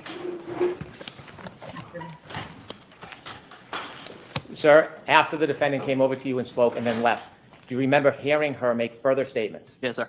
And do you remember her making further statements similar I do. to the statement to you? Yes, sir. Could you share with the jury what you remember her saying, not to you, but after she left you? Because we don't I remember hearing I hit him several other times. Again, not directed to me, just kind of off in the background. I'd like to reiterate, we were really focused on the patient at that point. We were trying to provide care. Thank you, sir. recross.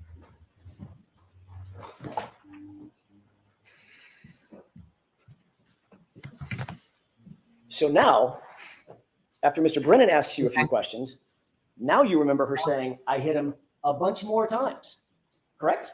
I remember hearing it in the background several other times. Really? Sir, Oh You boy. mentioned that on direct examination, did you? I don't remember being asked about it, sir. I remember saying what was asked to me. You were asked, did you ever hear the defendant, Ms. Reed, say anything about I hit him? And your answer was, she said to me, in answer to my question, I hit him, I hit him, I hit him 3 times, and that's it. To me. You didn't clarify that, oh my gosh, she's running around like a chicken with her head cut off, screaming I hit him to everybody else under the sun. Under the sun. It was, again, Under the it was sun. behind me in the background Right. as I was providing patient care. Again, that was not my focus. Okay, so you didn't really hear her say anything about it, because you weren't focused on it, right? I remember hearing generalized commotion in the background, but again, that was not our focus. So generalized commotion is very different than hearing her say, I hit him to other people, correct? You'd agree with that? Yes, sir. So what you actually heard was the chaos and the commotion of a chaotic scene, correct? In the background, In the background. as you focused on your patient care, correct? Yes, sir. Okay, not specific words coming out of my client's mouth, correct? To the question that I posed, do you know him? You're right, we're off that question. Okay. That question, I got it. Yes, sir. Triple I hitters. Correct. But with regard to what Mr. Brennan just asked you, the generalized commotion, to use your phrase, Mhm. in the background, you didn't hear any specific words coming out of my client's mouth, did you? I heard I hit him. But again, it was in the background and it was not my focus. Well, why didn't you say that on direct? That's kind of an important point. That's why you're here. Again, if it was neglected on my part, it was not intentional. Not intentional to neglect that part for the jurors on direct examination. No, sir. Certainly not intentional to neglect that part of your testimony on cross-examination. No, sir. But you decided to bring it up on on re-cross-examination when Mr. Brennan is asking you questions again, correct? It was asked of me. Yes, And sir. it was after, of course, that your new statement that you've never testified to before, ever, is this generalized commotion included a bunch of I hit hims in the background, correct? Sir. And that comes after you saw the video that clearly shows that when you describe having heard this statement, my client was nowhere around you, correct? That segment of the video that you showed me, Yes. that was not the time frame in which she said that to me. Well, that was the time frame when Flamati was giving CPR, correct? He was doing CPR down prior to that as well. Really? Yes, sir. Well, you just Wow. testified. This is a you big saw deal him here. standing up in a big yellow jacket and then Abby, kneel how's your down and workout? start giving CPR. We just watched that video. But again, the clip of the video that you showed me, Right. that was not the segment in which she said that to me. Well, that's what you're saying now, but what I'm asking is, you described a very distinctive scene, a very, very specific scene. Yes, sir. I remember it vividly. She Well said, done, Abby. I hit him, friends, when Flamati was down giving CPR, and you were kneeling down giving airway support, and he was doing rhythmic CPR, chest compression. Yes, sir. That's what happened. Rhythmic I showed you pumping. that very scene, didn't I? Yes, you showed me that clip prior to that. I showed you the very scene that you described where Flamati gets down and starts chest compressions and never stops until the gurney is taken off the frame of the camera to the end. Isn't that what I showed you? That is Sure. I don't know if I can do it again. I showed you the scene where firefighter Flamati gets down on his knees, begins chest compressions, and never stops until that gurney is taken off camera, off frame, into the ambulance. That's the clip I showed you, correct? that's the clip you showed me. And that's exactly when you described your vivid memory from 3.5 years ago. That's exactly the scene that you described when my client supposedly said, I hit him to you, correct? Again, the clip that you showed me, that was not when it was said. That segment that you showed, that was not when it was said. It was said prior to that, when the Yeah. three of us were together. So Flamati was not giving chest compressions then. He was. The CPR was a continuous effort throughout the resuscitation. But we saw him start it. Firefighter Nuttall, we saw him start it. We saw him walk into the frame, kneel down, and begin the chest compressions, didn't we? We did.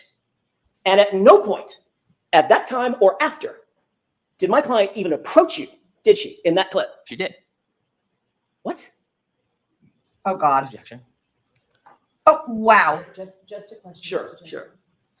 He looked over at Brennan and Brennan goes, objection. Wow, wow, wow. So this is giving me flashbacks or deja vu to trial number 1 where witnesses would look over at Lolly and he would object on cue. No point at that time or after did my client even approach you, did she, in that clip? She did. What? Objection. Wow. Just a question. Sure, Mr. Jackson. sure. He looks like a cartoon character, honestly, right? Some of this stuff on the stand. Kind of crazy. Do you need to see the that clip again? Yes, please. We're not going to show the video again. We've seen 2 videos. Wow. One is marked. The The one Commonwealth. with the timestamp in Right. the top. It's the exact same video. One has timestamp, one doesn't. Holy Just to be mother, clear, holy mother just- of God. Have you guys ever seen this in a trial? I don't think I have, where the judge is like, no, we've seen it enough. I mean, it's up to the other side to object. Brennan could object to say, cumulative wait, or I guess they don't state the grounds, but basically it would be like cumulative waste of time. We've already seen it. But the judge to say we don't need it, what?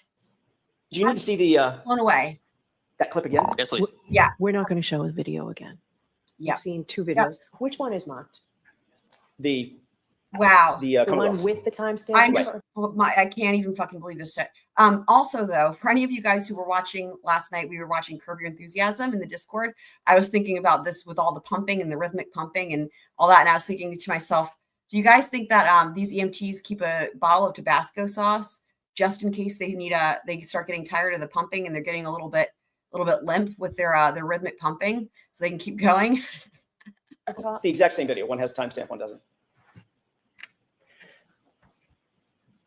Just to be clear, you described a very detailed scene in which firefighter Flamati got down on the ground on his knees and began CPR. Right? Right, Heather? Right? You know what I'm saying? Know what I'm We saying? saw a clip. Just in case Tabasco sauce. It played fully through. Starts and stops, but it played fully through. Correct? Yes, sir. That was true and accurate video of what happened that day, Yes, sir. that morning, correct? Correct. And from the time firefighter Flamati began his Tina, CPR, I don't know what you're talking about. he never stopped. Went all the way through until the gurney was taken off the camera, correct? Correct. You also Every described chat has very permitted clearly before you saw the video that the time when my client walked over and you had this dialogue and you heard this statement, it was during the time that firefighter Flamati was given CPR, correct? You described it. Yes, sir. But when we actually see firefighter Flamati giving the CPR, as per your description, At no time did my client walk over and have a Like a conversation. penetrometer? She did in the video. She grabbing something with her foot? Hold on. In the portion that Mr. Brennan played you, Is she grabbing Was firefighter something with her Flamati- foot? Also, did Twiz miss the joke about the Tabasco sauce? That would be such a shame. What does she grab? She's grabbing something with her foot? Correct. you also described very clearly before you saw the video that the time when my client walked over and you had this dialogue, you heard this statement. Okay, very good. During the time that firefighter money is given CPR, correct? You described it. Yes, sir. But when we actually see firefighter Flamani giving the CPR, as per your description, at no time did my client walk over and have a conversation with you, did she? She did in the video. In the portion that Mr. Brennan played you, was firefighter Flamati giving CPR at that point? As I said previously, Was as he well, or was he not? Yes or no? Objection. I'm going to let the witness answer the question. firefighters Kelly and Flamati were trading off CPR. They were Tony trading off. started doing CPR, Oh, and it was passed off at one point to firefighter Kelly. Firefighter Kelly at that time was a BLS EMT. Firefighter Flamati was a paramedic. They're going to Oh, Lord. move towards firefighter Kelly performing CPR. The thing because is, that- they were taking turns with the pumping. So, maybe because one of them was getting weary. I just, Objection. I'm going to let the witness answer the question. pumping turns. Firefighters Kelly and Flamati were trading off CPR. Tony started doing CPR, and it was passed off at one point to firefighter Kelly. Firefighter Kelly at that time was a BLS EMT. Firefighter Flamati was a paramedic. They're going to move towards firefighter Kelly performing CPR because at that time his skill set was not as advanced as firefighter Flamati's, as Tony's. But they did switch off.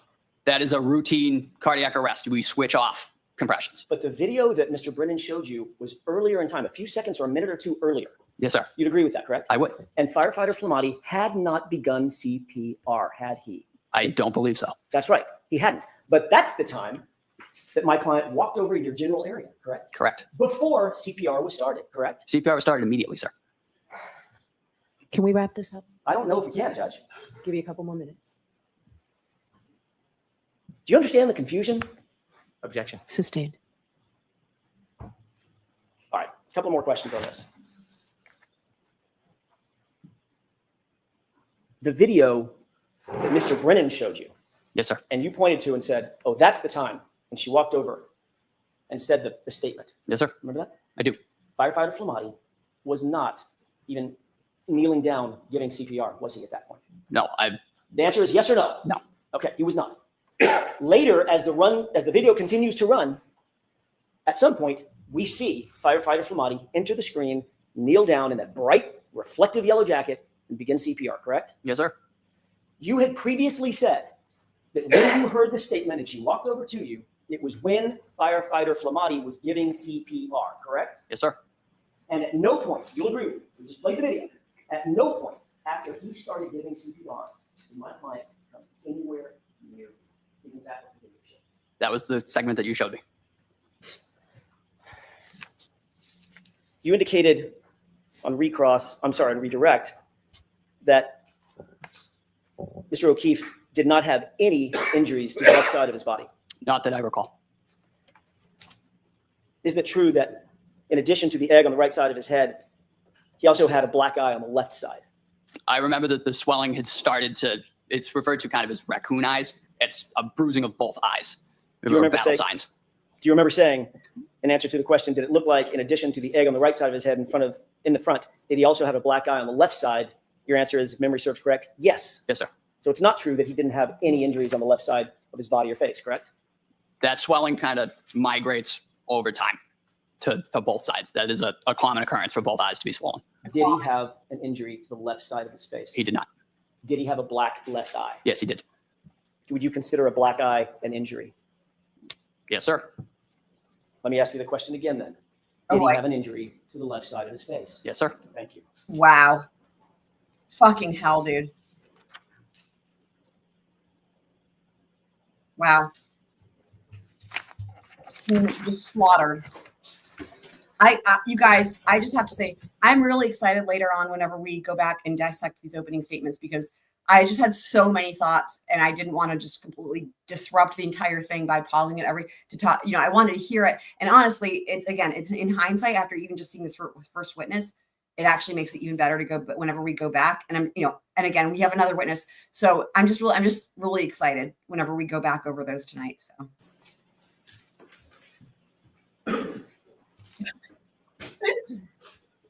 Such a quiz. One last question. You indicated that it was a chaotic scene outside on the front yard. Yes, sir. Fire engines, ambulances, patrol vehicles, engines running, diesel engines, flashing lights, people screaming, people talking over the howling wind, correct? Yes, sir. Did you ever see the homeowner come out the front door? Don't recall. You don't recall, or you didn't? I have no idea who the homeowner is. And you never saw anybody come out of the house? No, sir. That's all I have. Beautiful. One issue, briefly. What? A reread? I see Counsel at sidebar. Oh, mother of God. A reread. He wants a reread. Oh, dear.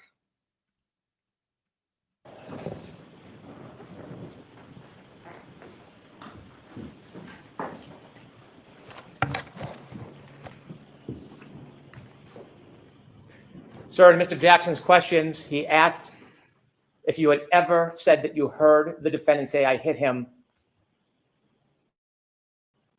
separate from when she approached you. Do you remember previously testifying that you heard her saying, "I hit him" in the background, separately from you? Yes, sir. You remember testifying that before under oath Yes, sir. in court? I do. Anything, Mr. Jackson? Can I just a second, brother?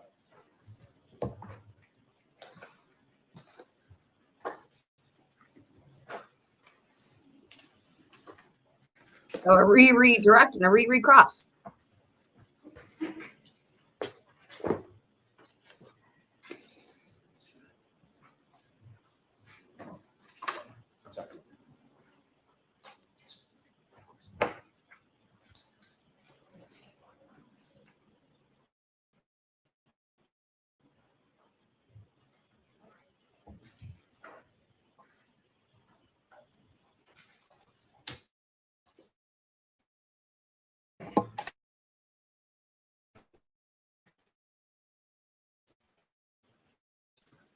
Thank you, Your Honor, if I may. Yes. Just a quick question, Firefighter Nuttall. When you were asked to recite your memory of that day on February 8th, 2022, just 10 days after this incident, did you ever say that you heard in the background, "I hit him" over and over again? I don't recall.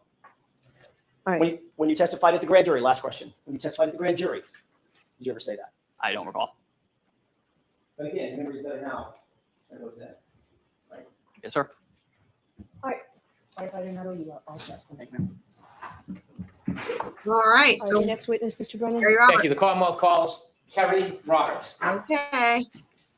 Interesting. So this is a big change, obviously, if we're going second. And I did have an exhibit I would like to introduce to Okay. play for the jury. Okay. And this is clip 2. No objection from the defense? No, Your Honor. And you're marking this as an exhibit? Yes, Your Honor. Okay. Do you have something for the court reporter to mark? We can put it on a zip drive. We can discuss collecting all the clips and putting them on the same zip drive, or we could use different zip drives, whatever the court preference is. So we need something. So we need something physical. You can play it and then we'll mark it. Ms. Gilman, do you have a separate clip? Jim, is that right? Thank you. I can have this marked, Your Honor. Thank you.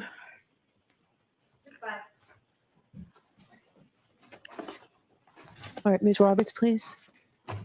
Okay, thank you. We'd like to play this first and then call. Oh, Ms. okay, I'm Roberts. sorry. Thank you, Your Honor.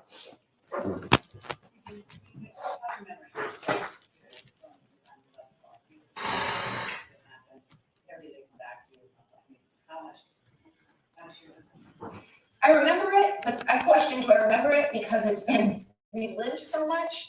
I mean, when I see the video of me driving from the waterfall, like what I just described, tapping the brakes when I crossed the intersection, Washington over Sherman Street, do I actually remember that I kind of slowly proceeded through that green light? No, I don't actually remember that. But I've seen the video so many times that you then question, did I remember on my own?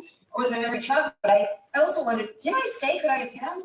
Or was it told to me that I said I hit him? And I knew I never could have said that. So the closest I must have said was, did I hit him? I know I said I hit him, but did I really say it as many times as law enforcement's claiming I said it? Thank you. I now call Kerry Roberts. How is that good for the Commonwealth? Like, I don't get it. That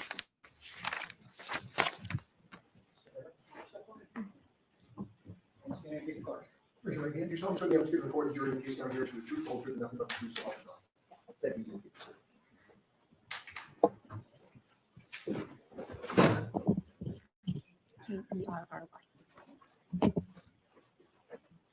All right, Mr. Brennan, whenever you're ready. Thank you, Your Good afternoon, Honor. Ms. Roberts. Good afternoon, ma'am. Good afternoon. Could you please introduce yourself to this jury? Hi, my name is Kerry Roberts. Ms. Roberts, where do you live? I live in Canton, Massachusetts. How long have you lived in the area for? I was raised in the Boston area, North Shore, South Shore. I went to high school in Braintree and I moved to Canton about 12 years ago. Do you live alone? No, I live with my husband and 2 children. How old are your children presently, this day? My son is 13, my daughter's 15. Do you work? Yes, I do. Without identifying specifically where, can you share with us a little bit about what you do? I'm an executive assistant and I've been with my company for 18 years. Ma'am, if you could just move the microphone just a tiny bit closer. Thank you very much. You have 2 children, you're Yes. married, Yes, and you live in the area. yes, I want you to tell us whether you know a person by the name of John O'Keefe. yes, I do. Would you be willing to share with us when you first met Mr. O'Keefe? Well, I went to high school with John in Braintree. He played soccer, I played soccer, so we probably hung out in middle school, but we went to 2 different middle schools. And then I hung out with him more in high school. He was a year older than me. His sister was 2 years older than him in school, and his brother was younger. So at some point, I was in high school with each of his siblings. Did you at some point become friendly with John O'Keefe? Yes. Could you tell us about that? When his sister Kristen passed away, and then her husband Steve passed away, they lived in my neighborhood. John took over for the children and moved into my neighborhood as well. When John took in the children, did you offer any assistance or any help to him? Yes, before John was even going to take over, he was going to potentially move in with his brother-in-law and the children to help out. And then when his brother-in-law passed away unexpectedly, John took over and I jumped in because I was a friend from high school that he knew and he had all kinds of people helping, but he sort of said, I'm going to lean on you for right now because I know you best.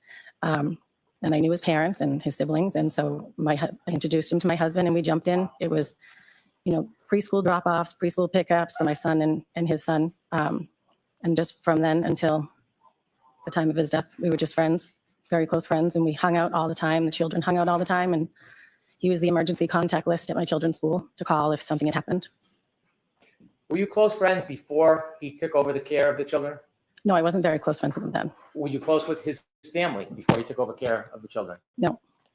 Did your friendship with him develop after he took care of the children? Yes. You mentioned you have a son, Yes, I do. and is your son the same age as John's nephew? Yes. Was there any common interests or activities that engaged your son with John's nephew? Well, they went to in-home daycare together. They went to preschool together. They went to pre-K together. And they went to elementary school. They played baseball together since they were T-ball. My son plays hockey. Patrick tried hockey. He didn't like that. So we spent a lot of time at the baseball field together. As you spent a lot of time together and had mutual care of children, did your relationship with him grow closer? Yes. And can you share a little bit with the jury how close you became? Well, John was a bachelor and he didn't have any children of his own. So when he took over for the children, he sort of, leaned on us to kind of guide him and, all the things to do if there's someone has a headache and, if there's an ear infection or, he had his mom and dad also helping as well, but I was right up the street. So if I would go to BJ's, I would call and say, can I grab you anything? If I would go to Walmart, any of the places I would go, I would call and say, do you need anything? Can I help you? Can I grab something for you? And he did the same. We just sort of all chipped in, helped. As your friendship grew, could you tell us a little bit about your relationship with John? John and I were very close. We spoke on the phone and hung out. He became very close with my husband as well because he was right down the street.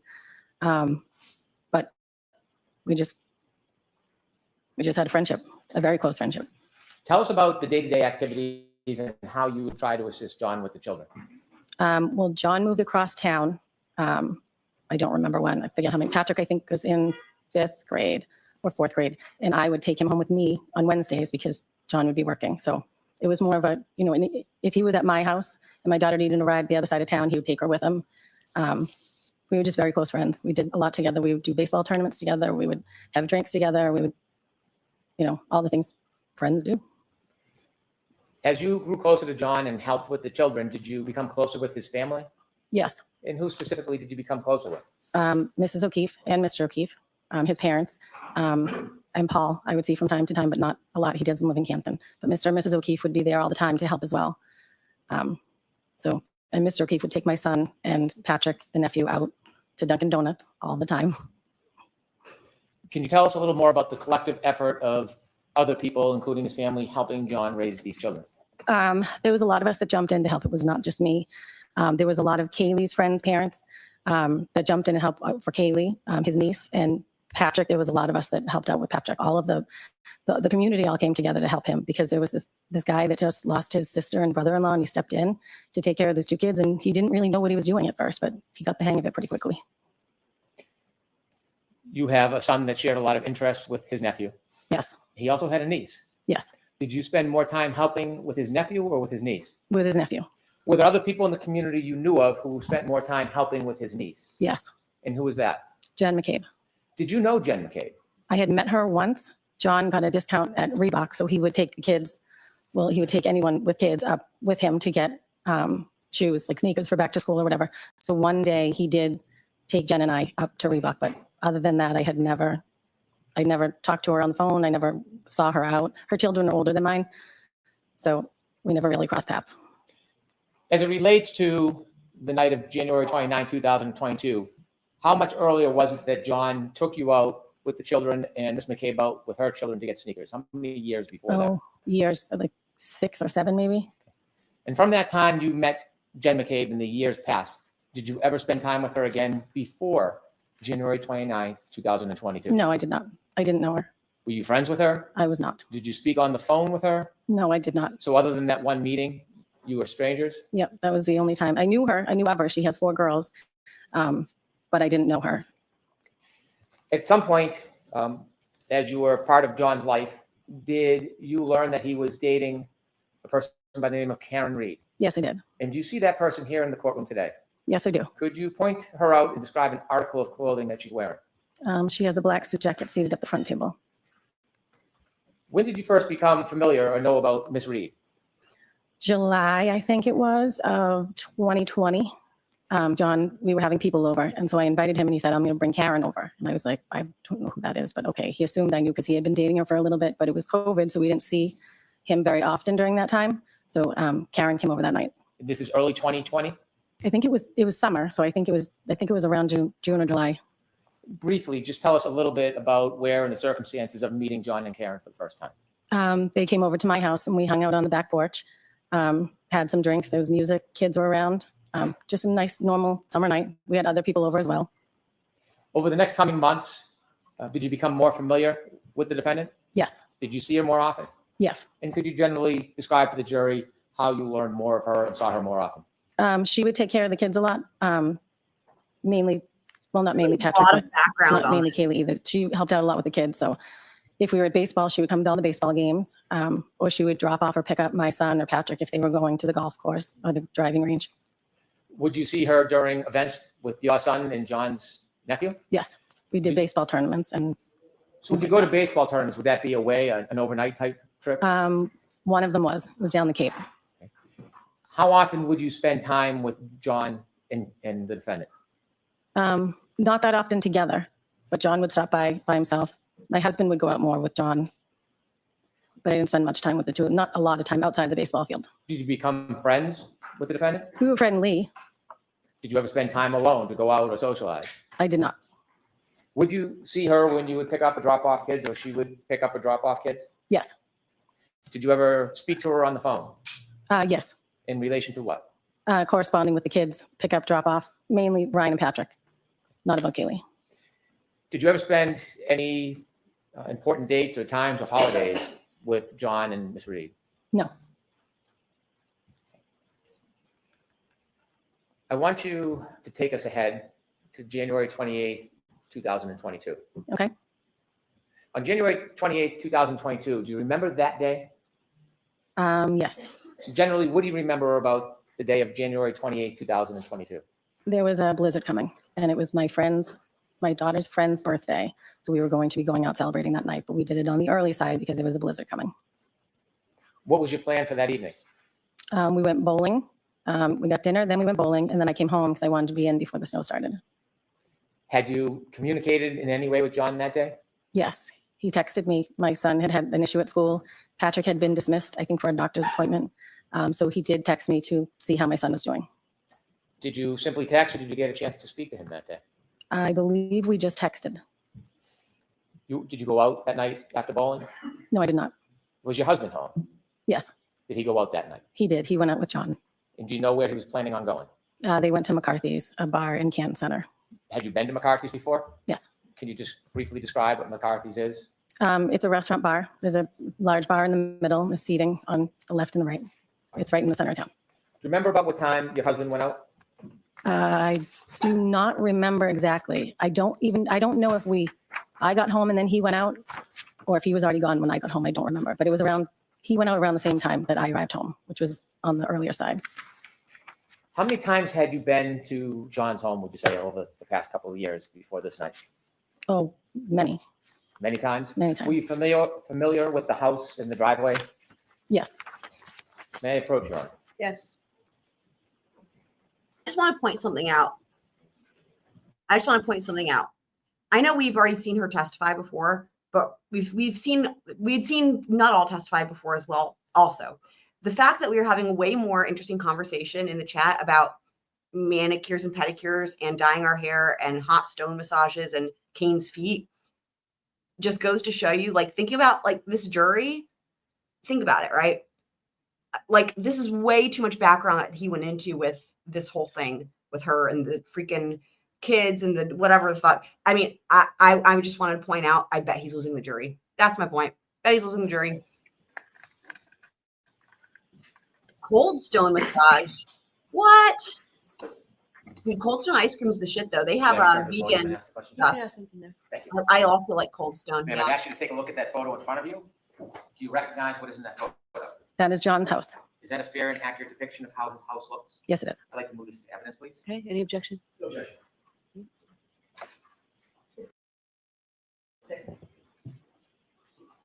May I publish to the jury, Your Honor? Thank you.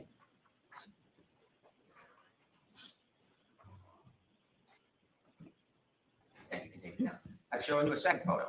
Do you recognize what's in that photo? Yes, that's John's driveway. Is that a fair and accurate depiction of how John's driveway appears? Yes, it is. I move that into evidence. No objection. Okay.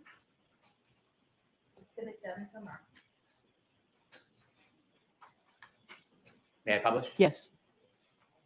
Good.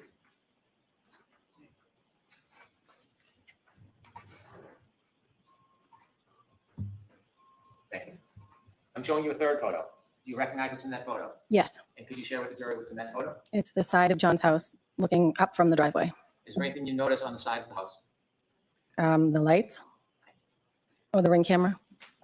Are you guessing or do you know that's a No, ring I camera? know. I know there's one there And how do you know that? because I got a ring camera and I could look and see who was at my door. And then he said, "Why didn't you tell me about these things?" So he bought one. I move to introduce this photo. Okay, No objection. thank you.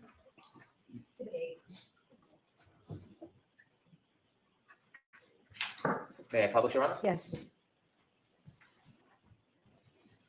Ms. Roberts, with the laser pointer, could you just point at the picture and show where the ring camera is? On this screen, Yes, please. Whichever one you can do. Heather, if you're listening, make yourself known for why me. isn't it working? Nope. It's on. Okay, well, you know what? Rather than use the pointer, why don't we describe, can you describe where you see the ring camera on that picture? It's in where the two lights are under the top window. Okay, thank you. We can take that down, please.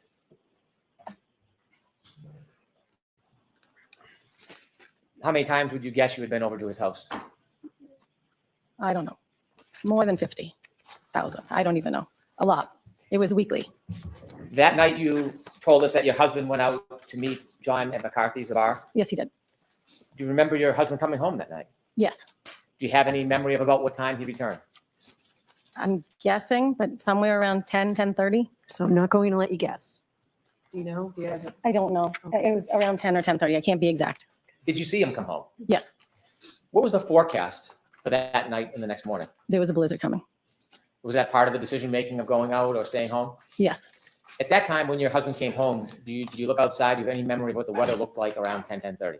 I remember the snow started to fall somewhere around 12 because I remember looking out the window and I could see it starting. And that was the beginning of the snowfall? I believe so. What was the weather out that night? The weather that night, I think, was fine. It was cold, but it wasn't snowing yet. I want to move forward ahead. At some point that night, did you go to sleep? Yes, I did. There she is. Called it. Thanks, Did you Heather. sleep through Thank the you. night, Ms. Roberts? Thank you. Yes, I did. At some Thank point, did you. you wake up? Yes, I did. I want you to tell us what was the reason that you woke up. Also, I got a phone call at 5 o'clock in the morning from Karen Reed. Were you expecting? okay, let me back this up a second. Just a couple things. So first of all, thank you, Heather. Also, welcome back in, Thanos. Happy to see you. Hopefully you had a work trip, right? Hopefully that went well. Are you still on your work trip? So welcome on in. And then also, what else was I going to say? Oh yes, the question about right. This question from Meg. Did she change her testimony that she'd met Karen until I went shoe shopping? You know what? I don't remember. But here's the beauty about it. We don't have to remember, because if she changes her testimony, she will be impeached on cross. So we will see. We don't have to do it, right? We don't have to remember all of it, because these defense attorneys will handle it. Okay. Yes, that was what I was going to say. Excellent.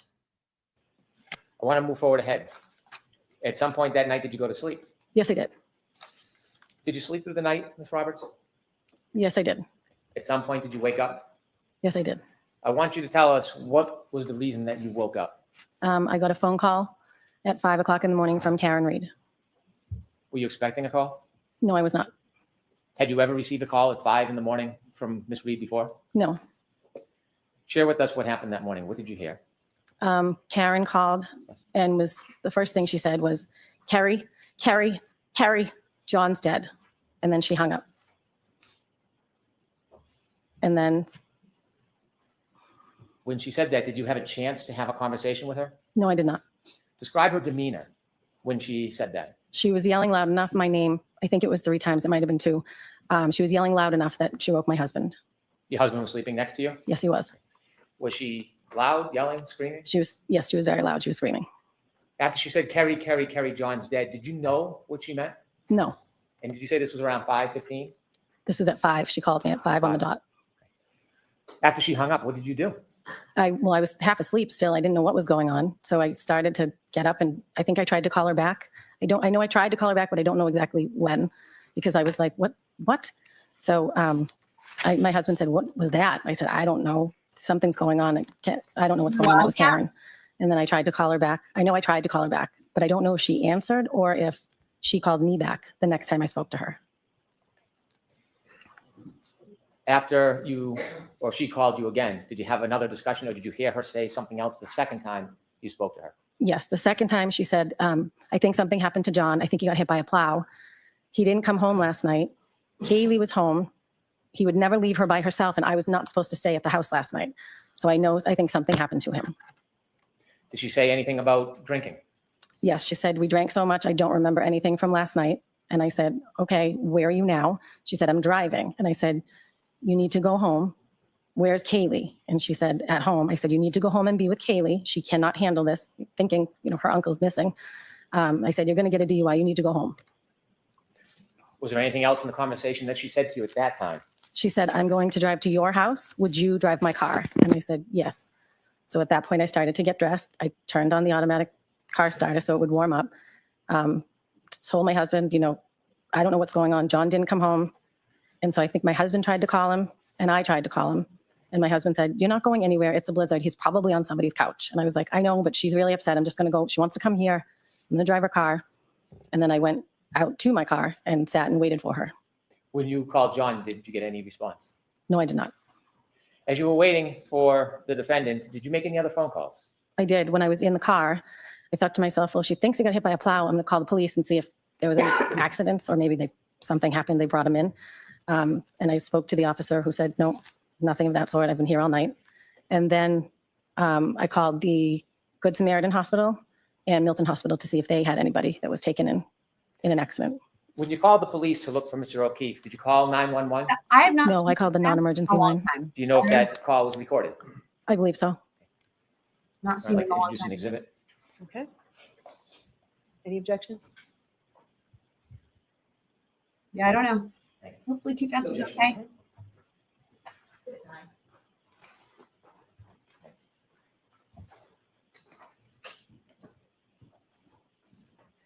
When you called the police, what was your level of worry at that point?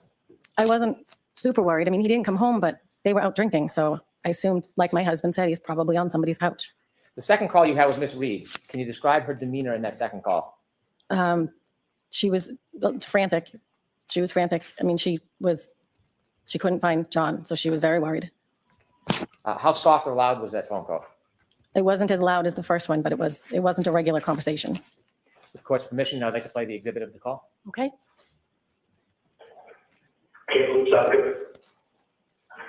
Hi, Brennan said, my friend's boyfriend did not come home last night. They were at the water fountain.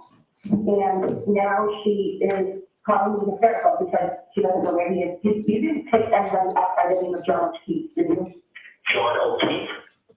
Yeah, he's a Boston cop, and it would be on film, so.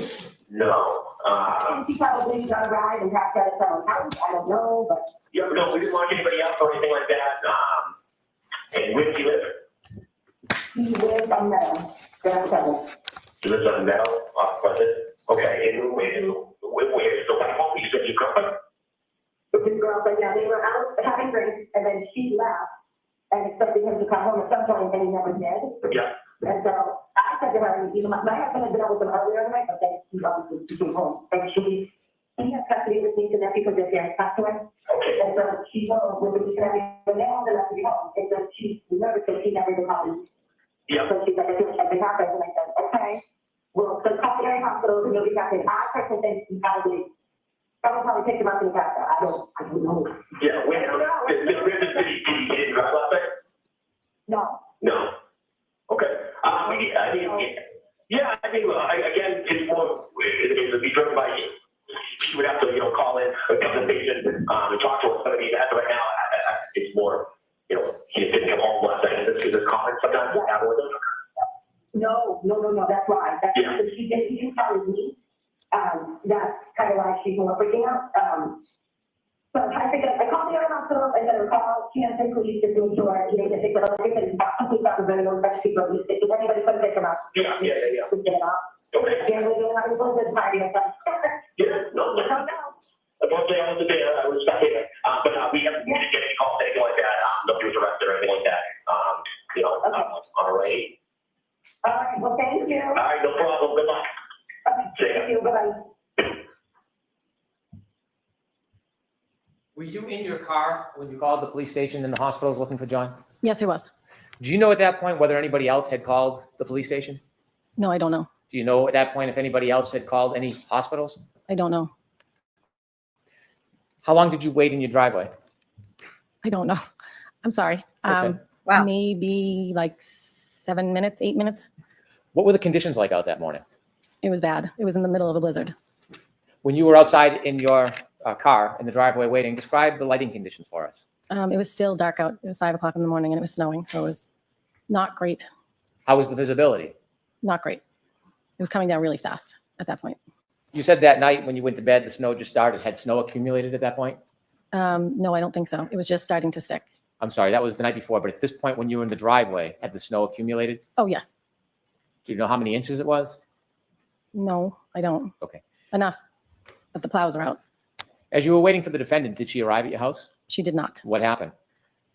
Again, I don't know if I called her or she called me, but eventually we connected on the phone and she said, I said, where are you? I'm waiting. And she said, I'm at Jen's house. And I said, Jen, who? And she said, McCabe, she's going to drive my car. And I said, okay, well, listen, they don't want cars on the road because it's so bad. I'm already in my car. I'll come there to Jen's house, stay there, and we'll follow each other and we'll go back and drop your car off. Did you look in the house for John? Could he just be in the house, passed out somewhere? And she said, no, she hadn't looked in the house. So I said, okay, now I'm going to come to Jen's. We're going to take the car home, drop it off. We'll check around the house. And then I don't know what the next step at this point was. I just wanted to check the house. At the time you directed that you were going to meet at Jen McCabe's house and then drive to John's house, Was there any suggestion by the defendant where she wanted to go? I didn't know where Jen's house was. I knew the street. I had dropping Kaylee off or picked her up a few times. So I said, stay on the phone with me so I don't know which house it is. And so when I got there, I pulled in the driveway and there was some conversation about. Can I back you up and just ask you a little bit about the drive there? I don't Yep. mean to interrupt. When you left your house, you talked a little bit about the weather conditions. How long did it take you to get from your home to Jen McCabe's? Oh, it's quick. Probably 4 minutes. What was the driving like? It was not good driving. That's why I didn't want two cars on the road. Did you have any difficulty driving through that storm? No, I mean, it was treacherous, but I was in four-wheel drive. I have an SUV. You mentioned you didn't know exactly where Jen McCabe lived. Had you been there to drop off John's niece before? Yes, but I didn't know which house it was because when I picked her up before, she was either getting out of the car at the driveway or waiting at the end of the driveway. So I didn't know which house it was. I think I interrupted you, but were you telling us that as you drove to Jen McCabe's house, you were on a Bluetooth, on an open conversation with her to help with directions? Yes, Jen and Karen were in Karen's car and I was on the phone essentially with both of them. Do you know what type of vehicle the defendant was driving at that time? A Lexus SUV. As you drove over to Jen McCabe's home and you had some guidance finding it, did you hear any conversations in that open line with, or even any statements by the defendant? I remember when I pulled in behind her car in Jen's driveway. And at some point Karen said, my taillight. And I looked and Jen she must have had the breakdown because you could see that there was missing taillight. When you say missing taillight, was it merely cracked? No, there was a piece missing. Could you see that as you were parked right behind the defendant's SUV or Lexus? She must have been applying the brakes because you could see it, but there was a lot of snow. When you saw that the taillight had a missing piece, did you say anything? No. Did you think anything of it? No. How long were you parked This is behind so the fucking defendant's leading. Lexus while it was parked This is so in leading. Ms. McCabe's driveway? It's not long. We were just, I pulled in and then we stopped. And then the next plan, at some point in that conversation as well, or maybe on the ride, because now we're heading to John's house to drop a car off. I pulled out of the driveway, Jen pulled out and I followed behind all the way to John's house. And at some point, Karen said, I left him at Waterfall. And I heard Jen say, no, I saw you pull up in front of my sister's. Was anything else said about the broken taillight? No. You followed Ms. McCabe? Yes. Where did you go? To John's house. Did you arrive? Yes. I want to ask you some questions about when you arrived and what you did next. Okay. When you arrived at Mr. O'Keefe's home, you were in two separate cars. Who pulled into Mr. O'Keefe's driveway first? Jen pulled Karen's car in first. So Ms. McCabe was driving the Lexus Correct. and the defendant was in the passenger seat?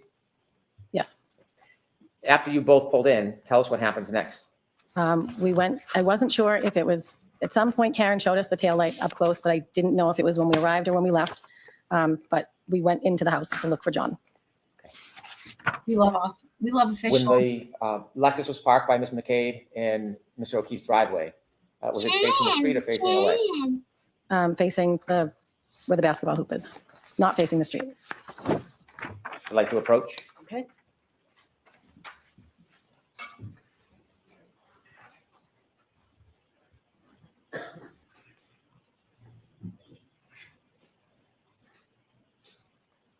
I'm going to show you a photograph. Do you recognize what's in that photograph? Yes, that's John's driveway. That's Karen's car on the left and John's car on the right. Do you recognize both those cars? Yes, I do. Do you recognize that photo as a fair depiction of his driveway? Yes, Do you recognize it as a fair depiction of the motor vehicles? yes. Now, when you went there that night and you pulled in behind Ms. McCabe and the defendant, is there any differences between how that area looked when you pulled in as opposed to that photo? Well, it was the early hours of the morning, so it was dark out and there was much more snow. And there was Other than snow coming down. I'm so sorry. One thing. Nope. Other than the snow and the lighting, is there any other differences? Nope. I'd like to introduce this as an exhibit, please.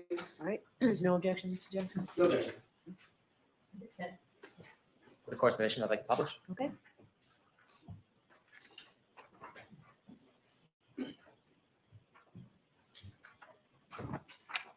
And to help us understand, you see on the left is the house. Yes, There's a motor vehicle in the middle of the driveway, but it's the vehicle to the left. yes. And whose vehicle is that? That's Karen's. Is that where it was parked that night when you went into the house? Yes, In the motor vehicle to the right, you recognize that? that's John's car or SUV. Thank you, you can take that down. I'm showing you a second photo. Okay. Do you recognize that photo? Yes, What is it? it's the back of Karen's car. Does it look like a fair and accurate depiction of her car as it appeared that morning in the early morning hours to you? Yes. Do you notice anything that's distinguished in that photo? The piece that's missing in the taillight. Question, Candace. Let me see. The right passenger rear. You know that morning? It's the, Take that down. I'm showing you a second photo. okay? Yes, And whose vehicle is that? that's Karen's. Is that where it was parked that night when you went into the house? Yes, In the motor vehicle to the right?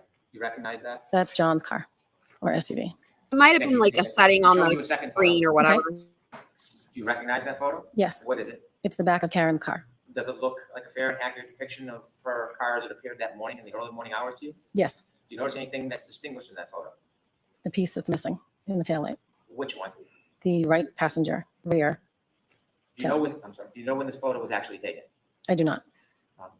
Although you don't know when it was taken, is that a similar depiction to your memory of how it appeared that morning at 5? Yes, Or a little after 5? yes. I moved to introduce this exhibit. Objection. Yeah, you know how the courts Yes. are with technology, so that might be just because they fixed it.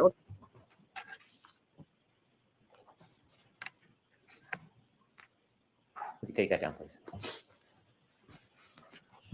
After you arrived at Mr. O'Keefe's house, what was the plan to go inside? What were you looking to do?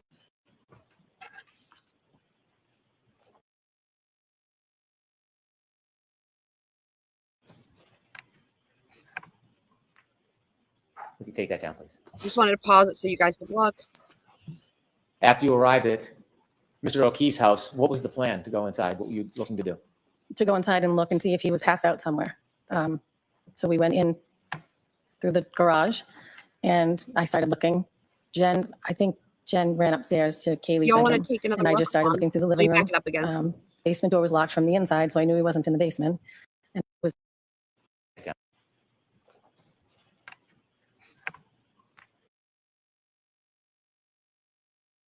So what they want people to look at is on the right. If you look at the one on the right versus the left, the red goes further on the left than it does on the right. However, it's hard to tell if it's snow versus taillight missing, in my opinion. What do you guys think? You take that down, please. After you arrived at Mr. O'Keefe's house, what was the plan to go inside? What were you looking to do? to go inside and look and see if he was passed out somewhere. So we went in through the garage and I started looking. I think Jen ran upstairs to Kaylee's bedroom and I just started looking through the living room. Basement door was locked from the inside, so I knew he wasn't in the basement. And then I checked the other living room. He has a big house.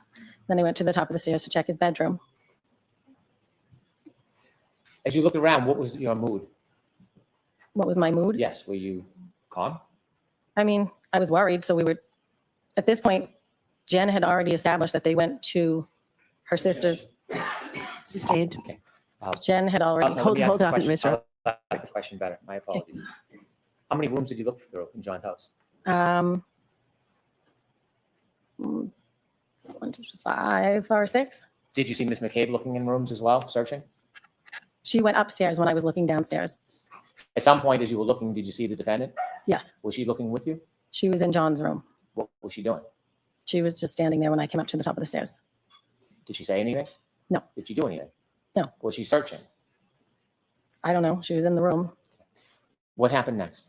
At some point, Jen earlier had said, Well, let's not talk about what was said.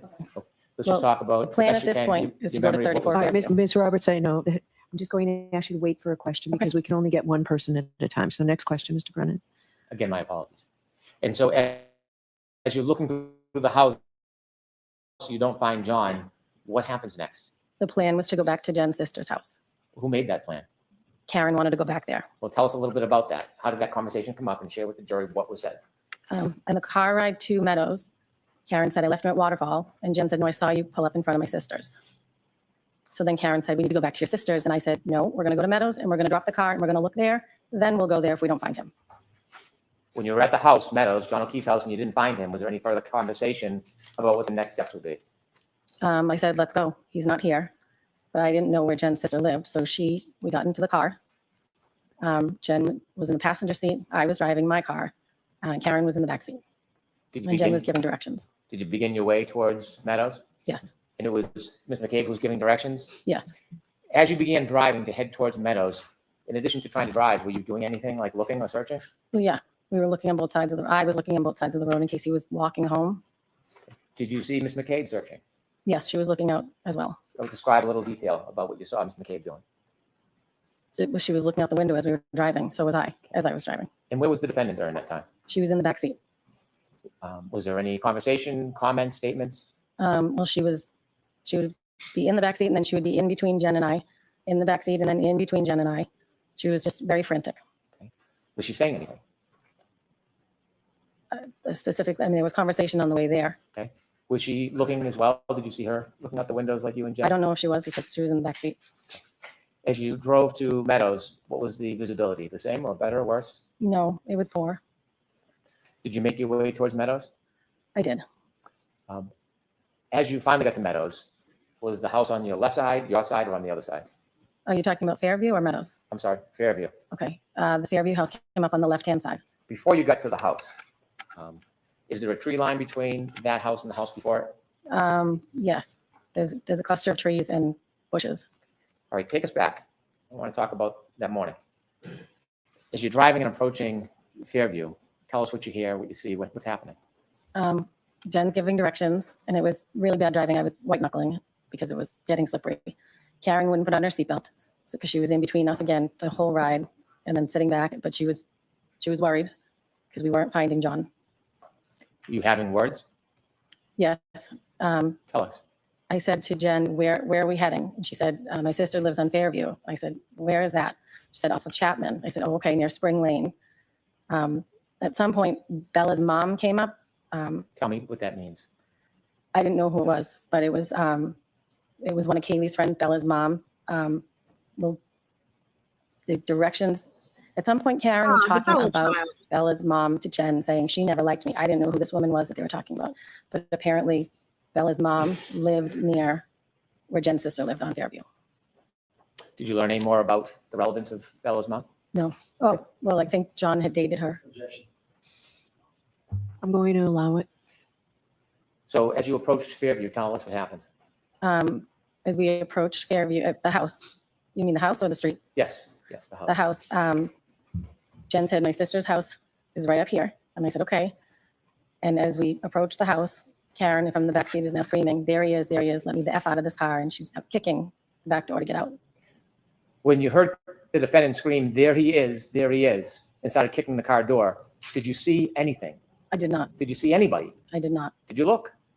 I looked. Was there anything that impeded your ability to see far?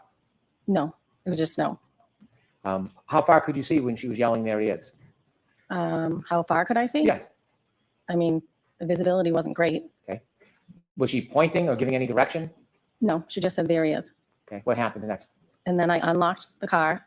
I looked over, I didn't see anything. And I unlocked it so she could get out of the back seat. I looked at Jen and I said, she's crazy. And then I turned around and watched, and she ran over to a mound of snow. When she started running, before she got anywhere, did you see anything at that point? I did not. Were you looking? I was looking. She said, there he is. So I'm looking around to see where he is. And you could see nothing? I did not. Did you see her run around or directly? She ran right over to the mound of snow. Could you tell what the mound of snow was from the car? Once she got to it, yes, it was. Once she got to it, you could tell it was a mound of snow that was the length of a body. All right, I'm going to stop you there, Mr. Brennan. I need to see counsel at sidebar for just a minute, please. You got it. Oh, Lord, let's see if they come back at all here. Looks like no. Okay, so as per the request, popular demand here, we're going to have our waterfall music video. Woo! Do do do do do do do do do do do do do do do do do do do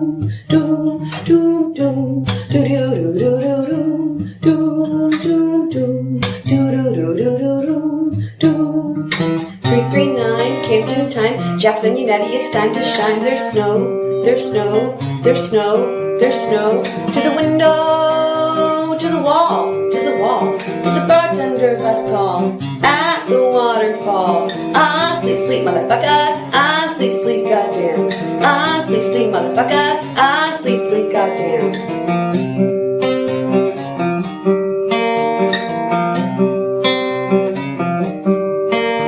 They'll crunk and act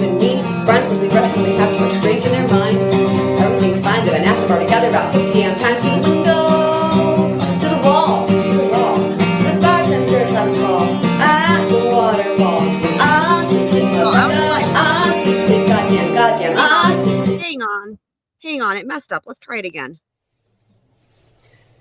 Do do do do do do do do do do do do do do do do do do do. 339 Canton time. Jackson, United, it's time to shine. There's snow, there's snow, there's snow, there's snow. To the window, to the wall, to the wall. To the bartender's last call. At the waterfall. Ah, sleep, sleep, motherfucker. Ah, sleep, sleep, goddamn. Ah, sleep, sleep, motherfucker. Ah, sleep, sleep, goddamn.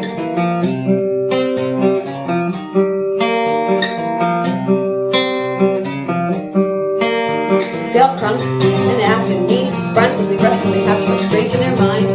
Everything's fine, but an after party gathered about 50 damn times. To the window, to the wall, to the wall. The bartender's last call. At the waterfall. Ah, sleep, sleep, motherfucker. Ah, sleep, sleep, goddamn, goddamn. Ah, sleep, sleep, motherfucker. Ah, sleep, sleep, goddamn. Do, do, do, do, do, do, do, do, do, do, do, do, do,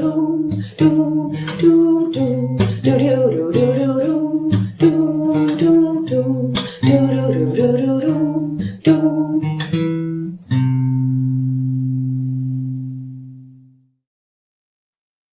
So there you have it, guys. What a day. So the jury is still deliberating. This kind of worked out, didn't it, though, timing wise? So here's what we're going to do. This will redirect you guys into Lori Vallow Verdict Watch. And while we await the verdict, we are going to continue our deep diving into Lori's inner circle.